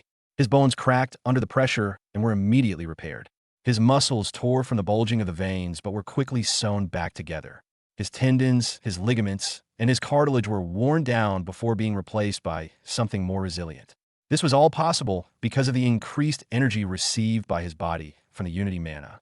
It boosted the production of cells, therefore allowing his body to create new parts in a matter of a few seconds. Veins slithered through his muscles, bones, and organs before finally reaching the elemental cores. It created a kind of spider's nest as the interconnecting veins formed an octagonal pattern in his dantian. With his body physically connected to his mana cores, the flow of unity throughout his body could finally be controlled at a slower pace. The volatile unity mana stopped its rampage, returning to his mana cores obediently. Now they would only flow through his veins and supply his body with power only when needed. Michael opened his eyes and looked at his body. He opened his palms and felt himself a lot more connected with it physically and mentally. "Master, are you okay? You've been having a strange expression for a while now." Fudge noticed Michael's silence, as well as the cold sweat forming on his forehead. Experienced tales with my virtual library empire, Michael smiled and patted Fudge. "I'm fine, Fudge." Yuna looked at Michael with a strange expression. There was something different about him. She just couldn't explain it. "What happened?" she asked him. "I broke through." Michael experienced a breakthrough in his physique, allowing his body to become stronger and more resilient, just like a well-trained warrior. In truth, Michael had been neglecting his physical well-being for these past few years. After all, with his absolute unity defense and his magic, He didn't have to lift a single finger to protect himself or exert any effort. But just through observing how a real physical arts master used mana in their body, Michael was able to assimilate their technique and turn it into his own. Michael looked at his cores and found it to have increased in size substantially. It seemed that the combination of the Unity mana allowed Michael to finally become a 5-star mage. As Michael experienced the highs of transcending a stage in his cultivation, the two sparring partners were none the wiser. Jaku was using all of his instincts just to survive the onslaught from Agnes' heavy-handed attacks. Meanwhile, Agnes kept her eyes on Jaku's movements, surprised that each time he exceeded her expectations of his performance. At the start of the fight, she used nothing but her physical strength to wear him down, bringing down her axe towards him with just enough force to make his arms tremble from the weight of her swing. She even adjusted her speed to just barely be above that of what he could see and react to. Yet as the fight continued, she realized that Jaku had been contesting against her axe, with each clash becoming more and more equal in heaviness. His weaknesses, such as his blind spots and his foot positioning, were slowly getting fixed in the middle of the fight. It would only take one mistake for him to learn his lesson the next time, changing his positioning to cover any weakness. But that wasn't all. The most impressive thing she saw about him was his mana flow. She could feel the mana emanating from his body and leaking out into his sword, giving it a sharpness that wasn't there previously. Somehow, he was naturally learning the correct mana flow through mere intuition and practice alone. She could practically see his body getting filled with mana from his cores, slowly transforming his body into one suited for physical arts. At this point, she wouldn't be surprised if it would only take him a month to fully connect his veins to his mana cores. Sometimes, the heavens were truly unfair. It took Agnes a full year of pure training and physical torment before she could achieve a vein connection. And if it wasn't for her master, she reckoned it would have taken her a lot longer. For now, Jaku was still only using a very crude version of mana flow. He was just pouring mana into his body without any thought behind it, making it a lot less efficient with a lot less power. But with a little bit more help, she could see Jaku becoming a totally different beast that even she would have to be careful of. A slightly transparent fire erupted around Agnes' body as she used one of her skills.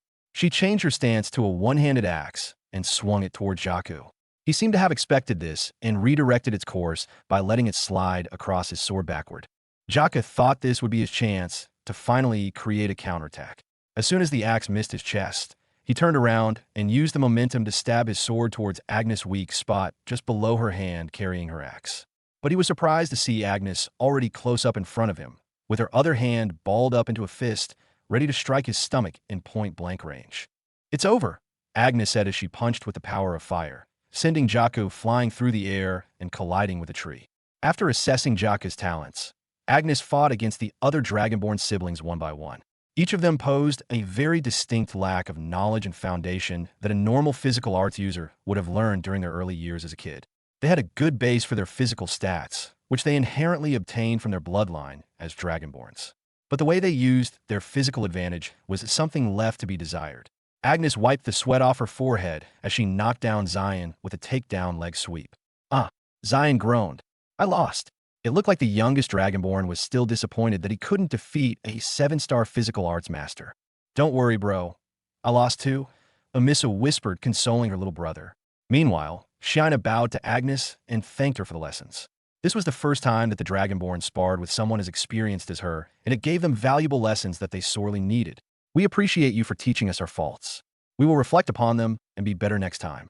"It was my pleasure," Agnes said, lowering her axe. "Fighting with you has opened my eyes."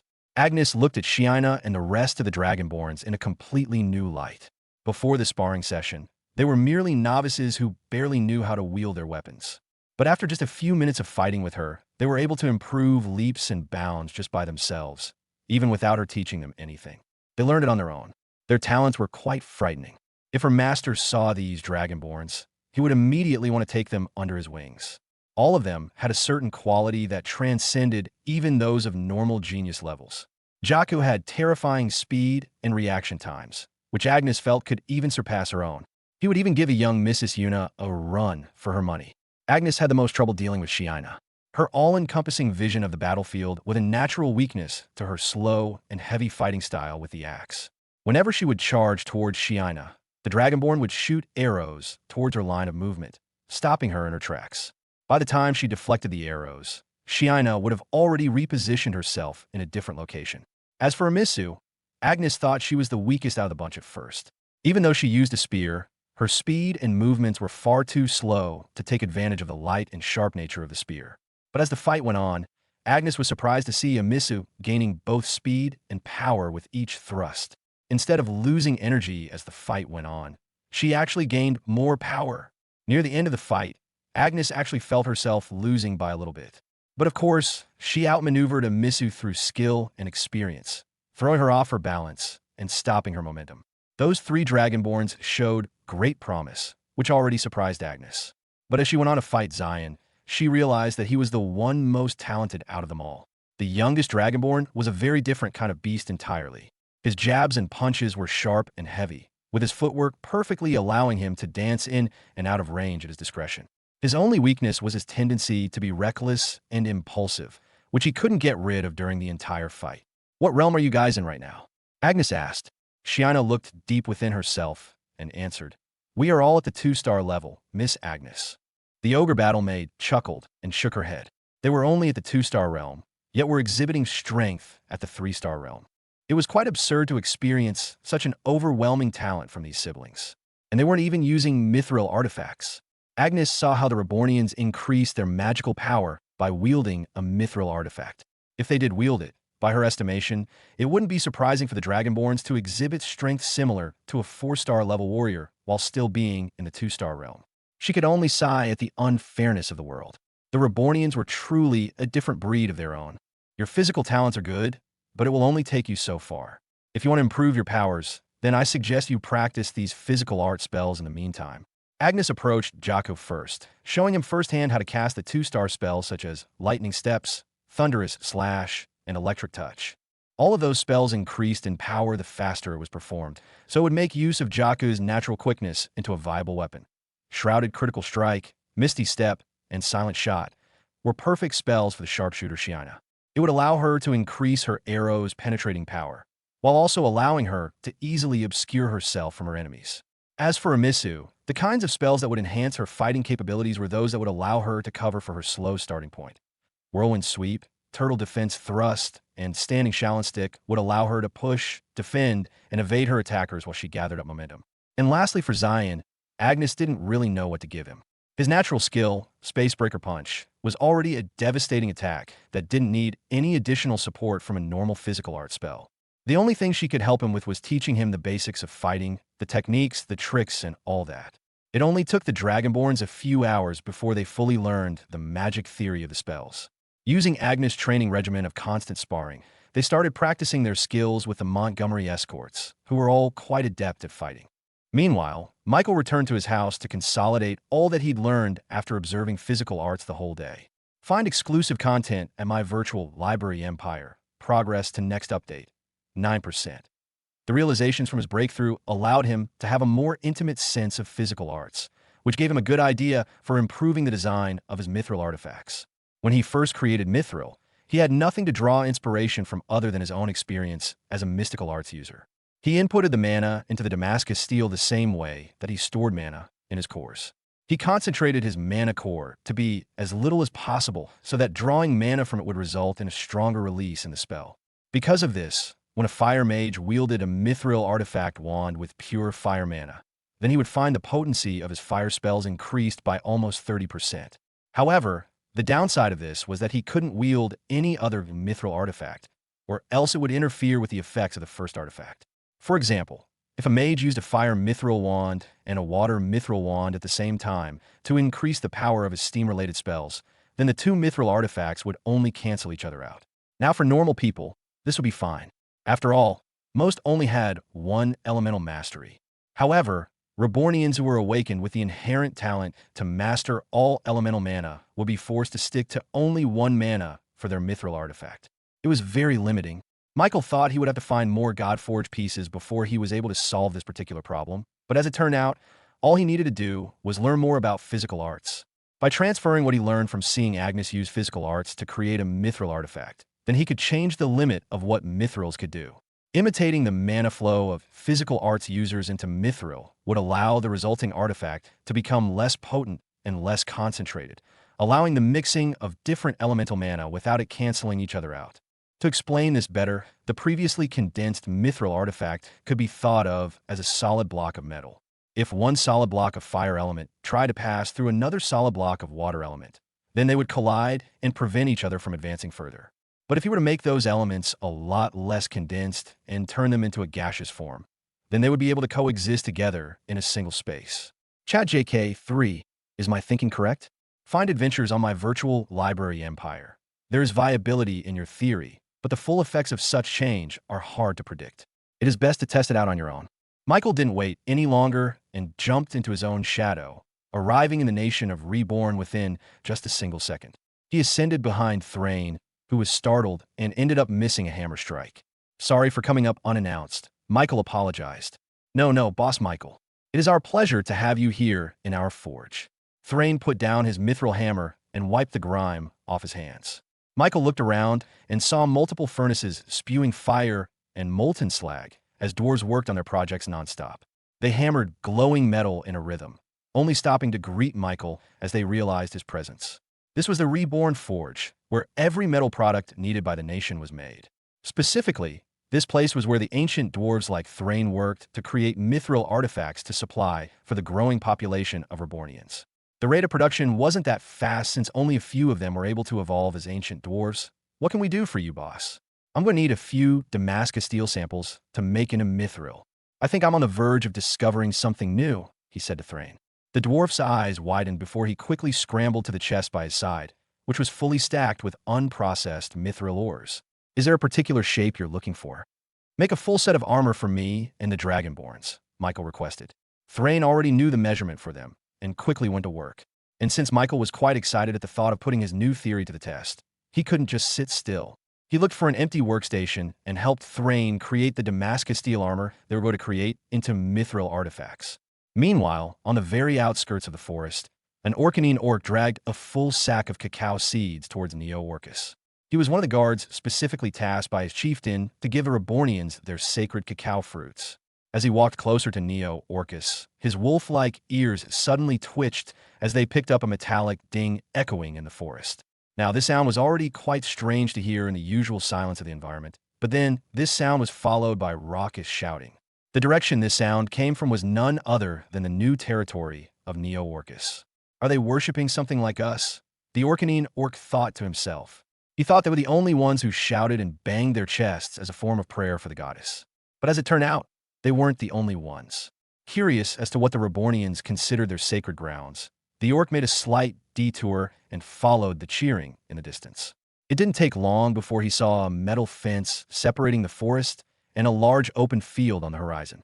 The orc peeked through the holes of the fence and saw both humans and demi-humans positioned in strange places in the field, looking up at the sky as if searching for something. And beyond them was a large crowd who was the source of all the cheering.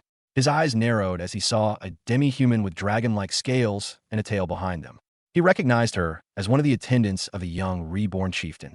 She lifted one of her feet and used the momentum of her fall to throw a small ball toward the demi-human opposite her. The Orcanine orc's ears stood in attention as he focused on the ball, just exactly like a curious dog. He wanted nothing more than a chase after the ball. But no matter how much his canine other half wanted to go into the field and fetch the ball, he couldn't. His chieftain was adamant in his orders to never interfere with the things of the humans. After all, they needed to earn their favor, not their ire.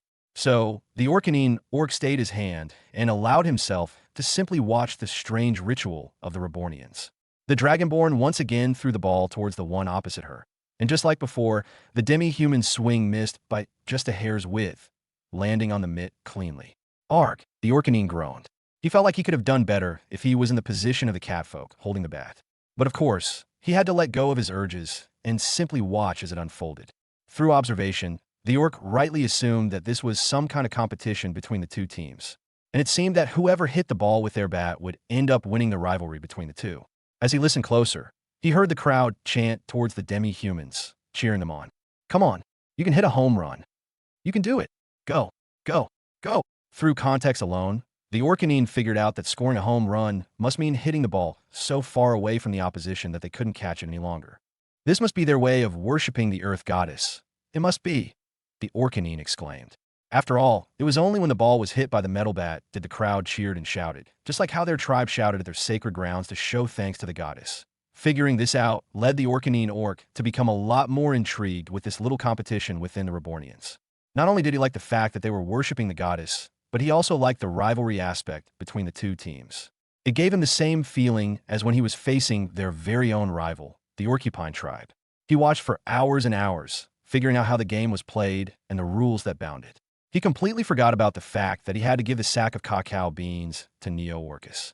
And throughout the different games, the Orcanine orc found himself cheering for the underdogs of the competition. They seemed to be named the Montgomery Escorts, and were weaker compared to the team led by the Dragonborns. He saw himself within them and wanted them to succeed, just like how he wanted his own tribe to succeed. Whenever the Montgomery Escorts were up to bat, he would anxiously grasp the metal fence with such force that he unintentionally bent it with his fists. And when they failed to hit the ball and score a point, he would groan and express his disappointment. When the game was over, he would feel himself longing for more. After eavesdropping for a little while longer, he was delighted to find out that this game was a recurring event within Neo-Orcus. Experience Tales with my virtual library empire, the Orcanine orc decided then and there that he would always volunteer to deliver the sack of cacao beans to Neo-Orcus so that he would be able to catch a glimpse of their games. He successfully left the sack at the gates of Neo-Orcus before he left to return to his village. A day passed, and the orc couldn't help but crave to watch the baseball game. He had to slap himself silly so that he wouldn't feel this way. Finally, the next day, the chieftain tasked him to deliver the cacao beans again.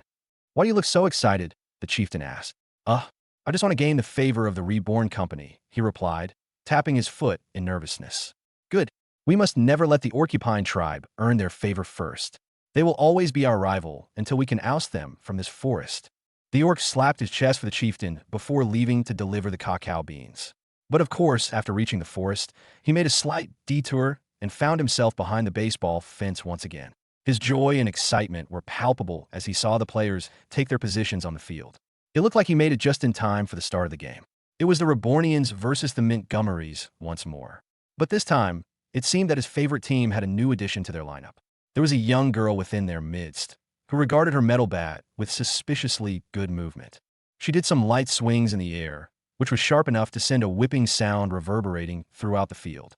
The orc knew there was something different about her and was cautiously optimistic about their chances to win the game. The last time, they weren't even able to get a single point.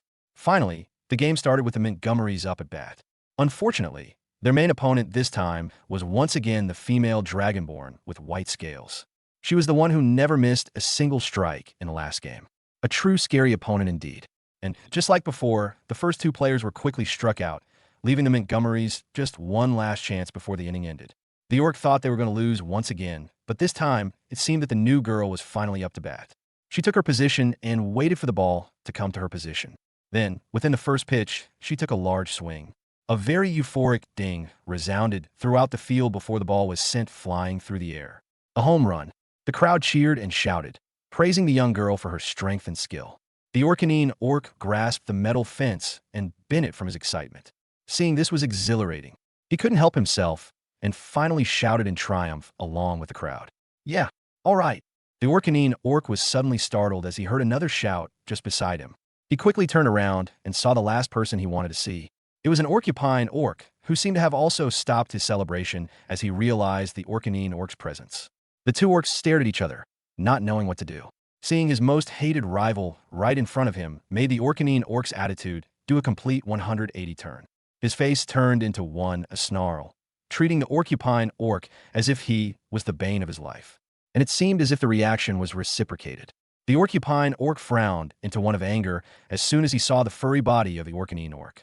The feud that had been fueling their very tribes for years and years on end finally showed its ugly head. Even though they promised that they were going to be in a truce with each other, their hatred could not be hid away just so easily. In truth, the two tribes were just waiting for the chance to battle it out once again and finally prove who was the better worshiper for the Earth Goddess. "Cowardly bastard," the Orcanine screamed. "Useless meathead," the Orcupine replied back. The two of them faced each other, just like how they had always faced each other when engaged in a screaming match. Even though their chieftains told them specifically to refrain from fighting it out with their rivals, they just couldn't help themselves. If the Orcanine orc was a little bit more level-headed, he would have realized sooner that the Orcupine orc in front of him was also secretly enjoying the game of baseball. However, his head was too filled with the shouts of his chieftain and his brothers about the cowardly Orcupines to even think about such stuff. Enjoy more content from my virtual library empire. In truth, the Orcupine orc had also chanced upon the Rebornians playing baseball and ended up loving the game just like the others. He, too, rooted for the Montgomerys and was delighted upon seeing the young girl finally hit a home run. He wanted to shout and cheer, but his celebrations were cut short by the appearance of the Orcanine orc. Both of them were quite vulnerable, feeling a little bit embarrassed and ashamed that they were caught watching the game. So, when they saw that their rival witnessed them in such a candid way, they thought that they were going to get made fun of. It ended up making them a lot more defensive, which only exacerbated their hatred for each other. "Get out of here!" the Orcanine howled. "No, you leave," the Orcupine shrieked. In such a standoff between the two tribes, it was normal for them to immediately start their ritual performance. This was the only way they were going to decide which one was the superior orc. The Orcanine orc bent his knees low and braced his body, making his muscles and his fats tense up. He was preparing to slap his body to create a rhythmic beat that would surely make his rival back off. Similarly, the Orcupine orc shivered his body, creating a rattling sound as his quills and spines collided against each other. It was only through his most proud strumming performance would the Orcanine orc realize that he had tried to humiliate the wrong orc. But just as they were about to establish dominance against each other, they heard raucous cheering and shouting in the field. Both of them stopped what they were doing and looked at the state of the game. Unfortunately, it seemed that their slight victory just a few minutes ago was quickly taken back by the Dragonborns. They had scored a home run against the Montgomerys too. The orcs were disheartened upon seeing this, with their bodies visibly getting depressed. They sneaked glances at each other and realized that none of them were moving. This would have been the perfect timing for either of them to carry out their ritual performance and defeat the other orc. But they didn't.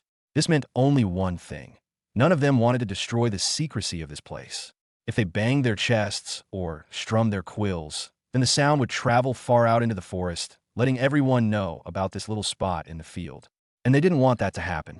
They still wanted to watch baseball in peace, without anyone interfering in their leisurely pastime. The Orcanine orc slowly stood up, unflexing his muscles and undeniably showing that he was standing down. And similarly, the Orcupine orc's quills lowered down and blended into his fur. The two shared one last glare before they turned around and returned to their respective spot in the metal fence. And for the rest of the game, the two orcs silently enjoyed the show while actively ignoring the fact that their most hated rival tribe was standing just a few trees away from them. If this little bit of tolerance was what it took to enjoy baseball in peace, then the two orcs were very willing to pay it. After the game, the two went their separate ways. The Orcanine orc finished his delivery of the cacao beans to Neo Orcus before returning to his village and reporting to his chieftain. "All went well, I hope." The orc just meekly nodded his head. He didn't want to speak. "Good. I can feel it. We are getting ahead of those cowards. It will only be a matter of time until the Reborn company is on our side. And when that happens, I will finally agree to a meeting with the Orcupine chieftain just to see the look on his face when he realizes he lost against me." After reporting to the chieftain, the orc returned to his home.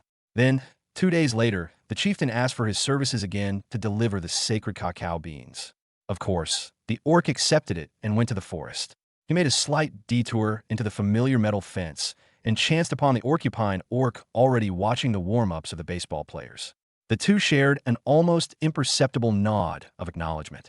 There was a silent understanding between each other to just watch and enjoy the baseball game rather than trouble themselves with their tribe's rivalry. As the days passed, the orcs continued their secret enjoyment of the baseball games. They chanced upon each other so many times that they were no longer wary of each other's company. They just silently enjoyed the baseball games, not as Orcupine orcs or Orcanine orcs, but simply as fans of the game. They likened themselves to the crowds on the other side of the fence. There were both humans and demi-humans cheering with each other, with no sort of discrimination or prejudice against each other. It even became their wish to someday become a part of those crowds, experiencing the game in front of their very eyes and enjoying it with thousands of other like-minded people.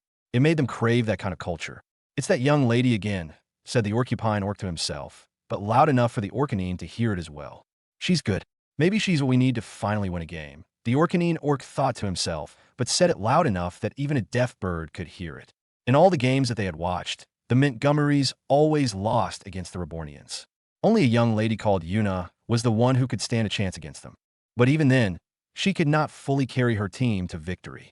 Those Dragonborns were far too oppressive, especially the sharpshooter lady called Shiina. She was their pitcher, and she would always pitch a complete strikeout without even letting her opponent touch the ball.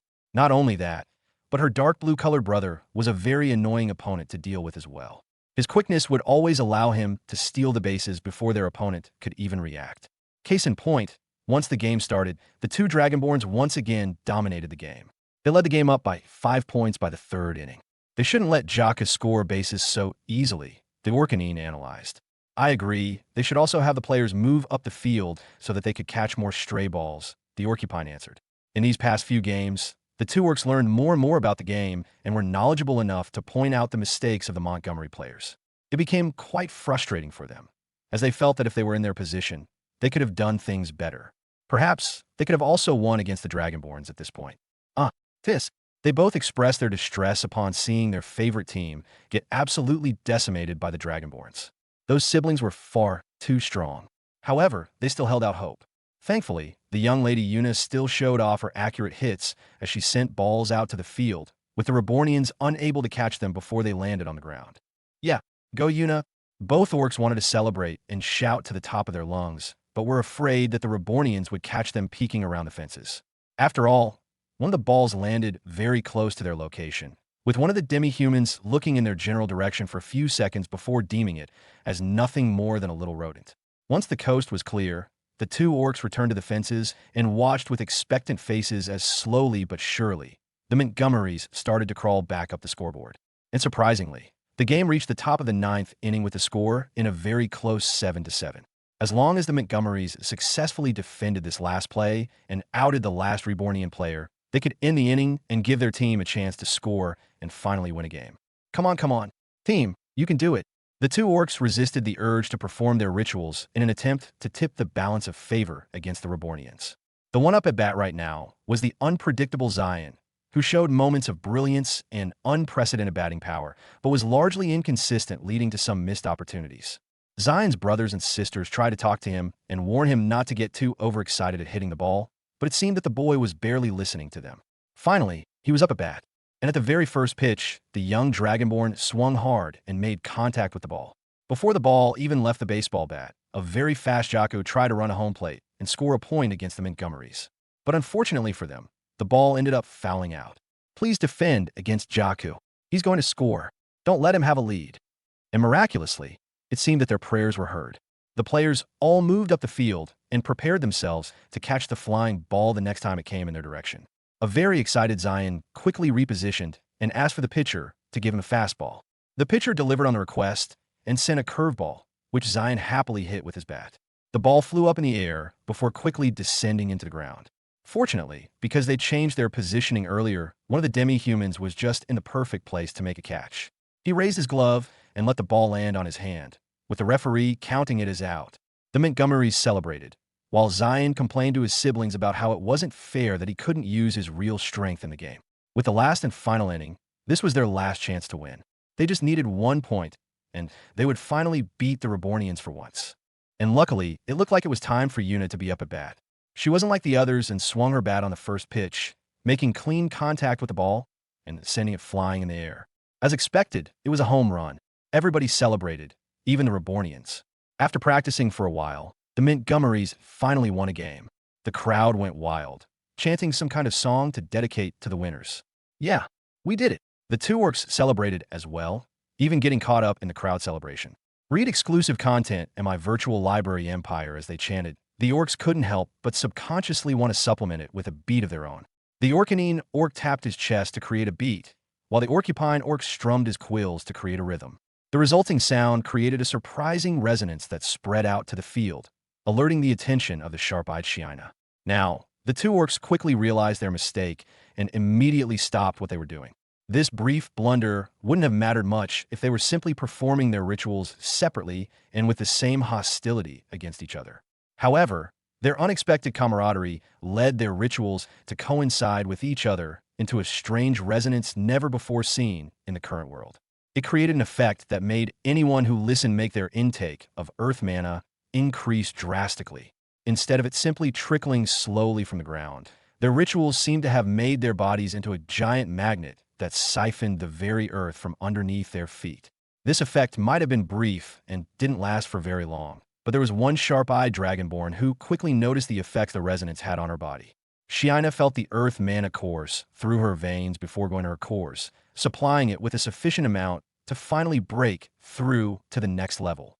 The mana cores in her body suddenly grew another layer underneath, finally starting Shina's journey as an official 3-star realm demi-human. Read new chapters in my virtual library Empire and Truth. The Dragonborns were already quite nearing their breakthrough from the very start. That was part of the reason why they had been playing baseball these past few days. According to Agnes, one of the best ways to advance their cultivation in physical arts was to train their body without using any skills or powers. It was quite counterintuitive, especially since all the mystical arts users they knew improved their cultivation by casting as many spells as possible. Agnes explained that physical arts users depended on their body more than their cores, so it would do them wonders if they trained their normal body for it to accommodate more mana from its surroundings. In her estimation, she believed that the Dragonborns would break through after a month of playing baseball and sparring every day. But Shiina was quite surprised to find out that she was 2 weeks early in her breakthrough, and it was all because of that weird sound that came from the forest. She narrowed her eyes and saw 2 orcs in the metal fences and rightly deduced that those sounds came from them. Upon walking towards them, the orcs immediately surrendered to Shiina and tried to ask her for forgiveness. "We beseech you to excuse our intrusion. Please have mercy." But contrary to what they thought, Shiina wasn't angry at them at all. In fact, she was quite excited at the thought of what she might have discovered.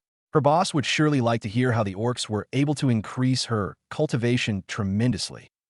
While all of that was happening in Neo-Orcs, Michael was very busy in the forge, smacking molten metal and molding them into a more desirable shape.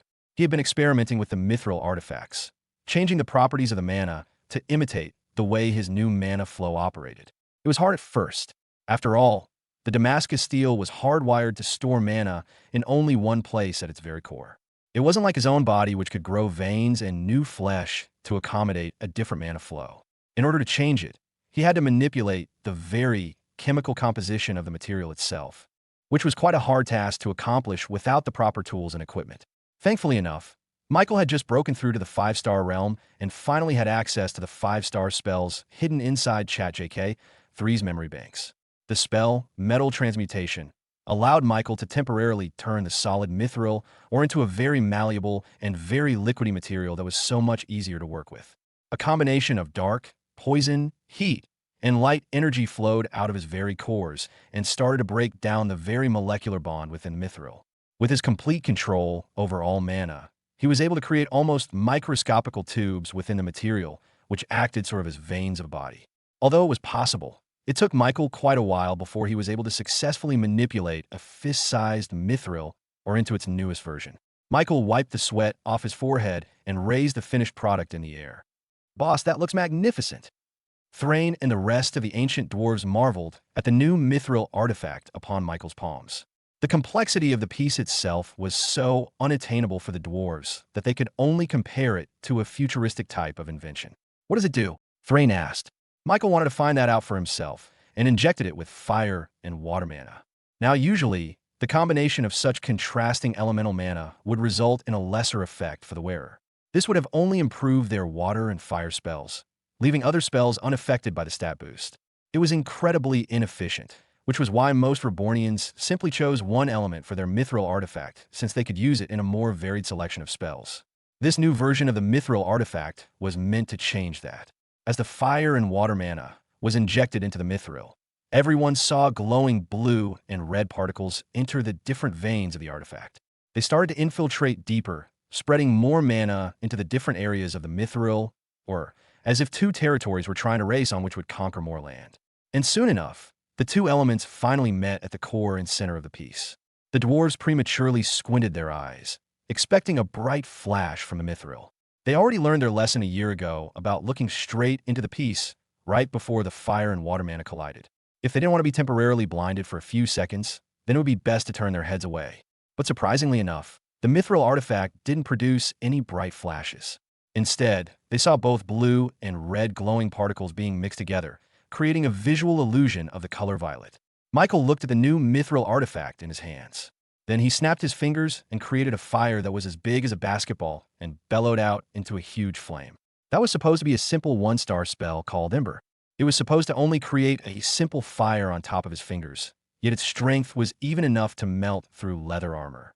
It was clear from the get-go that the mithril artifact in his hands had a huge effect on his spell power. As soon as he cast his spell, the artifact suddenly started glowing a bright red light, indicating that it was being used to empower a fire element spell. After he stopped his cast, the flame in his hands disappeared and the mithril artifact stopped glowing. Yet, the blue and red glowing particles inside, it were still ever-present inside. Now, this boosting effect shouldn't have happened at all with a normal mithril artifact. After all, it had both fire and water mana present inside the cores, meaning it could only boost fire and water spells. But this new version of mithril could compartmentalize itself and use only the necessary element being cast. Michael tried this out with a water ball spell and found it to be much bigger than he expected. It was too big, in fact, that it almost extinguished one of the forges beside it. Amazing, boss. The applications of such a discovery are endless. Boss Michael, you have to teach us how to do that, Thrain asked with his excitement bubbling over the top. Unfortunately for them, Michael was only able to change the very structure of mithril through the 5-star metal transmutation spell. Although the ancient dwarves were quite talented and were fast approaching their breakthrough, they were still far away from reaching the 5-star realm. Sorry, but it looks like I'm the only one who can make it for now, Michael explained to them. They were dismayed upon hearing this, but Thrain quickly picked up their morale by giving them a motivating pep talk to work harder in the future. Michael would wait for that eventual day as well. After all, he didn't want to be the only one who could make this new and better version of mithril. It took him far too much time to create a single fist-sized piece. He reckoned that it would take him more time if he were to make them in a full armor for him and the Dragonborn siblings. As he was about to start hammering more mithril artifacts to experiment, he suddenly saw Fudge jumping out of his shadow and landing on his shoulders. Master, Sis Shiana wants to talk to you, Fudge reported. Shiana? I wonder what she wants. Michael bid goodbye to the ancient dwarves and descended into the shadows. He arrived back in Neo Orcus immediately and saw Shiana looking over 2 orcs who were kneeling on the ground. What's going on? Find adventures on my virtual library empire, Shiana bowed to Michael. It has come to my attention that they have been secretly watching the baseball games in the bushes. Michael looked at the 2 orcs and was surprised that they were from the 2 rival tribes, one Orcanine and one Orcupine. He also recognized their faces as the ones who had been delivering the cacao beans right into the gates of Neo Orcus. But the weirdest thing he noticed was that the orcs didn't try to shout or fight against each other in any way. And if he was seeing it correctly, it seemed that there wasn't any hostility from both of them at all. Usually, they would have at least sent dirty looks to each other by now. But there was nary a glare nor a scoff exchanged between them. Care to explain? He asked them directly. The 2 orcs kneeled to Michael and tried to beg for his forgiveness. Please forgive us, O merciful human. We were just trying to enjoy the baseball game. It's true. We mean no harm against Neo Orcus, and we're simply following our want to witness a game. The 2 orcs spilled the beans about the circumstances that led them to discover the baseball field, as well as how they started to fall in love with the game of baseball. It was quite clear to Michael that the orcs were passionate about the game, just like the Rebornians were when he first introduced the game. If that's so, then there's no problem if you want to watch baseball, he said, picking the 2 up from their kneeling position. Next time, you should just approach the field, and we can let you sit in the bleachers or play a game with them. The 2 orcs looked up at Michael with gratitude. They would like nothing more than to finally play a game of baseball with the Rebornians and the Montgomerys. Lord Michael, there's something more. Shiana approached Michael and whispered to him about her experiences with the strange resonance. A fire lit up in Michael's eyes. His curiosity was piqued. If what she said was true, then it was all the more reason for Michael to stop the civil war between the 2 tribes and unite them into a cohesive group. The unexpected resonance between the Orcanine and Orcupines was perhaps a glimpse at their true potential. There must have been a reason why those 2 tribes used to be part of one single group and how they were able to coexist during the ancient times. Can you try to repeat it? Michael asked the orcs, but it seemed that they were clueless as to what Michael was talking about. Even they didn't know the kind of effect that their overlapping rituals would make or if it even had one at all. They had always been fighting and shouting at each other for years on end now. Yet the only kind of effect it harbored was a very annoying noise that reverberated through the forest. It definitely wasn't the kind of effect that Shiana was describing. Still, the orcs obeyed Michael's instructions and started their rituals. The Orcanine orc slapped his biceps, while the Orcupine orc shivered his quills.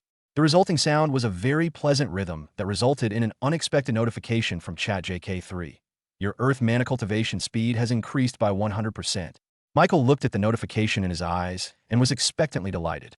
It made him believe that it was truly better for everyone that the two rival tribes settle their differences and work together under one banner. If they kept on doing their rituals and competitively shouting at each other, it would only result in a very annoying sound that would deprive anyone of sleep in a 1-kilometer radius. But if they started working with each other and treating each other as brothers rather than rivals, then they could end up becoming a lot stronger than even they thought.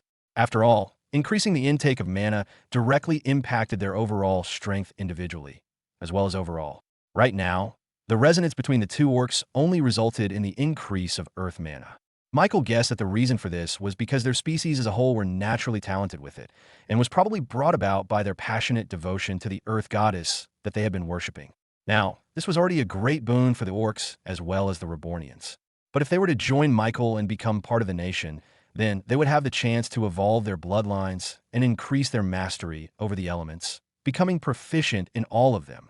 Michael guessed that this would result in the orcs' resonance increasing the cultivation rate of not only the Earth mana, but all of it as well. Of course, this was just pure conjecture, a hopeful guess, if you will. But still, it was enough of a motivation for Michael to become a lot more aggressive in his plans to unite the two tribes. Do you guys not see the result of your friendship? Michael asked the orcs. The two of them reacted a bit awkwardly as Michael pointed it out, but they didn't necessarily reject it outright. Enjoy new adventures in my virtual library empire. It was through their mutual interest in baseball that they realized that all the stories and rumors about their rival orcs were nothing more than lies told to them by their parents, friends, and even their chieftain. The Orcanines weren't just foolish meatheads who only knew how to use brute force. They could be quite smart and introspective, evidenced by the Orcanine orc quickly learning the rules of baseball through pure observation only. He even figured out the best plays and strategies to win the game. Conversely, the Orcupines weren't the witless cowards that they were painted to be. It was told that they were orcs who couldn't be trusted because they would abandon their friends to survive, but this Orcupine orc disproved that. When they were caught by Shiina, the Orcupine orc offered himself to become the scapegoat, letting his new friend leave the place undetected. No coward could do that. It was clear from this alone that Orcupines were as brave as the Orcanines. I was wrong about your tribe, the Orcanine admitted. I must admit my mistake as well. I was prejudiced against you, as well as your kind. But it's clear that we have more in common than we think. The Orcupine offered his hand to the Orcanine. The two shook hands, symbolizing the first true truce between the two tribes since the downfall of the Golden Road. Why are your tribes fighting in the first place? Michael asked. Ever since I was born, I was taught to hate the Orcupines. My chieftain is clear in his dislike of the other tribe, and we followed his words without questioning it. That is my upbringing as well. My chieftain told us that Orcanine's way of ritual worship of the sacred grounds was nothing less than sacrilege. He said that it would be better in our hands. Michael looked at the sack of cacao beans beside the Orcanine orc. According to them, this was their sacred fruit born from their sacred grounds. He had accepted this as a fact, but never really questioned why it was so. What's so special about cacao beans to you? The question had been lingering on the back of his mind this whole time. To answer his question, the two orcs each picked up a single cacao bean from their sacks and put it against their teeth. As they crushed it with their molars, their faces contorted into one of disgust as the bitterness of the seed spread throughout their mouth. But even as their brows furrowed, their lips pursed, and their eyes squinted, the orcs forcefully swallowed the cacao beans and consumed them in one go. Michael was a bit surprised to see their reaction to eating cacao beans. For something they treated with so much respect and adoration, he would have thought that the orcs developed a taste for its bitterness throughout the years they had been consuming it. But judging from their faces, it was clear that they detested eating cacao beans even now. This begged the question as to why they were bearing with its bitter taste, and even performing rituals to thank the goddess for giving them this gift. The answer presented itself to Michael just a few seconds later. A visible red aura exploded out from the Orcanine's body, startling Shiina. She quickly moved in front of Michael, grabbing her bow tightly. There was determination in her eyes to protect Michael no matter what it took. Not a millisecond after that, the Orcupine's body exploded with a blue aura as well, increasing his overall strength at least twice his normal base level.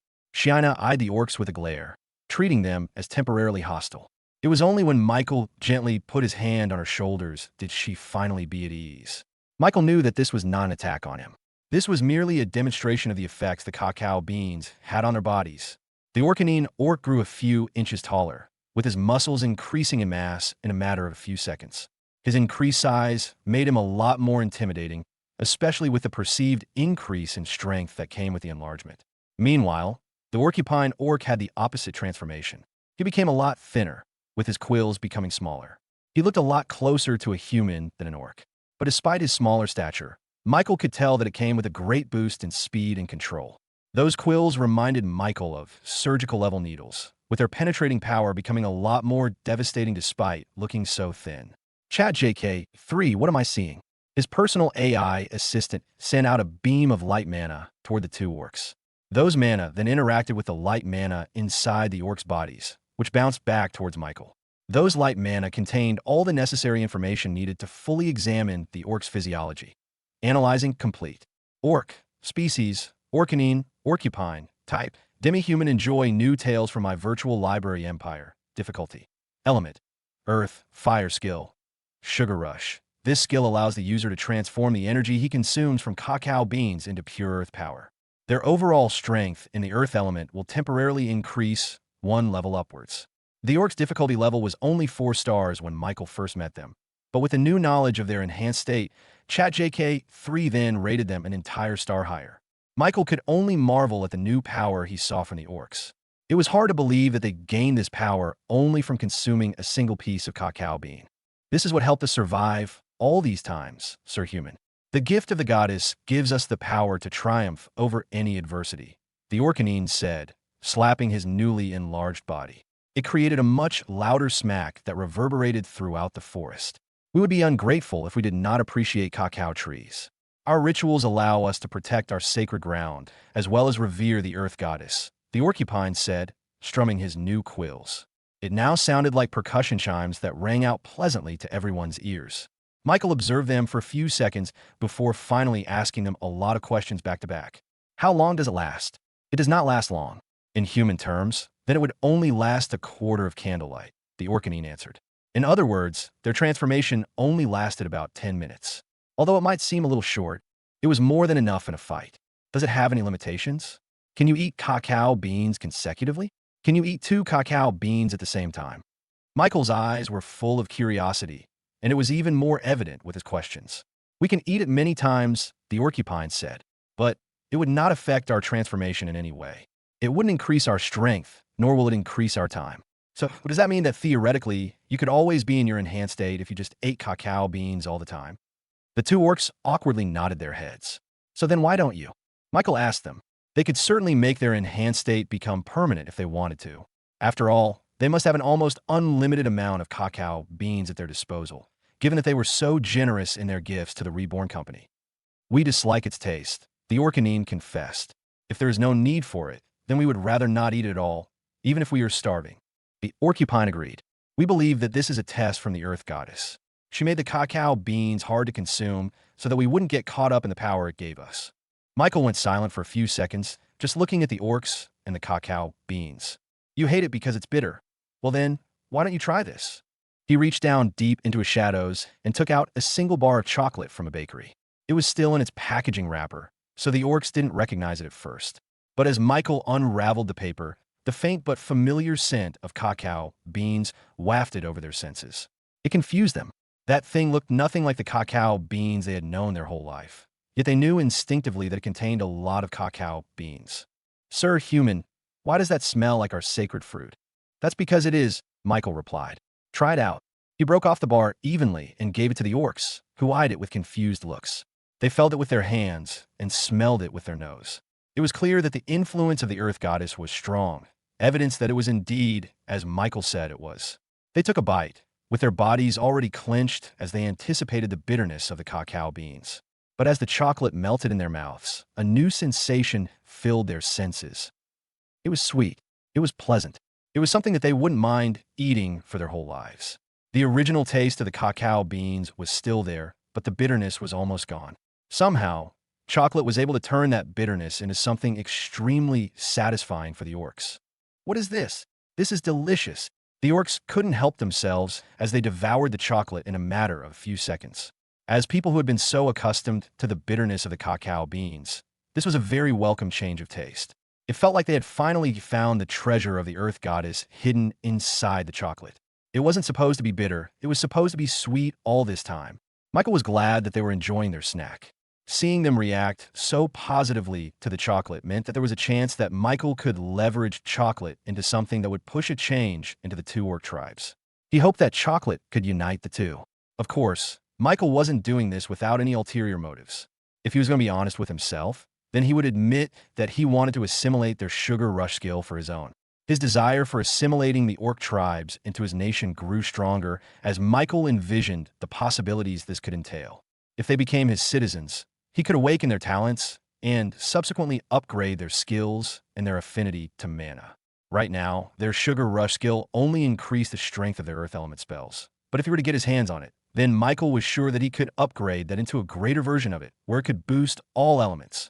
If he were to couple this with their resonance ritual, then the orcs could turn out to become an incredibly reliable source of security. "How did you like the chocolate?" Michael asked, though he didn't need to hear them say it to know their answer. Their delighted faces and longing for more chocolate were more than enough for Michael to know they were hooked. As it turned out, the orcs were quite sweet-toothed. Chocolate was something that would have made them addicted, regardless if it was made out of their sacred cacao beans or not.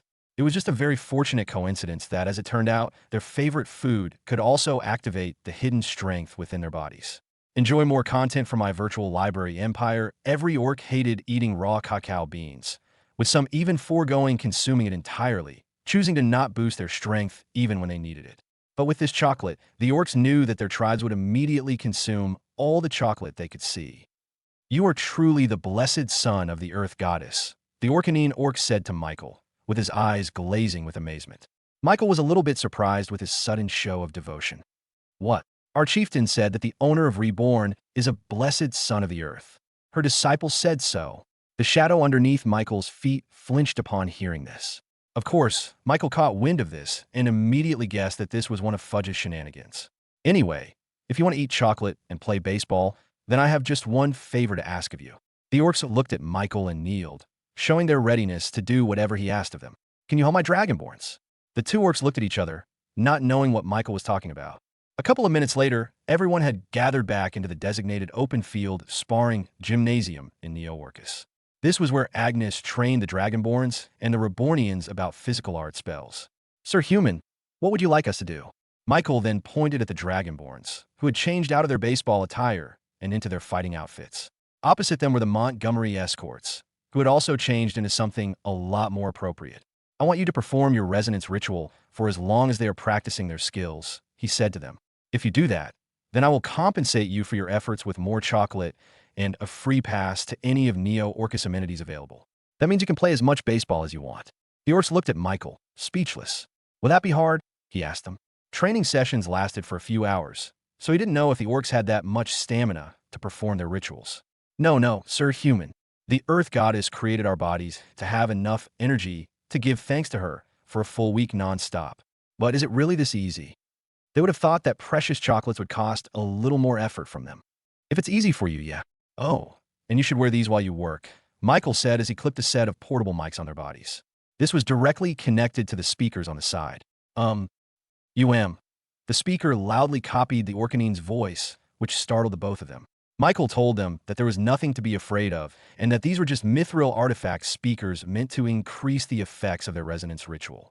Of course, the orcs had no idea about any of this, but they trusted Michael enough to go through with it. Meanwhile, on the sparring field, Jakku faced Agnes once again. This time, they'd been practicing every day, so Jakku was no longer the novice he once was. However, he still wasn't able to triumph against the famous Montgomery battlemaid. As the two clashed weapons, Michael signaled for the orcs to start their rituals. "Boo! Two! Da! Da! Da!" Their cries were a lot more intense as they took a bite out of the bar of chocolate. With their boosted bodies, their ritual performance became a lot louder and fiercer. Not only that, but their voices were transmitted into the mithril speakers, increasing its effects multiple times. As the resonance from their distinctly different booming slaps and chiming strums met in the air, everyone in the sparring field felt their blood boil in excitement. The adrenaline in their bodies made them feel like they were in an actual war, with the stakes in the realm of life or death. Even Agnes felt the hairs on the back of her head start to stand up, as if she was forced back to her childhood when she faced against hundreds of enemies. She could only laugh at how absurd everything about the Reborn company was. This kind of atmosphere was the perfect environment for a warrior to enhance their senses and gather experience. Feeling their blood boil in both fear and excitement was a true fertilizer for increasing the strength of a physical arts user. That was why a lot of soldiers and warriors broke through during times of war and stagnated during times of peace. It was hard to stimulate a person's growth through practice because there was no real threat to force their bodies to evolve. But now, Michael and his company found a way to produce the same effect without the inherent risk of war. She felt the mana in her body start to churn as it began taking in the earth mana from down below. Even though she didn't have an earth mana core, the earth mana took with it the fire mana inherent in the environment and dragged it into her body. As she looked forward, she saw a sense of relief in Jaku's eyes, with his body becoming a lot more relaxed. He broke through that easily. As the sparring sessions continued, the Dragonborns each finally took that next step and became 3-star level warriors of their own. Although their inherent talent and their hard work were the majority contributors to this breakthrough, it couldn't be denied that the strange effect of the orcs shouting influenced it to a big extent. And they weren't even the only ones benefiting from this. Even Agnes' demi-human allies were showing signs of increasing their cultivation by a large margin. They were Montgomery escorts with all the pills and help they could get to increase their strength. Yet this was perhaps the easiest way they had ever improved their mana cores. Agnes couldn't help but look at the man responsible for all of this and marvel at his potential. A couple of hours later, everyone was exhausted from their training sessions. Michael could tell that the fruits of their efforts were at least twice as much as when they had trained days before. He thanked the orcs for their tiring support, but they showed him that they didn't even break a sweat. This was easy for them, as they were truly grateful for the chocolate that he had given them. After giving them free rein to play baseball with the Rebornians, the two orcs finally returned to their respective forests. But before they left, Michael asked them for another favor. It would be great if you could change the perception of your rivals to your tribes. The two orcs wanted to do as Michael said, but they knew that it would be very hard to persuade their fellow tribesmen to suddenly become friends with their most hated opponents. This rivalry against the other tribe was taught to them from their very birth to their very death. If these orcs hadn't met each other, they wouldn't have realized that the rivalry between the two tribes was unnecessary. They wouldn't have known that all the prejudice and hatred against them were based on nothing but lies. The only way that they could persuade their fellow tribesmen was if they personally saw how similar they were to the other tribe. As long as they could see that their rivals were the same as them, then they would realize that both Orcupines and Orcanines were part of the same species. That would be hard, Sir Human. Fraternizing with the enemy could make us exiled, the Orcanine said. That is the same for us, the Orcupine agreed. Michael knew that it would be hard, but he still had hope. The fact that these two orcs could become friends was enough evidence to show that the unity of both tribes was possible. Well, if all else fails, then we still have one last bargaining chip, Michael said to them. Just lure them out with this. He showed them a bar of chocolate, which gave the two orcs some ideas on how to persuade their fellow tribesmen to become a part of their cause to unite the two tribes. Enjoy new tales from my virtual library empire. For the next few days, the two orcs began spreading rumors to their fellow tribesmen about a new miraculous food made out of cacao beans. And according to those rumors, this food didn't taste like bitter poison. Of course, not a lot of orcs believed it, and only a few approached him. Is it true? A female Orcanine orc asked. Shush, don't tell anybody else. I only have a few with me. I don't want to share it with a lot of orcs. He then took out a bar of chocolate from his sack and showed it to the three orcs in front of him. They eyed the bar with curiosity. The orc, seeing their eyes glaze with hunger, finally gave them each a piece of chocolate to eat. And as soon as it melted in their tongues, the female orc almost yelled out in surprise. He had to cover her mouth in order not to attract any more attention. The purpose of this little rumor was so that only a few people found out about chocolate. If the chieftain heard about this, he would want to monopolize it for their tribe, which would only exacerbate the existing rivalry between the two tribes. Slowly, they would gather orcs and show them the truth about their supposed rivalry.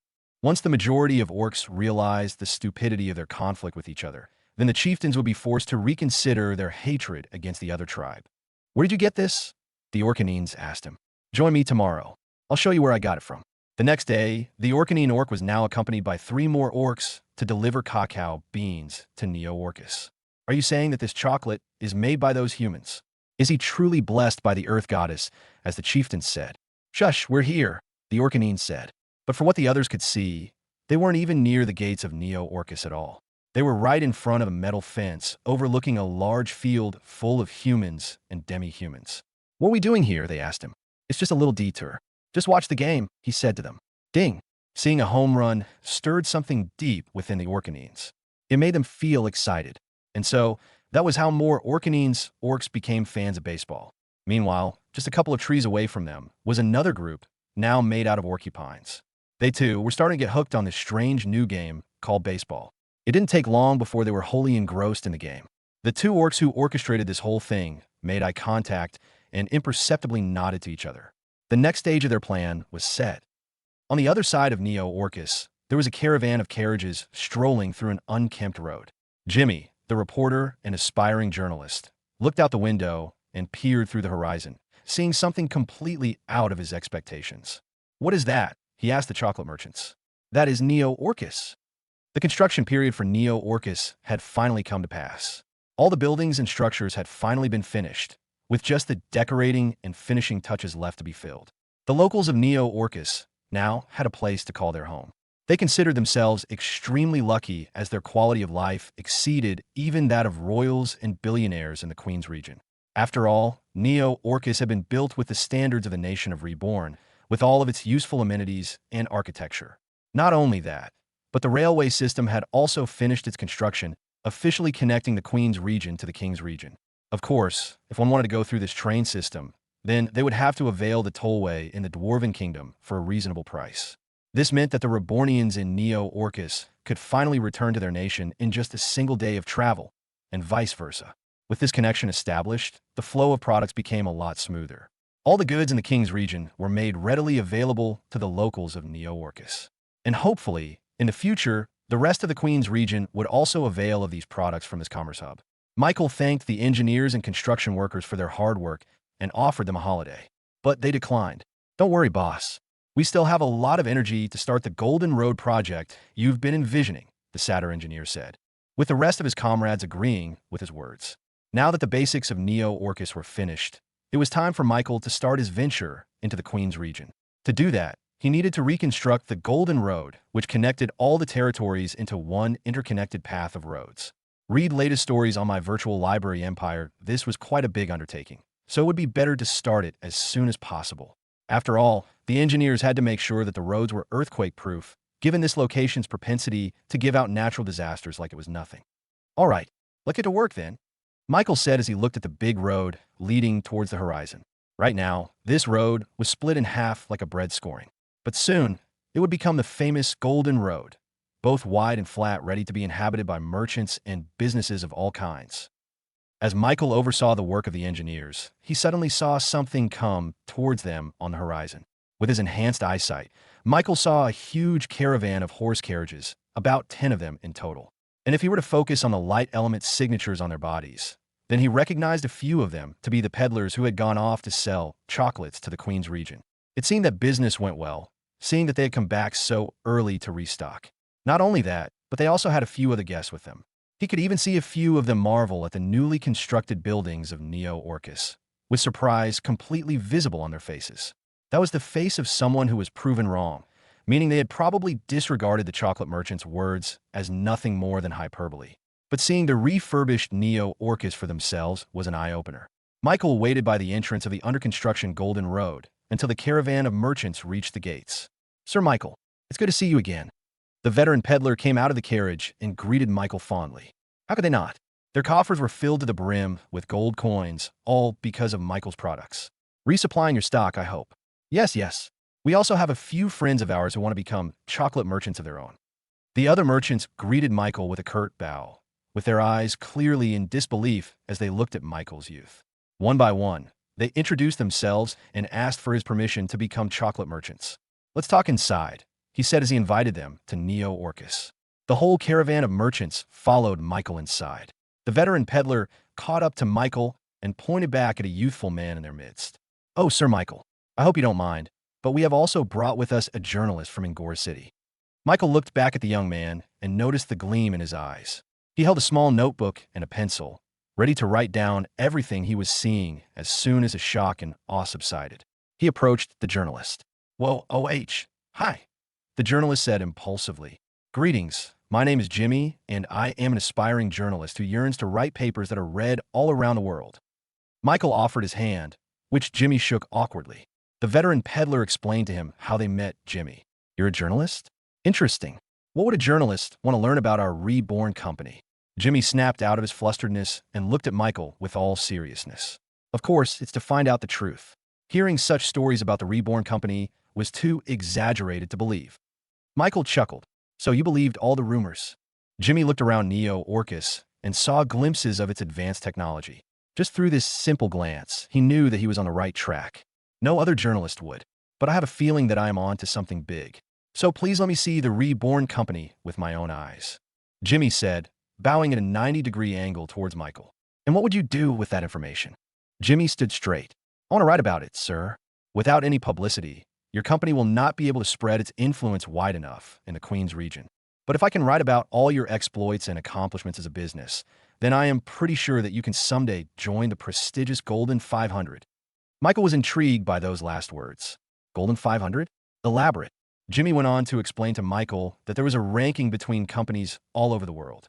This ranking was compiled only by respected journalists and newspapers throughout the globe and was based on the wealth and influence of a company. The current top one in the world is none other than the Vanderbilt business, sir.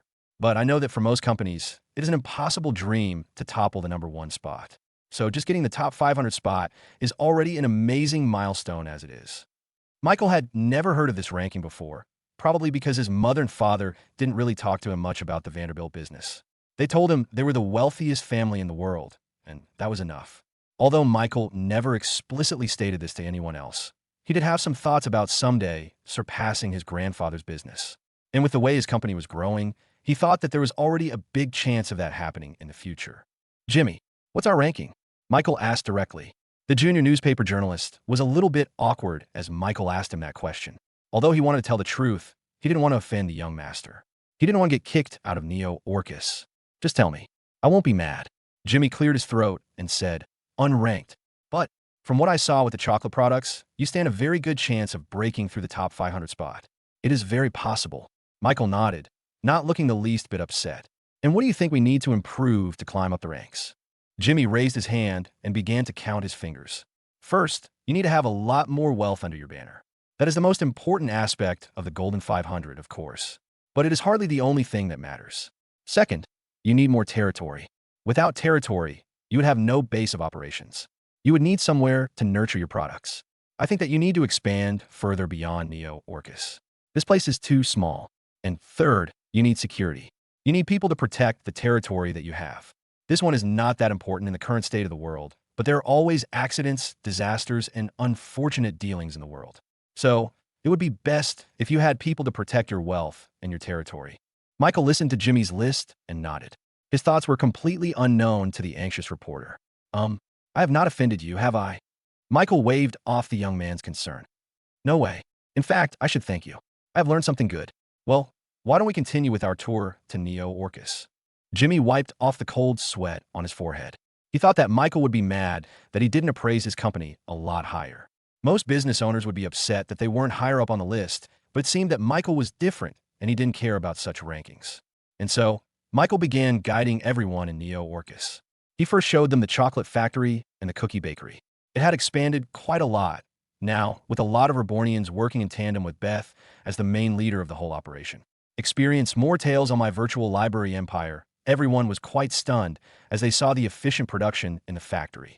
This was the first time they ever saw conveyor belts and giant industrial-sized mixers and tubs working with extremely large batches at a time. They all watched as hundreds upon hundreds of cookies were being baked simultaneously in the large oven. Once it was done, the cookies were dumped into a storage bin, where the workers collected and packaged them. What? There's no way this is possible. Of course, this was the first time that any of these Queens region locals saw electricity working in their lives. That energy comes from the new steam factory near the Dwarven Kingdom, Michael explained nonchalantly. Oh yeah, why don't you guys come with me to the new train station? I'll show you the Dwarven Kingdom as well as the nation of Reborn. Now, Jimmy and the merchants were all too stunned and dumbstruck upon seeing these amazing works of inventions, too surprised to even say anything else. They all had their jaws wide open as Michael guided them to the train station. They couldn't speak as they entered the train. They couldn't even shout out in surprise as the train made a guttural roar as it started its engine, starting its journey towards the Dwarven Kingdom. Even as the hours passed, these locals were still too stunned to process everything they had seen in such a short amount of time. Each time Michael introduced something to them, they would need another few hours to process everything they saw. This cycle would continue the whole journey through the railway, putting Jimmy and the merchants into a stun-locked position. Jimmy's eyes almost bulged out of his sockets as he saw the infamous volcano of the Dwarven Kingdom up close and personal once they took a brief stop at their train station. But before he could even utter his disbelief at this monumental scenery no one in the Queen's regions had ever seen before, he saw the literal king of the dwarves approach Michael and greet him as if they were lifelong friends. Jimmy then saw Michael give his friend a whole crate of this beverage called beer in exchange for an equivalent crate of the mythical Damascus steel. This felt like a fever dream for the rookie journalist. He was so surprised about everything that he completely forgot to even write anything down in his notebook. Never mind the fact that the Reborn company was allied with the Dwarven Kingdom. Never mind the fact that they had an unlimited supply of Damascus steel. The most surprising thing for Jimmy was the fact that the entire King's region as a whole looked to be under the influence of the Reborn company. Everywhere he looked, he saw nothing but Reborn company logos flashed around every corner of every street. He especially didn't expect to see this in the Dwarven Kingdom, infamous for their disdain for humans.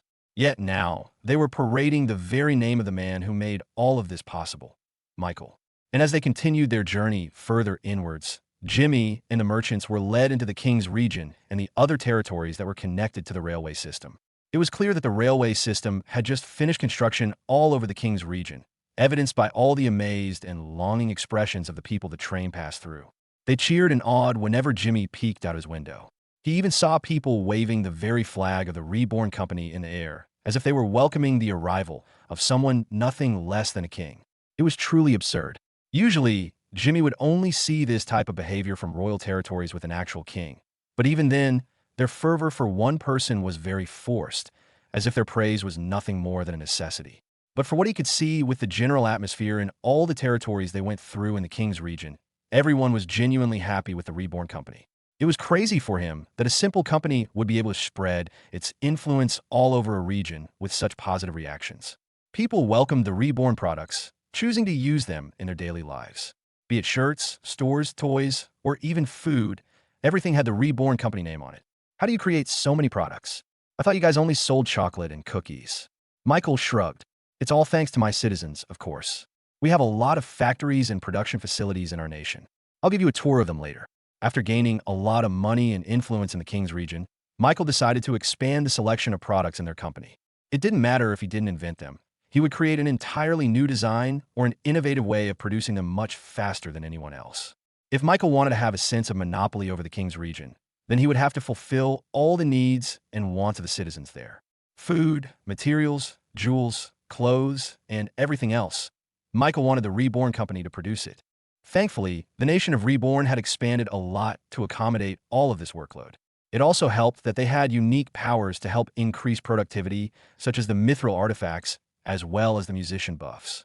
Once Michael explained this to Jimmy and the chocolate merchants, they couldn't help but be stunned into silence once again. Not even a Vanderbilt business had this kind of influence and reach in the Queen's region.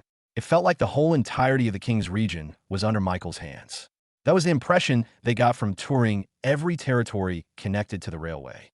After a few days of consecutive surprises, Michael finally gave them one last bombshell: the nation of Reborn.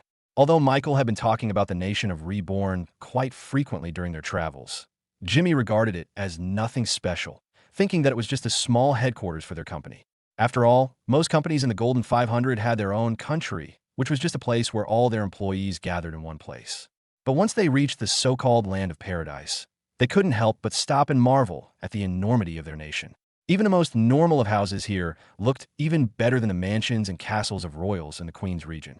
Not only that, but the level of advancement in this place was something only seen in fantasy books. Automobiles were a lot more widespread, with the roads being filled to the brim with cars moving from one location to the next at relatively fast speeds. And even though Michael explained to them about electricity, they still couldn't figure out how it was able to power a mini sun in each and every home in the nation, or how a metal box was able to produce winter cold air out of nowhere. After touring the commercial area of the nation, Michael led them to their production center located further out into the desert. Jimmy and the merchants saw large rectangular buildings lined up in the desert, reaching out into the very horizon. This is our factory where all of our products are being made. It ranges from food processing, metallurgy, or clothing, Michael explained. What are we looking at here?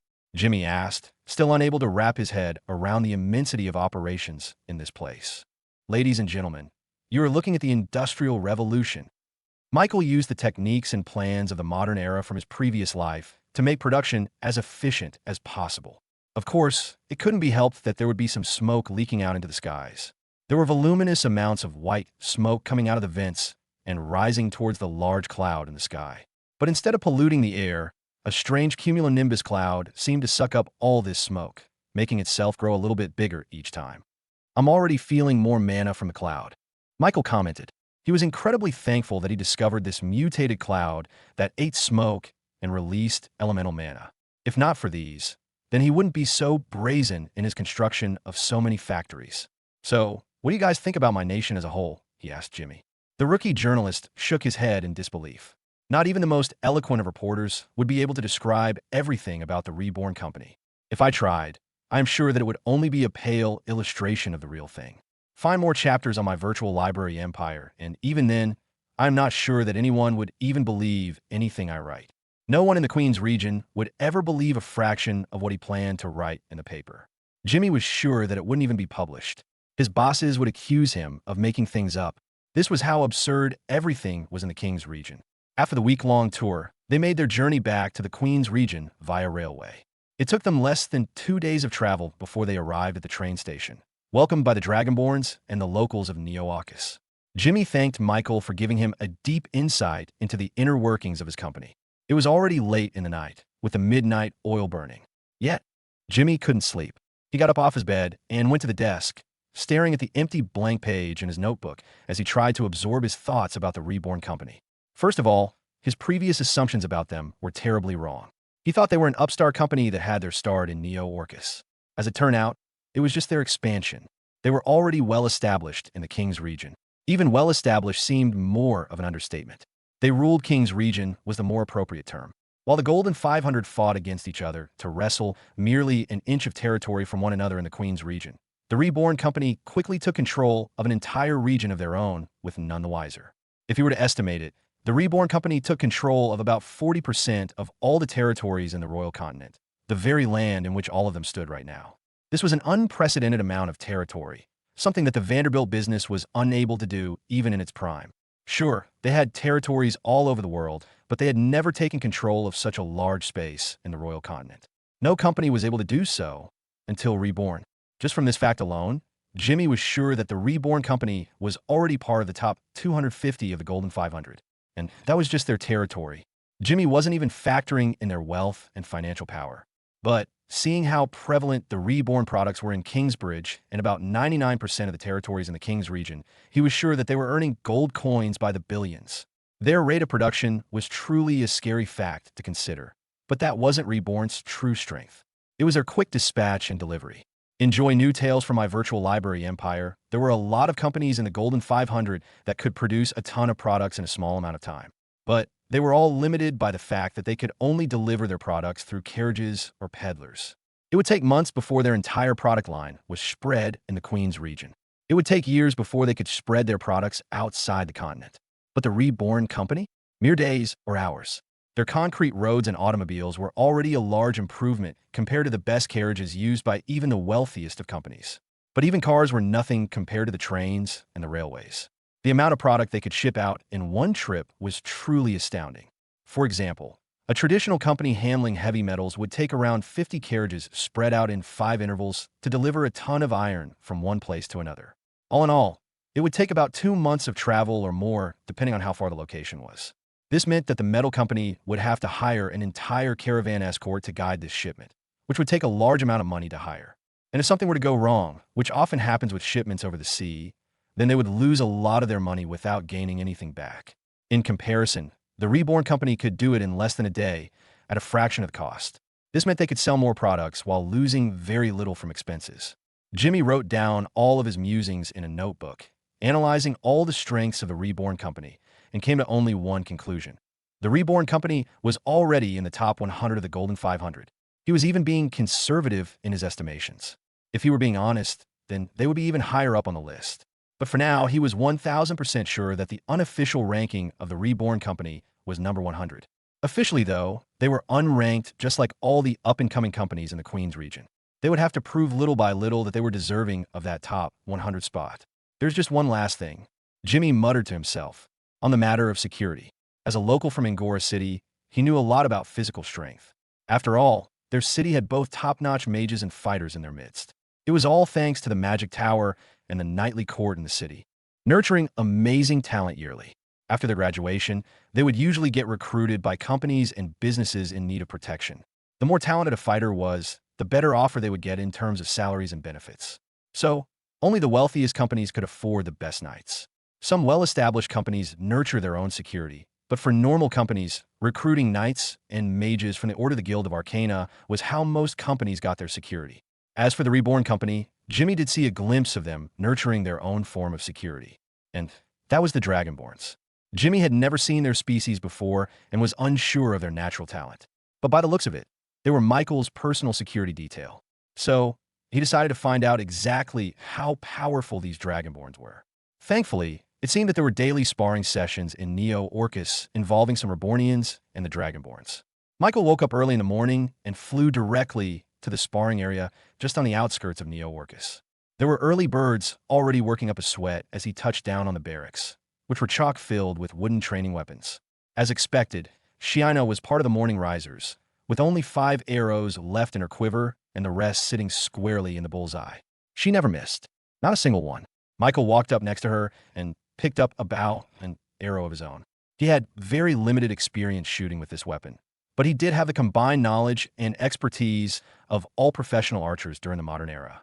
And it was all thanks to ChatJK3, downloading directly to your brain, activating critical eye skills. Suddenly his posture straightened, his grip on the bow tightened, and his eye aimed down just above the bullseye, which compensated for the wind and the distance of the shot. Thump, the arrow pierced right into the bullseye. Shiina clapped for Michael and congratulated him on a wonderful shot. But she then proceeded to shoot 5 consecutive shots that pierced through Michael's arrow, splintering it into 1,000 ends. Shiina flashed a cheeky smile to Michael. Ahem, I'm just trying to secure my job, Lord Michael. She knew that Michael could protect himself even without anyone's help. But it would be much safer if he had a deterrent like the Dragonborns by his side. Michael shrugged and gave up. He didn't have any desire to perfect his fighting skills, so he would leave that up to the professionals.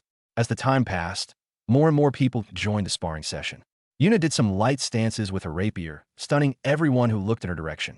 But like Michael, even though she was perfectly capable of protecting herself, she would rather leave that up to Agnes and her escorts. That way she could focus on her job as a diplomat. The other Dragonborns finally showed up, with the last one being Jakku, who was still yawning despite the sun already nearing its zenith. Michael, as always, just sat by the sidelines with Yuna and Fudge. They spent their time reminiscing about their previous life and how much they missed certain aspects of that world. You still owe me an ice cream, Yuna said. I'm trying to, he replied, trying to appease her. I just haven't found any vanilla as of yet. Say, you wouldn't happen to know where I could buy it in the Queen's region, do you? Yuna teasingly glared at him. That's not our agreement, mister. I provide you with a way to progress your business. You provide me with ice cream. There's a boundary there that cannot be crossed. After a pause, Yuna faced Michael again. Your journey continues with my virtual library empire. Speaking of which, you told me that you needed a place with a large collection of physical arts, right? After talking to Jimmy, I remembered that Angora City had a knightly court. I know a few high-ranking knights there that could give you access to their scrolls. Michael was ecstatic to learn this. He wasn't familiar with the Order of the Heavenly Knights, so he would have had trouble navigating a friendly conversation with them that could lead to them opening up their gates for him. But thankfully, he had a diplomat friend. I have some connections with the Magic Tower there as well. Would you need my help? Michael shook his head. Cerberus already introduced me to their tower master. Must be nice being a prodigy of the mystic arts, Yuna commented. You're one to speak, Miss Heavenly Knight Apprentice. Yuna flashed him a tongue before leaving to practice with Agnes. Michael was going to continue laying around in the sun when a large shadow cast over his eyes and blocked his view. He looked up and saw the orcs approach him with a meek expression. Sir Human, we would also like to participate in the fight. No matter what you are preparing for, we are dedicated to protecting you. In front of him were about 16 orcs, which were evenly distributed between the Orcupine and the Orcanine tribe. After Michael convinced the first two rebels to convince more of their friends and families to let go of their grudge against the other tribe, the number for the revolution grew bigger. What revolution, you ask? It was none other than the undercurrent movement that aimed to convince the orcs to disobey their chieftain and their tribe itself to achieve unity between the two tribes. Their numbers had grown steadily over the days. Of course, Michael wasn't denying the fact that the benefits of becoming an honorary Rebornian weren't a factor in their decision at all. But it was clear that the orcs were much more willing to work together with a chocolate bar in their hands. You want to join our sparring session? It seemed that the orcs were under the wrong impression. They thought that Michael was going to war or something, especially because of the current sparring session all over Neo-Orcus. But in truth, Michael just wanted the Dragonborns to do something throughout their days. They get quite depressed seeing their fellow Rebornians hard at work while they were doing nothing because their skills weren't suited for construction. Well, I'm not going to stop you if you want to join the sparring. The orcs slapped their thighs and strummed their quills in appreciation for Michael's decision. They quickly ran over to Agnes, who was instructing the Dragonborns on their current training regimen for today. Michael watched the orcs approach Agnes, who paused for a second as she assessed their current level of strength. She nodded in satisfaction before giving them their respective sparring partners. He was quite interested in how the orcs fought, especially with the difference in fighting style between the two tribes. And surprisingly, the orcs were paired up against one of the elite members of the Montgomery escorts. It was then that Michael remembered that the orcs were originally a race proud of their dominance on the battlefield, not just their weird ritual customs. He had always been under the impression that the orcs' greatest strength was their unique ritual resonance that was quite loud, but mostly harmless. It almost made him forget that orcs were quite formidable fighters of their own league. They were renowned for being the top escort/security options during the glory days of the Golden Road after all. Let's see what you have in store, Michael muttered to himself as he focused on the orcs. His eyes gleamed, showing that even his personal AI assistant was paying attention. For the first few blows, the orcs used their natural dominant physical strengths to overwhelm the demi-humans from the Montgomery side. The Orcanines used their larger muscle mass to overwhelm the smaller opponent. Their fighting style was attack, attack, and attack. Explore more in my virtual library empire. This was completely different from the Orcupines, who stayed on the defensive for the whole fight, waiting for that perfect timing to strike. They exchanged moves with their sparring partners, gaining advantage by the smallest bit. But they were still fighting against the elites personally trained by Agnes. They won't go down without a fight. The demi-humans fought back, using their skill and finesse to retake advantage from the orcs. This prompted the orcs to finally use their inherent skills and learn spells. The Orcanines began slapping his pectoral muscles, creating a shockwave that threw his opponent off balance. The Orcupines shot out hundreds of quills at once and used their learned spells to manipulate them into assaulting their opponent. Michael's eyes widened as he saw an entirely new perspective on physical art spells. It was completely different from the way Agnes used her mana cores. Magic theory acquired. Magic theory acquired. Magic theory acquired. Throughout the entire training session during the whole day, Michael was just absorbing spell after spell from the orcs. He felt like he copied so many spells that he could somehow mix and match all the magic theories and create something entirely new out from all of them. Hey ChatJK3, can you make a new physical art spell that is appropriate for the Dragonborns? I can certainly do that. I will now prepare each of the Dragonborns their new spells based on the orcs' fighting style. Jaku, Deadly Sound of Sword.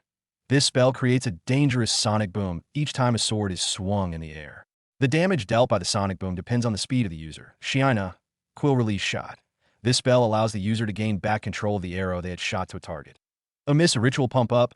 This spell allows the user to gain momentum and power before a fight by performing a ritual procession.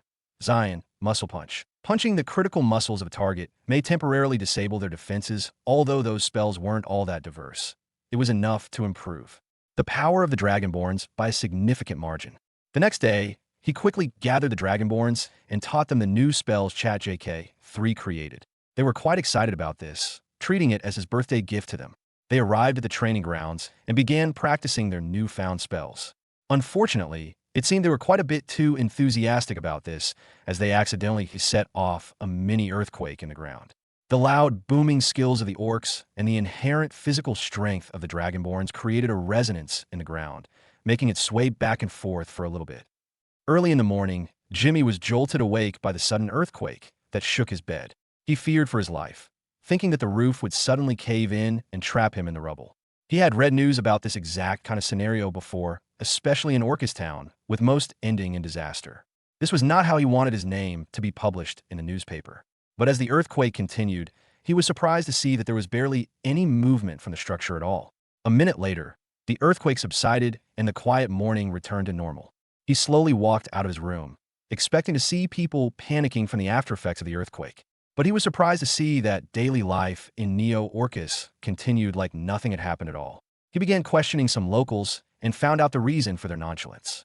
Why didn't they panic? It was all thanks to a little ninja slime who had clones posted on each and every citizen's shadow. So, no matter where they were, Michael could easily inform his citizens about any news that occurred in real time. But this still didn't explain why none of them were worried for their safety. He would have thought that the locals who had experienced such tragedy and heartbreak from previous earthquakes would have reacted a little bit more emotionally once another one occurred. It was as if they no longer treated earthquakes as something dangerous. This confused the rookie journalist. Even with the incredible structure in Neo Orcus, there was still a chance that an accidental cave-in could happen and trap them under the rubble. Yet, the locals weren't worried about this possibility at all. Jimmy looked around the place and saw no signs of magic circles to protect its citizens. So, there should have been no reason for them to act as if they were invulnerable to a ton of rock and rubble burying them underneath, right? Jimmy wanted to ask Michael himself about this, but was worried about the probable sensitivity of such a topic. After all, this could be a matter of their security as a whole. As a talented reporter, he knew how to obfuscate his real questions with a couple of mundane ones to gauge Michael's current mood about the subject. Oh, are you asking why none of us are worried about the earthquake? Yes, Jimmy said enthusiastically. But if you don't want to tell me, I will be totally fine with that. Well, the answer is simple. They are invulnerable to that. The absolute unity defense, even if it was the lesser one obtained by each Rebornian, was enough defense to survive against at least a ton of rubble collapsing towards them. Since the weight of such force was only equal to a 1-star spell, Boulder Throw, as long as the Rebornians were 2-star or higher, then they wouldn't need to worry about such a disaster befalling onto them. Basically, anyone who had been a Rebornian for longer than a month was safe from any natural catastrophe, be it drowning, being engulfed in flames, or being dropped from a tall height. Michael thought it was a pretty good natural defense for his citizens before he found a superior one. He even thought it was just adequate. But judging from the looks every Queen's region local was giving him, there was something wrong with his thinking. Is that bad? He asked them. Bad, Jimmy cried out. That's insane. Your citizens just have this kind of defense skill automatically? And why did I just now figure out that you can awaken everyone's talent, both human and demi-human? Michael thought it was pretty obvious. But Jimmy was still probably trying to process everything he saw in the King's region that he neglected to understand why every Rebornian could wield magic proficiently. Experience tales with my virtual library empire. Don't big companies also have this sort of defense? Michael asked innocently. And no, was the resounding answer. There are some companies or royal territories that have their own set of defense and attack spells, but they aren't given to just any one of their citizens. Money doesn't grow on trees. They need a lot of resources to nurture their citizens into becoming capable enough to become self-sufficient. They would rather foster a small army to protect their citizens rather than arm tens of thousands of their people to protect themselves. Hearing Jimmy's explanation made Michael a little bit more aware of his nation's specialness. He thought any successful company would do what he did. Michael turned to Yuna. Is this true? He asked her. Yes. That's why I said you're a cheat. Your powers already put you miles ahead of your competition. In hindsight, Michael should have known. This was the power that a supreme skill gave their fortunate bearers. I guess I'm pretty good then, Michael muttered as if this was the first time he realized it. I'm sorry to interrupt, but the fact that you can create customized physical art skills should have been your first clue, Agnes butted in. She recognized the Dragonborn's new spells taught by Michael. Although different, the basis of power was extremely similar to the ones that the orcs displayed just a day ago. You must have created those spells in one day. Am I correct? We have never seen their spells till yesterday. Yeah, but can a high-level physical arts master be able to do that as well? He asked, completely clueless. And no, was once again the resounding answer. Technically, they can do it, but not as fast as you were able to do it, explained Agnes. One of the prerequisites in becoming a titled knight was to create your own physical art spell. Normally, it would take them 1 or more years of tedious research and painstaking practice before their new technique was judged by veteran knights. It's basically their thesis paper, Yuna whispered to Michael. How would you feel if someone just printed a 100-page technical paper in one night? Michael graduated at a time when AI wasn't a thing. So he understood clearly how hard it was to write a thesis in a month, much less a day.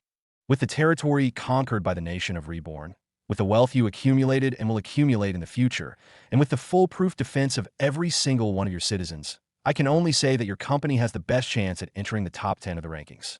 Jimmy had to sit down on the ground as he realized the magnitude of what he had just discovered. I don't know if I'm lucky or unlucky that I'm the first journalist to have a chance at publishing this story. This may be the best up-and-coming story in the current world, but maybe unbelievably so. Unless they see the current state of the King's region for themselves, I'm afraid it would be hard for them to believe such a story. But worry not. I will do my best to spread the news with my captivating writing. I'll spend my entire career following your company. You can count on that. Jimmy made a declaration of intent, which Michael was glad to hear about. I guess you'll be the nation of Reborn's first correspondent, Michael said. I will make sure that your company's ranking in the Golden 500 will be published worldwide. That's my goal. Yuna approached Michael. This is good for you. Having a published ranking will do well when negotiating with other territories. It makes your influence a lot more solid and makes my job so much easier. Seeing no downside, Michael shook hands with the rookie journalist. We'll work together then. You can have full access to the nation of Reborn as you do your research. That's great. I'll work on it right now. Jimmy scooted off to his guest house and began to prepare a worthy publication that would introduce the Reborn company to the Queen's region. Meanwhile, the sparring session continued normally as it would. The rebel orcs were a bit late in their arrival because they had to sneak out of their tribe, but they still had enough time to spar and play a bit of baseball before the sun set. They were going to spar with the Dragonborns, but Fudge seemed to have other plans. Master, can I please have the orcs as my assistants? Fudge said, hopping on top of Michael's head. What will you do with them? He asked suspiciously. Well, Master, I sensed a bit of their talent in the shadows. Fudge inherited Michael's golden nose skill, so he had a sense of which people were talented based on intuition alone. Are you sure about this? Michael asked the ninja slime. Yes, Master. After pretending to be the snake tempter sent by the goddess, I found out that they had a natural affinity to shadows as well. It's not just one or two of them, it's all of them. So, let me get this straight. You want the orcs to become ninjas like you? Michael asked, trying to make sense of it all. You got exactly right, Master. They already like me, so they will do as I say. Michael looked at Fudge with a serious face. You want the orcs, the big and intimidating demi-humans, to become one of your sneaky little ninjas. He couldn't imagine a scenario in which the orcs tiptoed in the darkest of nights and tried to infiltrate a room without anyone knowing. Just their immense weight alone would send even a metal floor creaking with a loud sound. It's all right, Master. They can become good ninjas like me. I'm sure of it. Fudge said, his voice emanating an unusual confidence. Fudge was rarely wrong about this thing, so Michael gave him the benefit of the doubt. All right, but don't get too overboard with this. Michael then saw the violet slime hop over to the orcs, who quickly kneeled after seeing the slime's presence. It looked like his infiltration as the messenger of the goddess worked entirely too well, as they were treating him with reverence even when he was no longer the snake tempter in their sacred grounds. He was sure that with Fudge's skill, they could eventually make a good group made out of the best ninjas in the world. This whole thing made Michael think about the importance of security. Jimmy seemed to have a good sense of its importance, but Michael never really bothered with it before. There wasn't really any need for it back in the King's region. Sure, there were a few instances in which force was needed to make things more peaceful, but nothing too much. But it looked like physical strength was far more important in the Queen's region. He walked over to Yuna and asked her exactly about this question. This world is still stuck in the medieval times, she said. So, there are some times when conflicts are resolved through wars or physical fighting.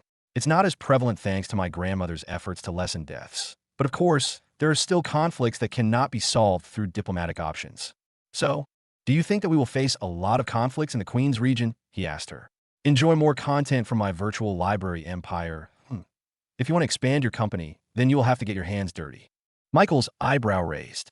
He didn't think he would have to do that. Seeing his curious expression, Yuna went into further detail about her words. You don't know about this, but the lands in the Queen's region are a lot more magical and mysterious in nature. There are always discoveries being unearthed in different territories, most of which are up for grabs by anyone. Sometimes they find gold and a few other important minerals, which, don't get me wrong, still warrants a war between companies on who would be able to lay claim on the discovery. Usually, it would be settled with a behind-the-scenes agreement between the different parties. But there are a few discoveries that are far too valuable to share. For example, A pocket dimension left behind by a previous civilization would have even the top 10 companies vying for control. If you want to get an inheritance left behind by a 9-star wizard, then you would either have to negotiate with the Guild of Arcana or be the first one to loot it before anyone even finds out that it existed in the first place. That's why physical strength is key to becoming one of the top companies in the world. You have to have the power to monopolize all the good discoveries in the land, or else you'll be left behind. Michael's eyes were opened with Yuna's explanation. The Queen's region was a far more exciting place, filled with a lot more mysteries than he thought it to be. Pocket dimensions? Inheritances? Vaults?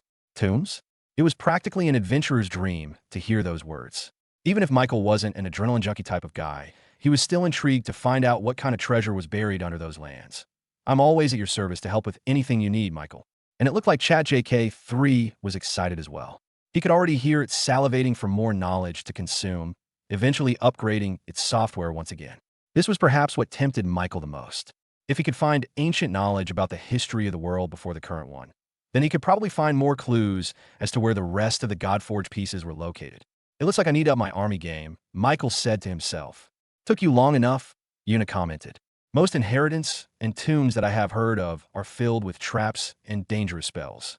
You need an army to safely reach the treasure room.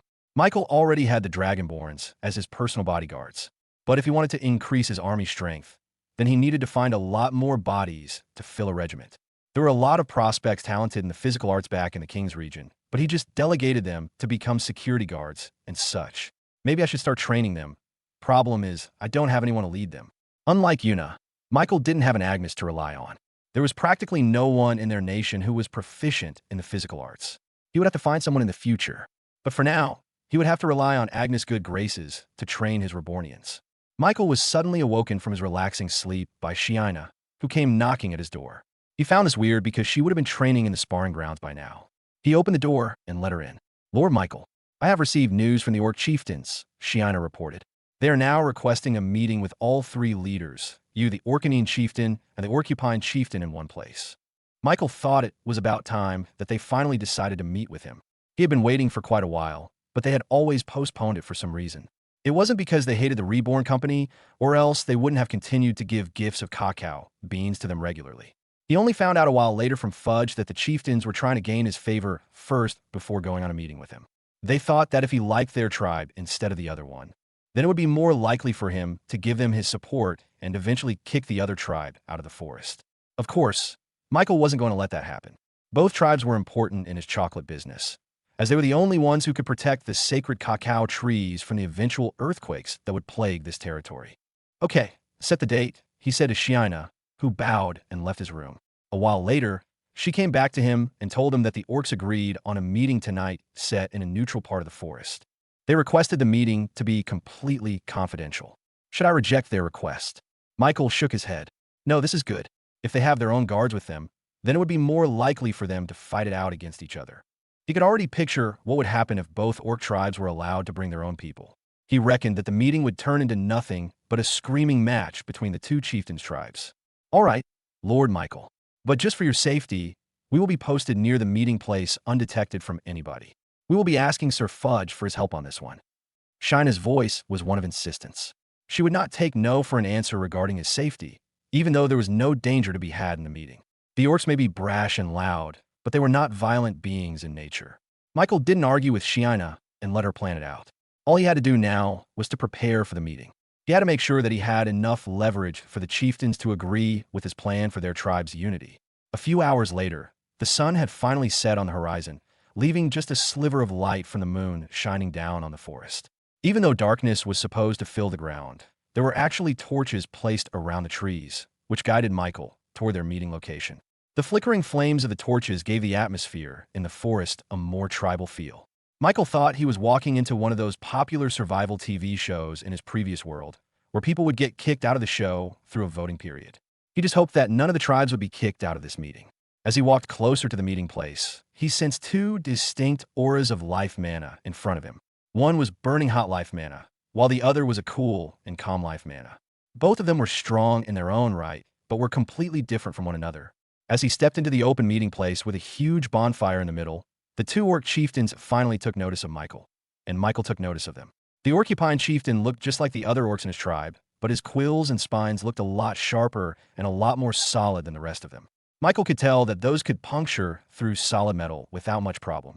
The Orcanine chieftain, on the other hand, was a lot bigger and buffer than normal Orcanines. The mane around his neck was a lot bushier too, with his wolf ears completely decorated in golden paraphernalia.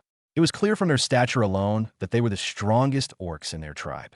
The two chieftains looked just about ready to shout to one another before Michael arrived. And once he did, they turned to him and showed him the best smile they could ever physically do. "Welcome, human." "No, I welcome you." A thunderous lightning flashed between the two orcs' eyes as they glared at each other. "Ahem. I requested this meeting between you chieftains so that you could settle your differences, not reignite them," Michael declared. "Settle my differences with this coward?" The Orcanine chieftain sneered. "There is no such world in which I would ever do that. See how arrogant he is, human? It would be better if you align with our tribe instead of them," the Orcupine chieftain retorted. As Michael feared, the two chieftains were so caught up in their rivalries that the meeting couldn't even last for a minute before it escalated into a screaming match. Read new chapters of my virtual library empire. Should I throw in my secret weapon? Michael thought to himself. He was about to throw a bar of chocolate in their feet, when all of a sudden, Michael heard a whisper from the shadows. "PSSSD, Master." Michael looked at the tree nearest him and saw a peculiar violet snake wrapped around one of its branches. "Fudge, what are you doing here?" "Master, I was able to find something interesting in their tribes. They hid it quite well, but I think I know the answer as to why the two chieftains hate each other so much." He leaned in closer to the snake, intrigued at this game-changing information. They used to be blood brothers who swore to protect a relic from the ancient times that was said to hold untold power. They said that their ancestors received this as a gift from the dwarves until they lost it. "Master, they used to own Mithril." And that's the end of today's chapter from the Dimensional Diary. If you enjoyed wandering these worlds with me, don't forget to like the video, share it with fellow adventurers, and subscribe so you never miss the next story that unfolds.